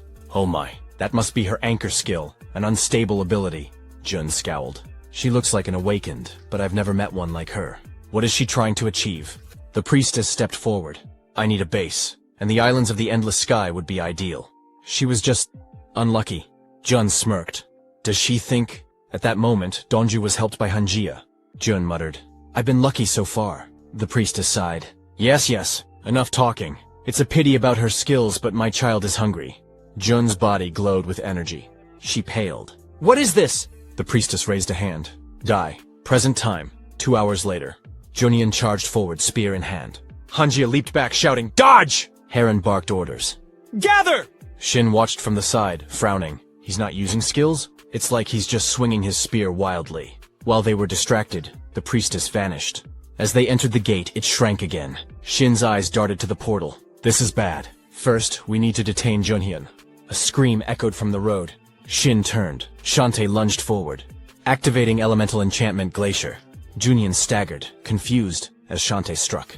His spear trembled under the force of her axe. The system window announced, Ice Prison. Shantae glanced at the girls. So, you're from the best guilds? Heron nodded. Yes, and more, Hanjia added. She's not in a guild, but she needs to find someone. Shantae looked down, then toward a boulder. Let's help him deal with these idiots first. They control the monster suppressing the gate. Heron blinked. The monster? Meanwhile, Kurum approached the priestess. What now? The executive and her idiot are useless. Even the spearman was caught. He's going to jail. The priestess glared. If you keep talking, I'll drain your mana. Shut up. She clenched her fists. Terrible support. Why did he come back? I need to get rid of him. Even if it means using all the gates. I collected for the tests. Shin's head snapped up. These are gates? What's going on? Above them, countless portals materialized. Shantae said in fear. Where did they come from? Donju asked. So many gates? Shin thought about it. It's not that there are many gates. He looked at it and realized, contaminated mana is flowing out of these. Until now, this was just a theory, but all the dungeons with a rank error were the work of these idiots. Kurum grabbed his head and said with a grin, he doesn't know. Wouldn't it be worse if he knew about everything? The priestess held her stomach and replied, she would be able to gather as many ingredients for the test as needed. If they managed to get the islands of the endless sky, it would just take a little more time. Kurum looked at her and asked, he understands that they don't have much of it, right? The priestess answered with displeasure.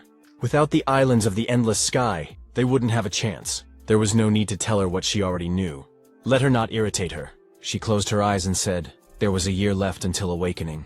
Suddenly, she widened her eyes and said, it can't be so soon. Kurum put his hands in his pockets and asked, what's going on?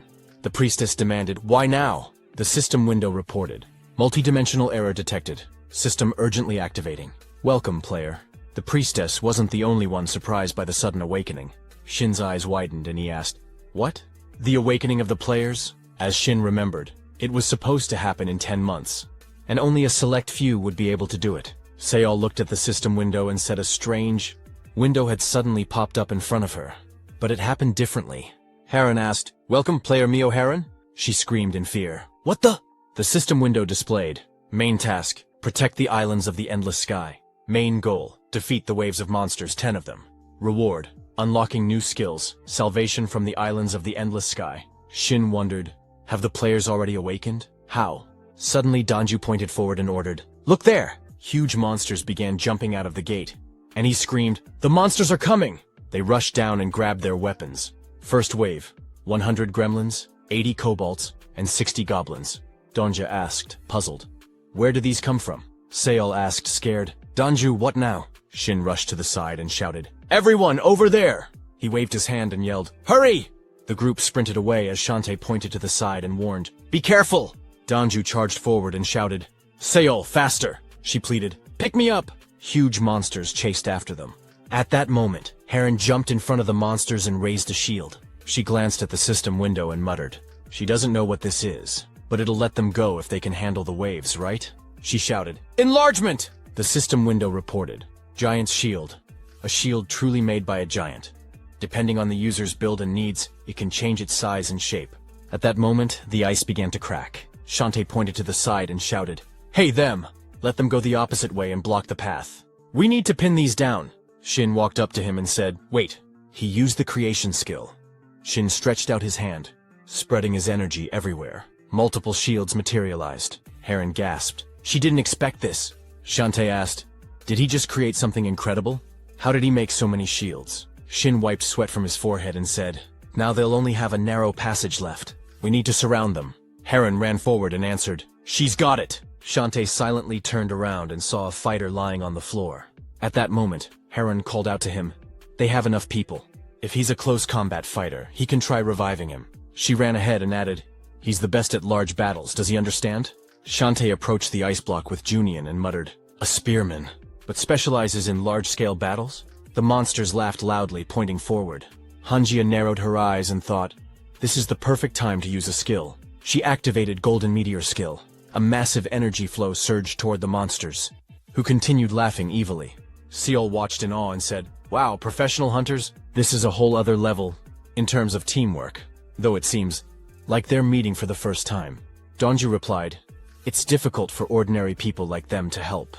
Shantae looked at Seol and said, "No need to do anything. It's their turn now." She looked at him and asked, "Yes?" Shantae nodded, then turned to Dongju. "Hey." Dongju responded, "Yes." Shantae handed him a machine gun and asked, "Was he in the service?" Meanwhile, Karum sat on the balcony observing. "What is this? The shield on the left is a high-level item, but a single person can't create a wall of shields on the right."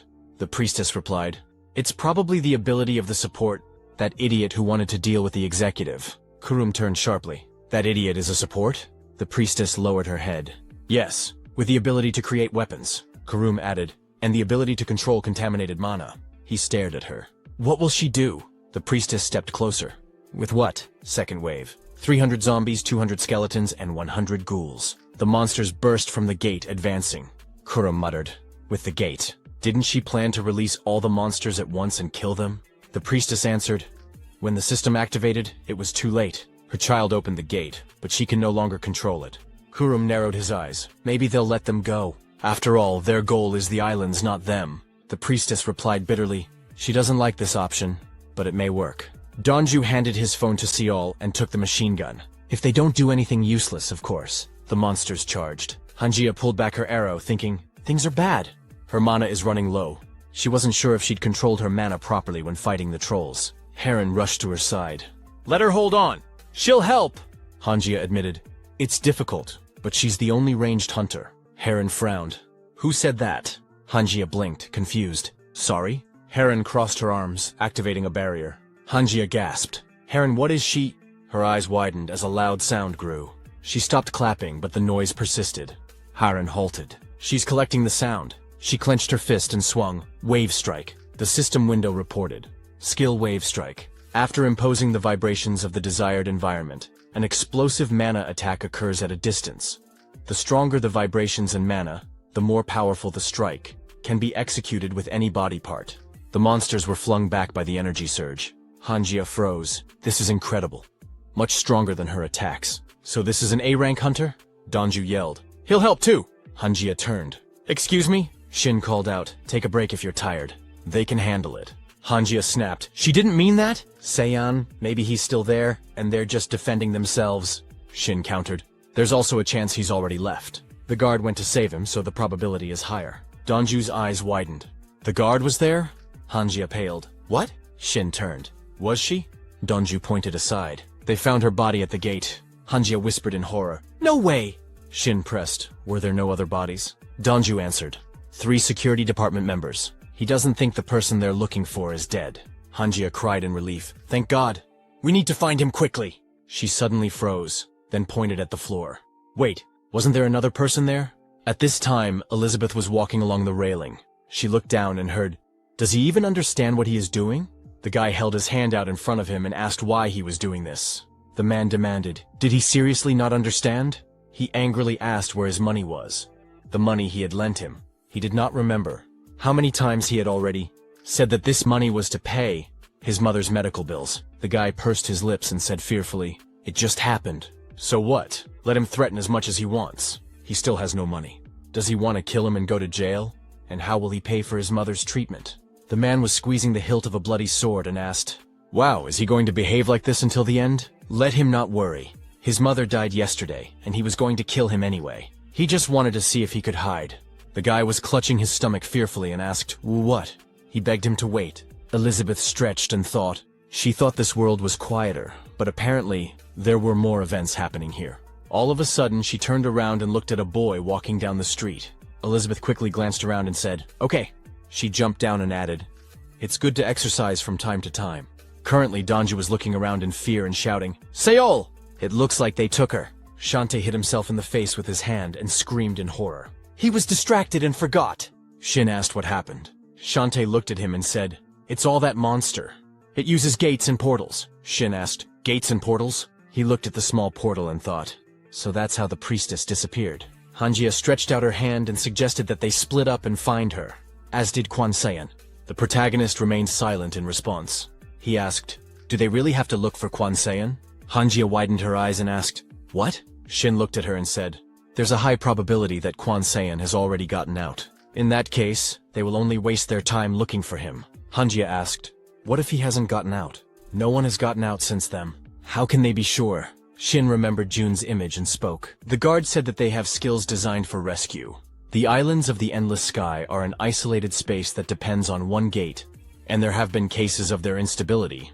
It's reasonable to assume that she has a skill that allows her to move people from the islands of the endless sky in an emergency." Hanjia cried out in confusion, "But this is just an assumption. There's no evidence." Shin thought about it. To tell the truth, he says this because he himself saw it in his past life. But if he said that, she wouldn't believe him. Hanjia said, "She thought he was there to find Sayan, or was he there for that?" Shin replied, "Originally, yes. But plans changed. Now they were stuck in the islands of the endless sky. If they couldn't open the gate, their situation would only get worse with each passing minute." Shin opened the system window and spoke. He didn't know, even if this quest really existed, they still had no choice but to kill all the waves. The third wave, 100 orcs, 100 gnolls, 100 goblins. Huge monsters jumped out of different gates and rushed forward. Shin continued, "Based on the quest window, there were 10 waves in total, and the monsters were coming out whether they wanted to or not. This was a battle with time. There was no time to waste when they didn't know what would happen on the last wave." Hanjia said, "He's thinking very efficiently." Shin looked at her questioningly. She asked, "Does he value human life, without even checking anything first? Is it because they don't know each other well? Because he himself might die?" Shin understood. Hanjia imagined the image of Shin and spoke, "But honestly, it's upsetting." Shin froze and remembered how Hanjia told him. She didn't know he would do this. What a pity. At present, Shin clutched his head and thought, were these his memories? This is the first time he's seen this. Shantae ordered them to stop. They're just wasting time arguing. Now they need to save Seol. He's not going to leave until he pays back the debt. At this moment, a gate appeared. Donju asked, "A portal." Suddenly, a voice rang out. "Hey, support!" Shin turned around and saw a guy shouting, "If he wants to save her, let him go there." The priestess asked, "Is there anything?"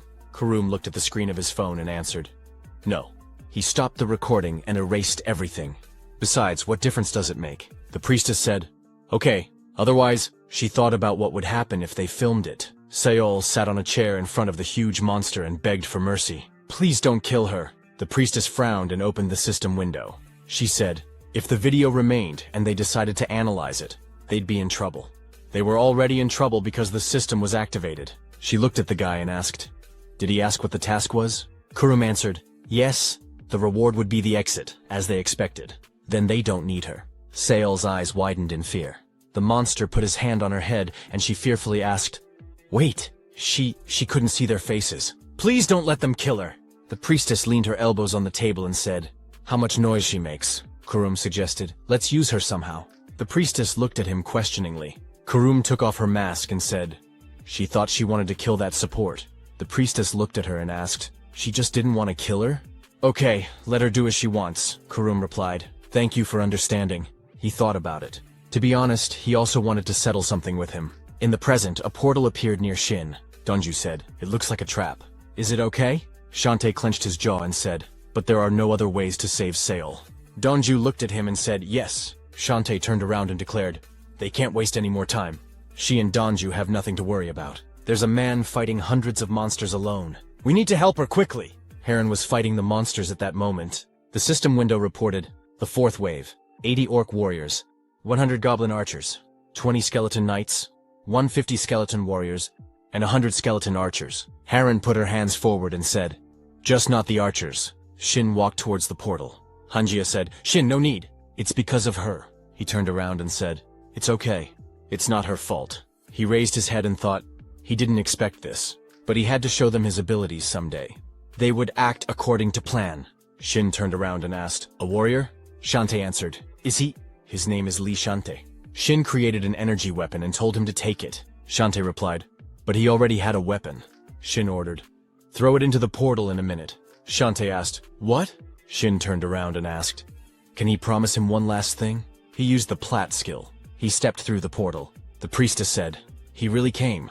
Shin answered, "Yeah, what does she want?" The priestess smiled and said, "Stop acting arrogant. One awkward move and they'll smash her head." She put her hand to her lips and added, "He understands. She's not going to just kill him, so let him stand still." Kurum was sitting on a chair in the corner, holding up one finger. He said, "The first rule."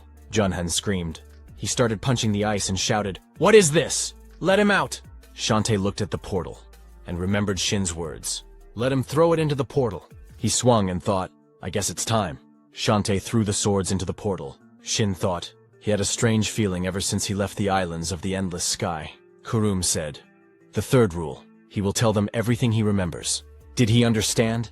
Shin thought, as if he can't just go back like that, as if he missed something. He used the skill of the world of the net. Shin imagined the image of Hanjia and thought, thanks to Hanjia, he understood what this is. And it's him. Kurum's eyes widened and he asked fearfully, how did he know his name? The swords flew out of the portal and shot forward, outlining a triangle on the floor. Shin said, he doesn't know how it's connected to the priestess. The priestess jumped back and screamed loudly. Shin smiled and said, but it's not enough if she wants to catch him. The priestess smirked. She had planned something. The priestess stretched her hand forward, activating a barrier. She smiled coldly and said she had forgotten she could just chop his head off. Behind him, a monster had already swung its clawed paw. Shin reacted fast, using his barrier. The monster's strike clashed against it, but then, suddenly, an energy thread from the priestess flew at him. He dodged, but another monster was already behind him, its claws reaching for him. He was being pulled into a portal. Then, a sword shot out of the portal, slicing the monster apart. Shin collapsed to the ground inside the portal, catching his breath. Before he could react, an axe came flying out. Shantae had thrown it 2 minutes earlier. Back at the battlefield, Shantae turned and said, that support did that? Junxia asked in disbelief. Is a support even capable of something like that? Heron crossed her arms and scolded them. Instead of standing there with their jaws on the floor, they should help. The fifth wave had begun. Heron asked if she was familiar. Hanjia hesitated. No way! She knocked an arrow and pulled it back. She knew how to deal with them now, as she had already killed one. The ogre dodged her attack, and she gasped in shock. Heron warned her. The ogre picked up bones from the ground and threw them with force. A warrior rushed forward, raising his shield to cover her. Hanjia cursed, asking herself how the trolls had gained intelligence. Then, a deep, guttural roar. The system window flashed, ogre magic's overwhelming roar. The monster opened its mouth, releasing a deafening shockwave. Hanjia braced herself. Heron screamed at her to get down. The ogre's body was suddenly sliced apart. The other monsters flinched in shock. Shantae turned his head. We need to help him. Heron held Hanjia steady, asking if she was okay. Inside the portal, Shin held a massive hammer encased in a protective barrier. This was nonsense, he thought. He had drained a second bottle of mana. The priestess watched him, impressed. She said she had put almost all her strength into that attack. The priestess tilted her head. They were both hiding things, but why was he revealing his strength without attacking back? Shin narrowed his eyes, thinking, was it that obvious? Earlier, he had opened a box. Inside were twin rings. Hain had told him they were part of the plan. They allowed teleportation between wearers, but only once. He had hesitated. Hain had assured him she knew he had changed his plan, but the Arbiter had an ally. If he was caught off guard, it would be difficult. She insisted the ring could be a lifesaver. Now, Shin moved his fingers, feeling the ring. If he called Tahin now, maybe he could detain the priestess, but it wouldn't be enough. She was still relaxed, even smirking, as if she had all the time in the world. She admitted it might be difficult to detain him alone with just her and her child. Kurum was hiding behind a wall, covering his mouth, afraid. But she wasn't letting him go just yet. Shin's expression darkened. She was misunderstanding something. She asked what he meant. He frowned. She only needed to worry about herself. He wanted to confirm her abilities. Something about her felt familiar. Shin smirked. Of course not. But if she wanted to live, she would have to use everything she had. The priestess scoffed. Why would he force her to use all her abilities? She wasn't above using dirty tricks. She gestured to the monster squeezing a seal in its hand. Shin stared at her. Then he asked, "Is that all?" The priestess blinked, puzzled. Is this the best she could do? Suddenly, numerous small arrows materialized in the air, all aimed at her. She lifted her head, her eyes flickered. A while ago, the priestess had a task. She knelt before Les, listening. He told her to find out how much the creator could use contaminated mana. She asked again about the level of power. Lester waved his hand, dismissed her concern, and said the priority was finding shelter. The priestess hesitated and asked, "What about the support?" Lester looked out the window and said they would learn about his abilities once the system activated. Until then, she should focus on securing an isolated gate date. He reminded her time was running out. The priestess bowed and said she understood.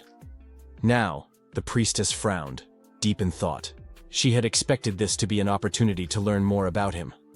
But above her, arrows rained down. Shin focused his mind. Memories of Hanjia and Sion flickered in the fog of his past life. They were different from how he remembered, yet their abilities were the same.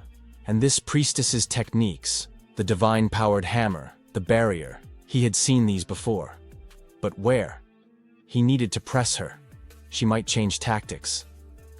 The priestess asked him seriously, "Spears?" The priestess waved her staff and agreed. Suddenly, her vision blurred. She felt something was wrong. Her weapons weren't responding. Shin had already sent a strong flow of energy at her. He had used a communication skill. He could connect to a target's weapon and control it. The priestess turned and shouted at the monster to kill the girl. The monster roared and swung its fist at Seal, but before it could land, a powerful force severed its arm. A spear struck the creature, followed by another attack. The priestess looked down and realized too late he had used a skill. Shin kept attacking. She lost focus. He closed in, his spear pointed at her face. She screamed. Suddenly, massive white wings burst from her back. The divine energy lit up the battlefield, blinding everyone. Monsters shielded their eyes. Warriors ducked behind their shields. Hanjia and Heron looked at the enormous body of the fallen executive.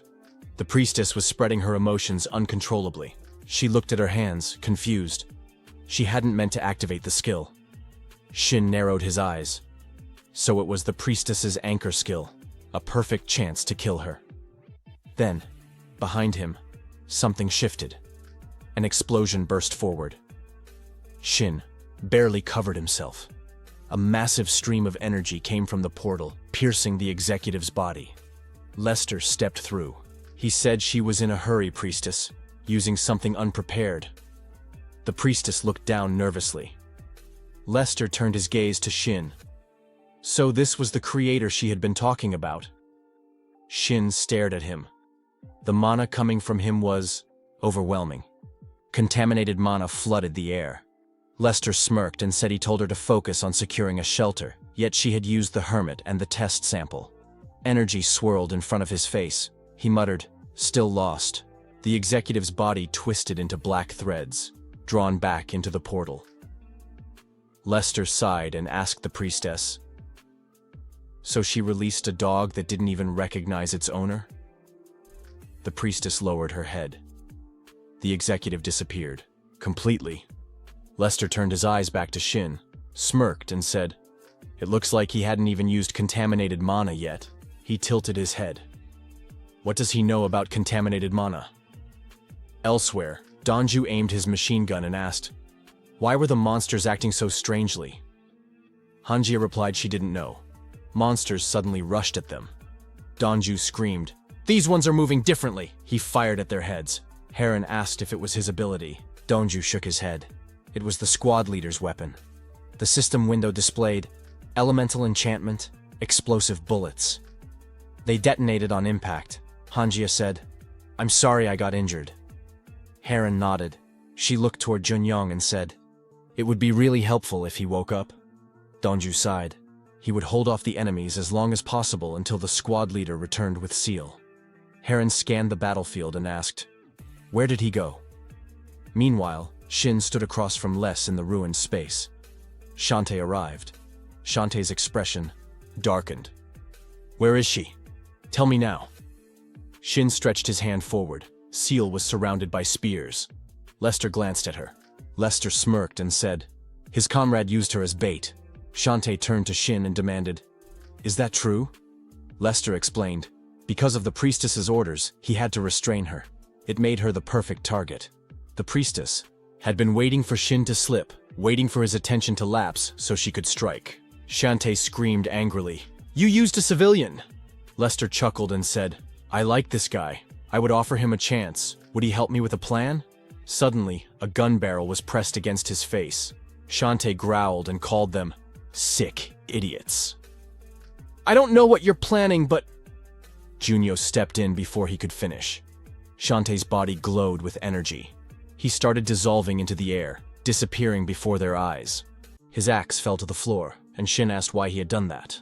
Lester smiled and answered that it was a strange question, pointing out that the man's head had almost been blown off. Shin frowned and asked how Lester had done it, to which Lester answered unexpectedly that the man's comrade had died, and he, instead of taking revenge, had asked questions. Shin said he had wanted to see how far his powers could go, clarifying that the fallen man was not his comrade. He thought to himself that the man was probably a good person, but had acted too recklessly. He was talented but not strong enough to be called a hero, which was too bad but couldn't be helped, as it was his own choice, and he had just suffered the consequences. Lester chuckled and said that he liked him. Shin then asked how he had managed to use that technique, but Lester said that was enough, and that Shin should understand he was not in a position to ask questions now. It was his turn to ask what Shin knew about the infected.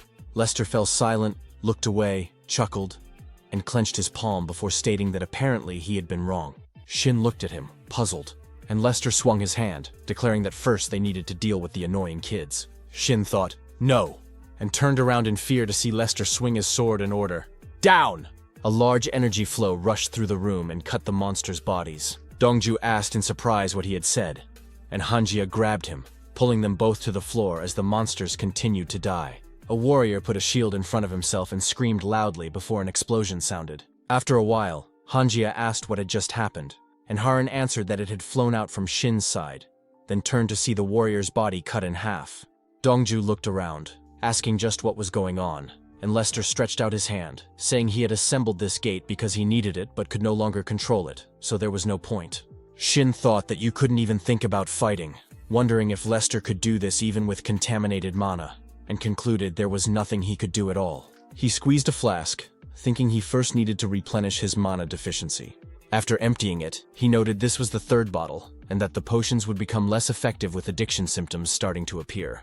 Judging by the situation, he thought Lester was definitely in charge of the priestess, but he couldn't be defeated by just calling for Tahan. He needed to outlive him first. Shin turned around, thinking he needed to protect not just himself, but also Hanjia and the others, who were worthy of being called heroes. He clenched his jaw, wondering how, and reflected that Lester was interested in him now. but would let him die immediately like Shantae once he grew tired of him. A system window reported he could not use contaminated mana due to someone's interference. His nose started bleeding, and he thought that if he could use it, it would help. Just then, Lester turned around, and Hanjia asked in confusion if they were seeing this, to which Harun answered yes, that many large energy flows were quickly heading towards the portals. Harun asked if this had ever happened before, and Hanjia said no. They would have noticed something like that. And though she asked for forgiveness, she said she thought she needed to go to Shin. Harun objected that she was wounded and couldn't shoot. So Hanjia called for Dongju. When he turned and answered, she extended her hand and told him to give her a weapon. He handed her a machine gun, and she rushed forward while Harun thoughtfully turned to look at the system window, asking what was going on before jerking in fear as bloody cracks appeared in front of her, and asking if the gates were being destroyed. Lester exhaled and said now they could talk calmly, but Shin remained silent, so Lester told him to answer his question. Shin asked what Lester knew about the contaminated mana, saying to forgive him, but he didn't know anything about it either since he had only recently received it. Lester remained silent, then asked if Shin also had memories, causing Shin's eyes to widen in fear as he wondered how Lester knew. Lester replied that contaminated mana could not be obtained just like that, and he had begun to suspect this when he heard from the priestess, but now he clearly saw that Shin had it. Shin thought he was being probed, but Lester told him not to worry, saying he was just trying to do his best to prevent the end of the world, and that they could become comrades pursuing a common goal if Shin helped him. Shin frowned, looked at his hand, turned around, and asked why Lester had killed the man. Lester said he had interfered, and unfortunately his goal was larger than a single death. And since he had little time, he stretched out both hands and asked if Shin would help him. Shin thought about the word comrades, and the priestess turned around, looking back thoughtfully before screaming for them to be careful. Hanjia aimed her machine gun and screamed for Lester to put his hands up, otherwise she would shoot. Shin thought, no. Horror. Wondering why Hanjia had come there, and created a blade, thinking he hadn't intended to become enemies with Lester but now needed to protect Hanjia. A large energy flow swept through the room, and Hanjia told him to stop, but Shin rushed forward, thinking he had to thrust the blade forward before the contaminated mana reached her to distract Lester. Hanjia dropped the machine gun and screamed in fear. Lester turned around, clenched his fist, said, "Too slow," and struck Shin, who fell screaming. At the same time, Lester clenched his fists and said Shin used skills but was completely physically undeveloped. When Shin asked what he was talking about, Lester replied that he must have known skills were needed to increase strength, but that wasn't enough. Until now he had no problem dealing with opponents with skills alone, but he lacked physical ability and would soon reach his limit. Shin looked at him in surprise and froze as Lester stood over him and told him to develop physically first, noting there were many ways to do so while the system was activated. When Shin asked why he was telling him this, Lester answered that it was because he had confirmed Shin had memories, and since he didn't know yet whether Shin was an enemy or an ally, he was curious. Hanjia looked up in fear, clutching the machine gun, and Lester turned around, saying his offer still stood and that Shin would answer later. Then thought, puzzled, about where the contaminated mana was heading. A huge rift appeared above them. Lester stretched out his hand, thinking this was a mistake, and that he hadn't thought she would go all the way. Then took off his hood and told Shin his name was Lester, to remember his words as it wasn't a bad offer. Hanjia rushed forward, screaming Shin's name, crouched down, and asked if he was okay and what was going on. Shin lowered his head and said he was well, and a system window appeared in front of Hanjia. She read it aloud. The main task was to protect the islands of the Endless Sky, the last wave, with the main goal to defeat the waves of monsters. 9 out of 10, and the rewards were to unlock new skills, even from the islands of the Endless Sky. She asked if this was not the end, and Shin answered that apparently there was still a boss left, but Hanjia said she could no longer fight. Shin rushed forward, thinking he had no mana left, and had barely created a dagger during the last attack, then looked at the large rift and wondered what would happen since there were no more ways to defend himself. Suddenly, a huge bird in a hat flew out from the rift, and the guys looked at it with puzzled eyes, opening their mouths in surprise. It landed on the floor, and Shin thought he had never met such a monster before, wondering where it had come from. For the boss, Hanjia looked at it and said, "Somehow, it does not inspire," before walking forward and announcing she would try to deal with it. Shin told her to wait, but suddenly he fell to his knees as blood began to flow from his mouth. He grabbed his face and thought that this was bad, questioning why the side effect had to appear now. Judging by the weak reaction, he concluded there was a high probability that this monster used contaminated mana, and if it had a similar ability, Hanjia was in danger. As she swung her machine gun, the monster suddenly turned around and said, "Found it," prompting Hanjia to only scream in fear in response. The bird then ordered, "Give it back," and Hanjia looked at it questioningly, while the monster looked towards Shin and said, "This is his." Shin thought about what the monster had said, that he took it, said he would return it but did not, and that the hour had come for him to give it back. Hanjia turned around and looked at it, puzzled, while Shin held out his hand in front of him and realized he now understood. He didn't know what it was, but it reacted to contaminated mana, and as long as Hanjia didn't do anything special, it would focus on him. Though the problem was that this was the target of his knowledge and he didn't know how to deal with it. The monster turned its head to the side and asked if he was listening to it. And Shin thought honestly that it didn't look like it had much contaminated mana, but he still couldn't attack yet. The monster ordered him to compensate, and Shin looked at it in surprise as it came closer and said it didn't listen when he asked for it to be compensated, and now it tells him to compensate. Shin said, "No, it," and wondered if Lester had contaminated mana like this. The monster leaned towards Shin and said, "Mine. This one had a lot, almost all of it, but he has almost none of it. Where did it go?" Shin said there seemed to have been a misunderstanding, and that he thought it was the person making the mistake. But the monster replied there was no misunderstanding, leaving Shin looking at him in surprise as it insisted it was definitely used there. The stockpiles of this. Shin hit it with his hands and screamed that it wasn't his, and the bird started to fly up, demanding, "Immediately, let it give it back. Immediately, let it give it back." At that moment, Heron clenched her fist and hit the monster on the head. She looked around and asked what kind of nonsense it was, stating she didn't need to defeat this. But Shin replied, "No, good job." Suddenly, system windows appeared in front of them, stating the main task was to deal with the last wave of the islands of the endless sky, that the task was completed and they would be given the rewards for completing it. Shin looked at this in surprise and thought they should wait, questioning what about these two and the corpses if they were going to give out rewards now. He turned around and saw the guys all moved into one single space, everyone crying out in pain as the people around talked in confusion, asking what was going on and if anyone understood what was happening. With one man confirming it wasn't only he who saw it, right? They reported to the association, questioning if it was only the awakened who saw this, and Shin put his hand on his knee and stated that instead of a reward, they were released. A policeman pointed to the side and said the people outside reported that a strange window also appeared in front of them, and a man looked around and said the association was also confused, with no one understanding what was happening. Another policeman asked what that was, and a man in a robe said to let them wait, as his skills were written there. Hanjia asked what was going on, and Shin replied he didn't know, thinking. But he knew because of the window that suddenly appeared there was a commotion. Hanjia passed by him and apologized, again asking what was happening, and Shin turned around and wondered if those who were unconscious were also transferred. Apparently everyone received a reward. He looked at Donju and Sail and noted that they also came back. Everyone came back, but not the dead ones, and he hoped that the association would find a way to return the bodies. Guards ran up to him and asked, "Shin, thanks to those who returned from the isolated gate alive," and the feeling of confusion in the hall was replaced by a sense of security and responsibility. During the investigation, Shin found out that the rift had a weak reaction a few seconds before their return, and in addition, the awakened ones had visions, and the rift lost its light for a short time. Shin looked at the association member and thought that a few seconds before returning the task was completed, and the activation system was late because the gate was closed. However, unlike the previous life, now all the awakened ones had become players. Shin looked at the talking men and thought this was a big change, and they needed to change the plan drastically. He looked at the ring on his hand and thought this way no one would be able to meet the leader who stands behind the priestess, and he remembered Lester's words that he first needed to increase his physical abilities, and as long as the system was activated, there would be many ways. He put his hands in his pockets and lowered his head, thinking there was still a lot to settle and it couldn't go on like this any longer. Although the appearance of the window caused confusion, many were able to react even in a state of anxiety, because for people who were once normal, this was another event related to the rift.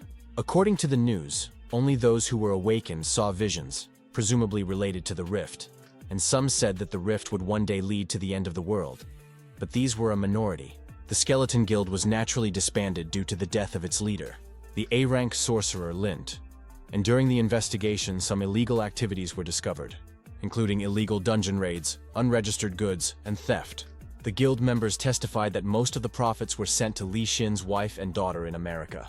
The C and D rank guild members had nowhere to go, so they ended their careers as hunters. The Hunters Association, after confirming that Quan Xian was alive, took him from the home of the Guardian of the Endless Sky Islands, Yujun.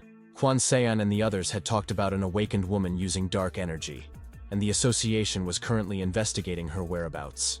When they learned that Guardian Yujuan had no blood relatives, the association began to discuss who should receive compensation, as her husband and family had died several years ago as part of the rescue party.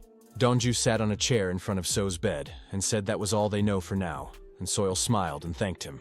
Donju looked at her and asked why share this data, and Soil replied he was saying that even if she didn't remember everything, she should remember at least something. Donju nodded and said yes, but asked if she would continue working. Soil looked at him puzzled and asked what, and Donju replied that in the association it's dangerous, and there is no guarantee that something like this will not happen again. Soil asked if that was what he was talking about, stating she has to continue, and who will do it if not her. Dongju clicked his tongue and said it is not unbelievable. Soil smiled and said they manage the list of hunters, classify ranks, provide monetary rewards, receive reports, write reports on abnormal dungeons, and many other things that they do so many things they are the department of everything. Dongju turned away and said yes, and Soil added that what is being overlooked is that they originally pretended to be an association to clean up the islands of the Endless Sky.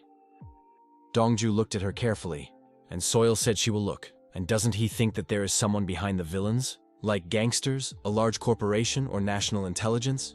Dongju hit her on the head with a notebook and said if she wants to play detective, then only after she is fully recovered. Soil smiled and screamed. Danju went out into the corridor and tore up the papers, throwing them in the trash, then went forward and said she will drive him crazy. At this time, a portal appeared in the alley from which monsters began to crawl out and roar loudly. One crawled out and looked around, then looked forward where a boy was walking and laughed loudly. Not far away, a large portal appeared from which a guy came out and looked at the system window where it was written that the task was activated. He said in fear that this was terrible, and why did they call him so early? The guy heard a loud scream and turned around to see how the monster was attacking the frightened boy. It roared and walked forward, pushing off the ground and heading towards the boy, but an arrow pierced its head and nailed it to the wall. The guy said, "Hey guy," then smiled and asked, "Is he alone?"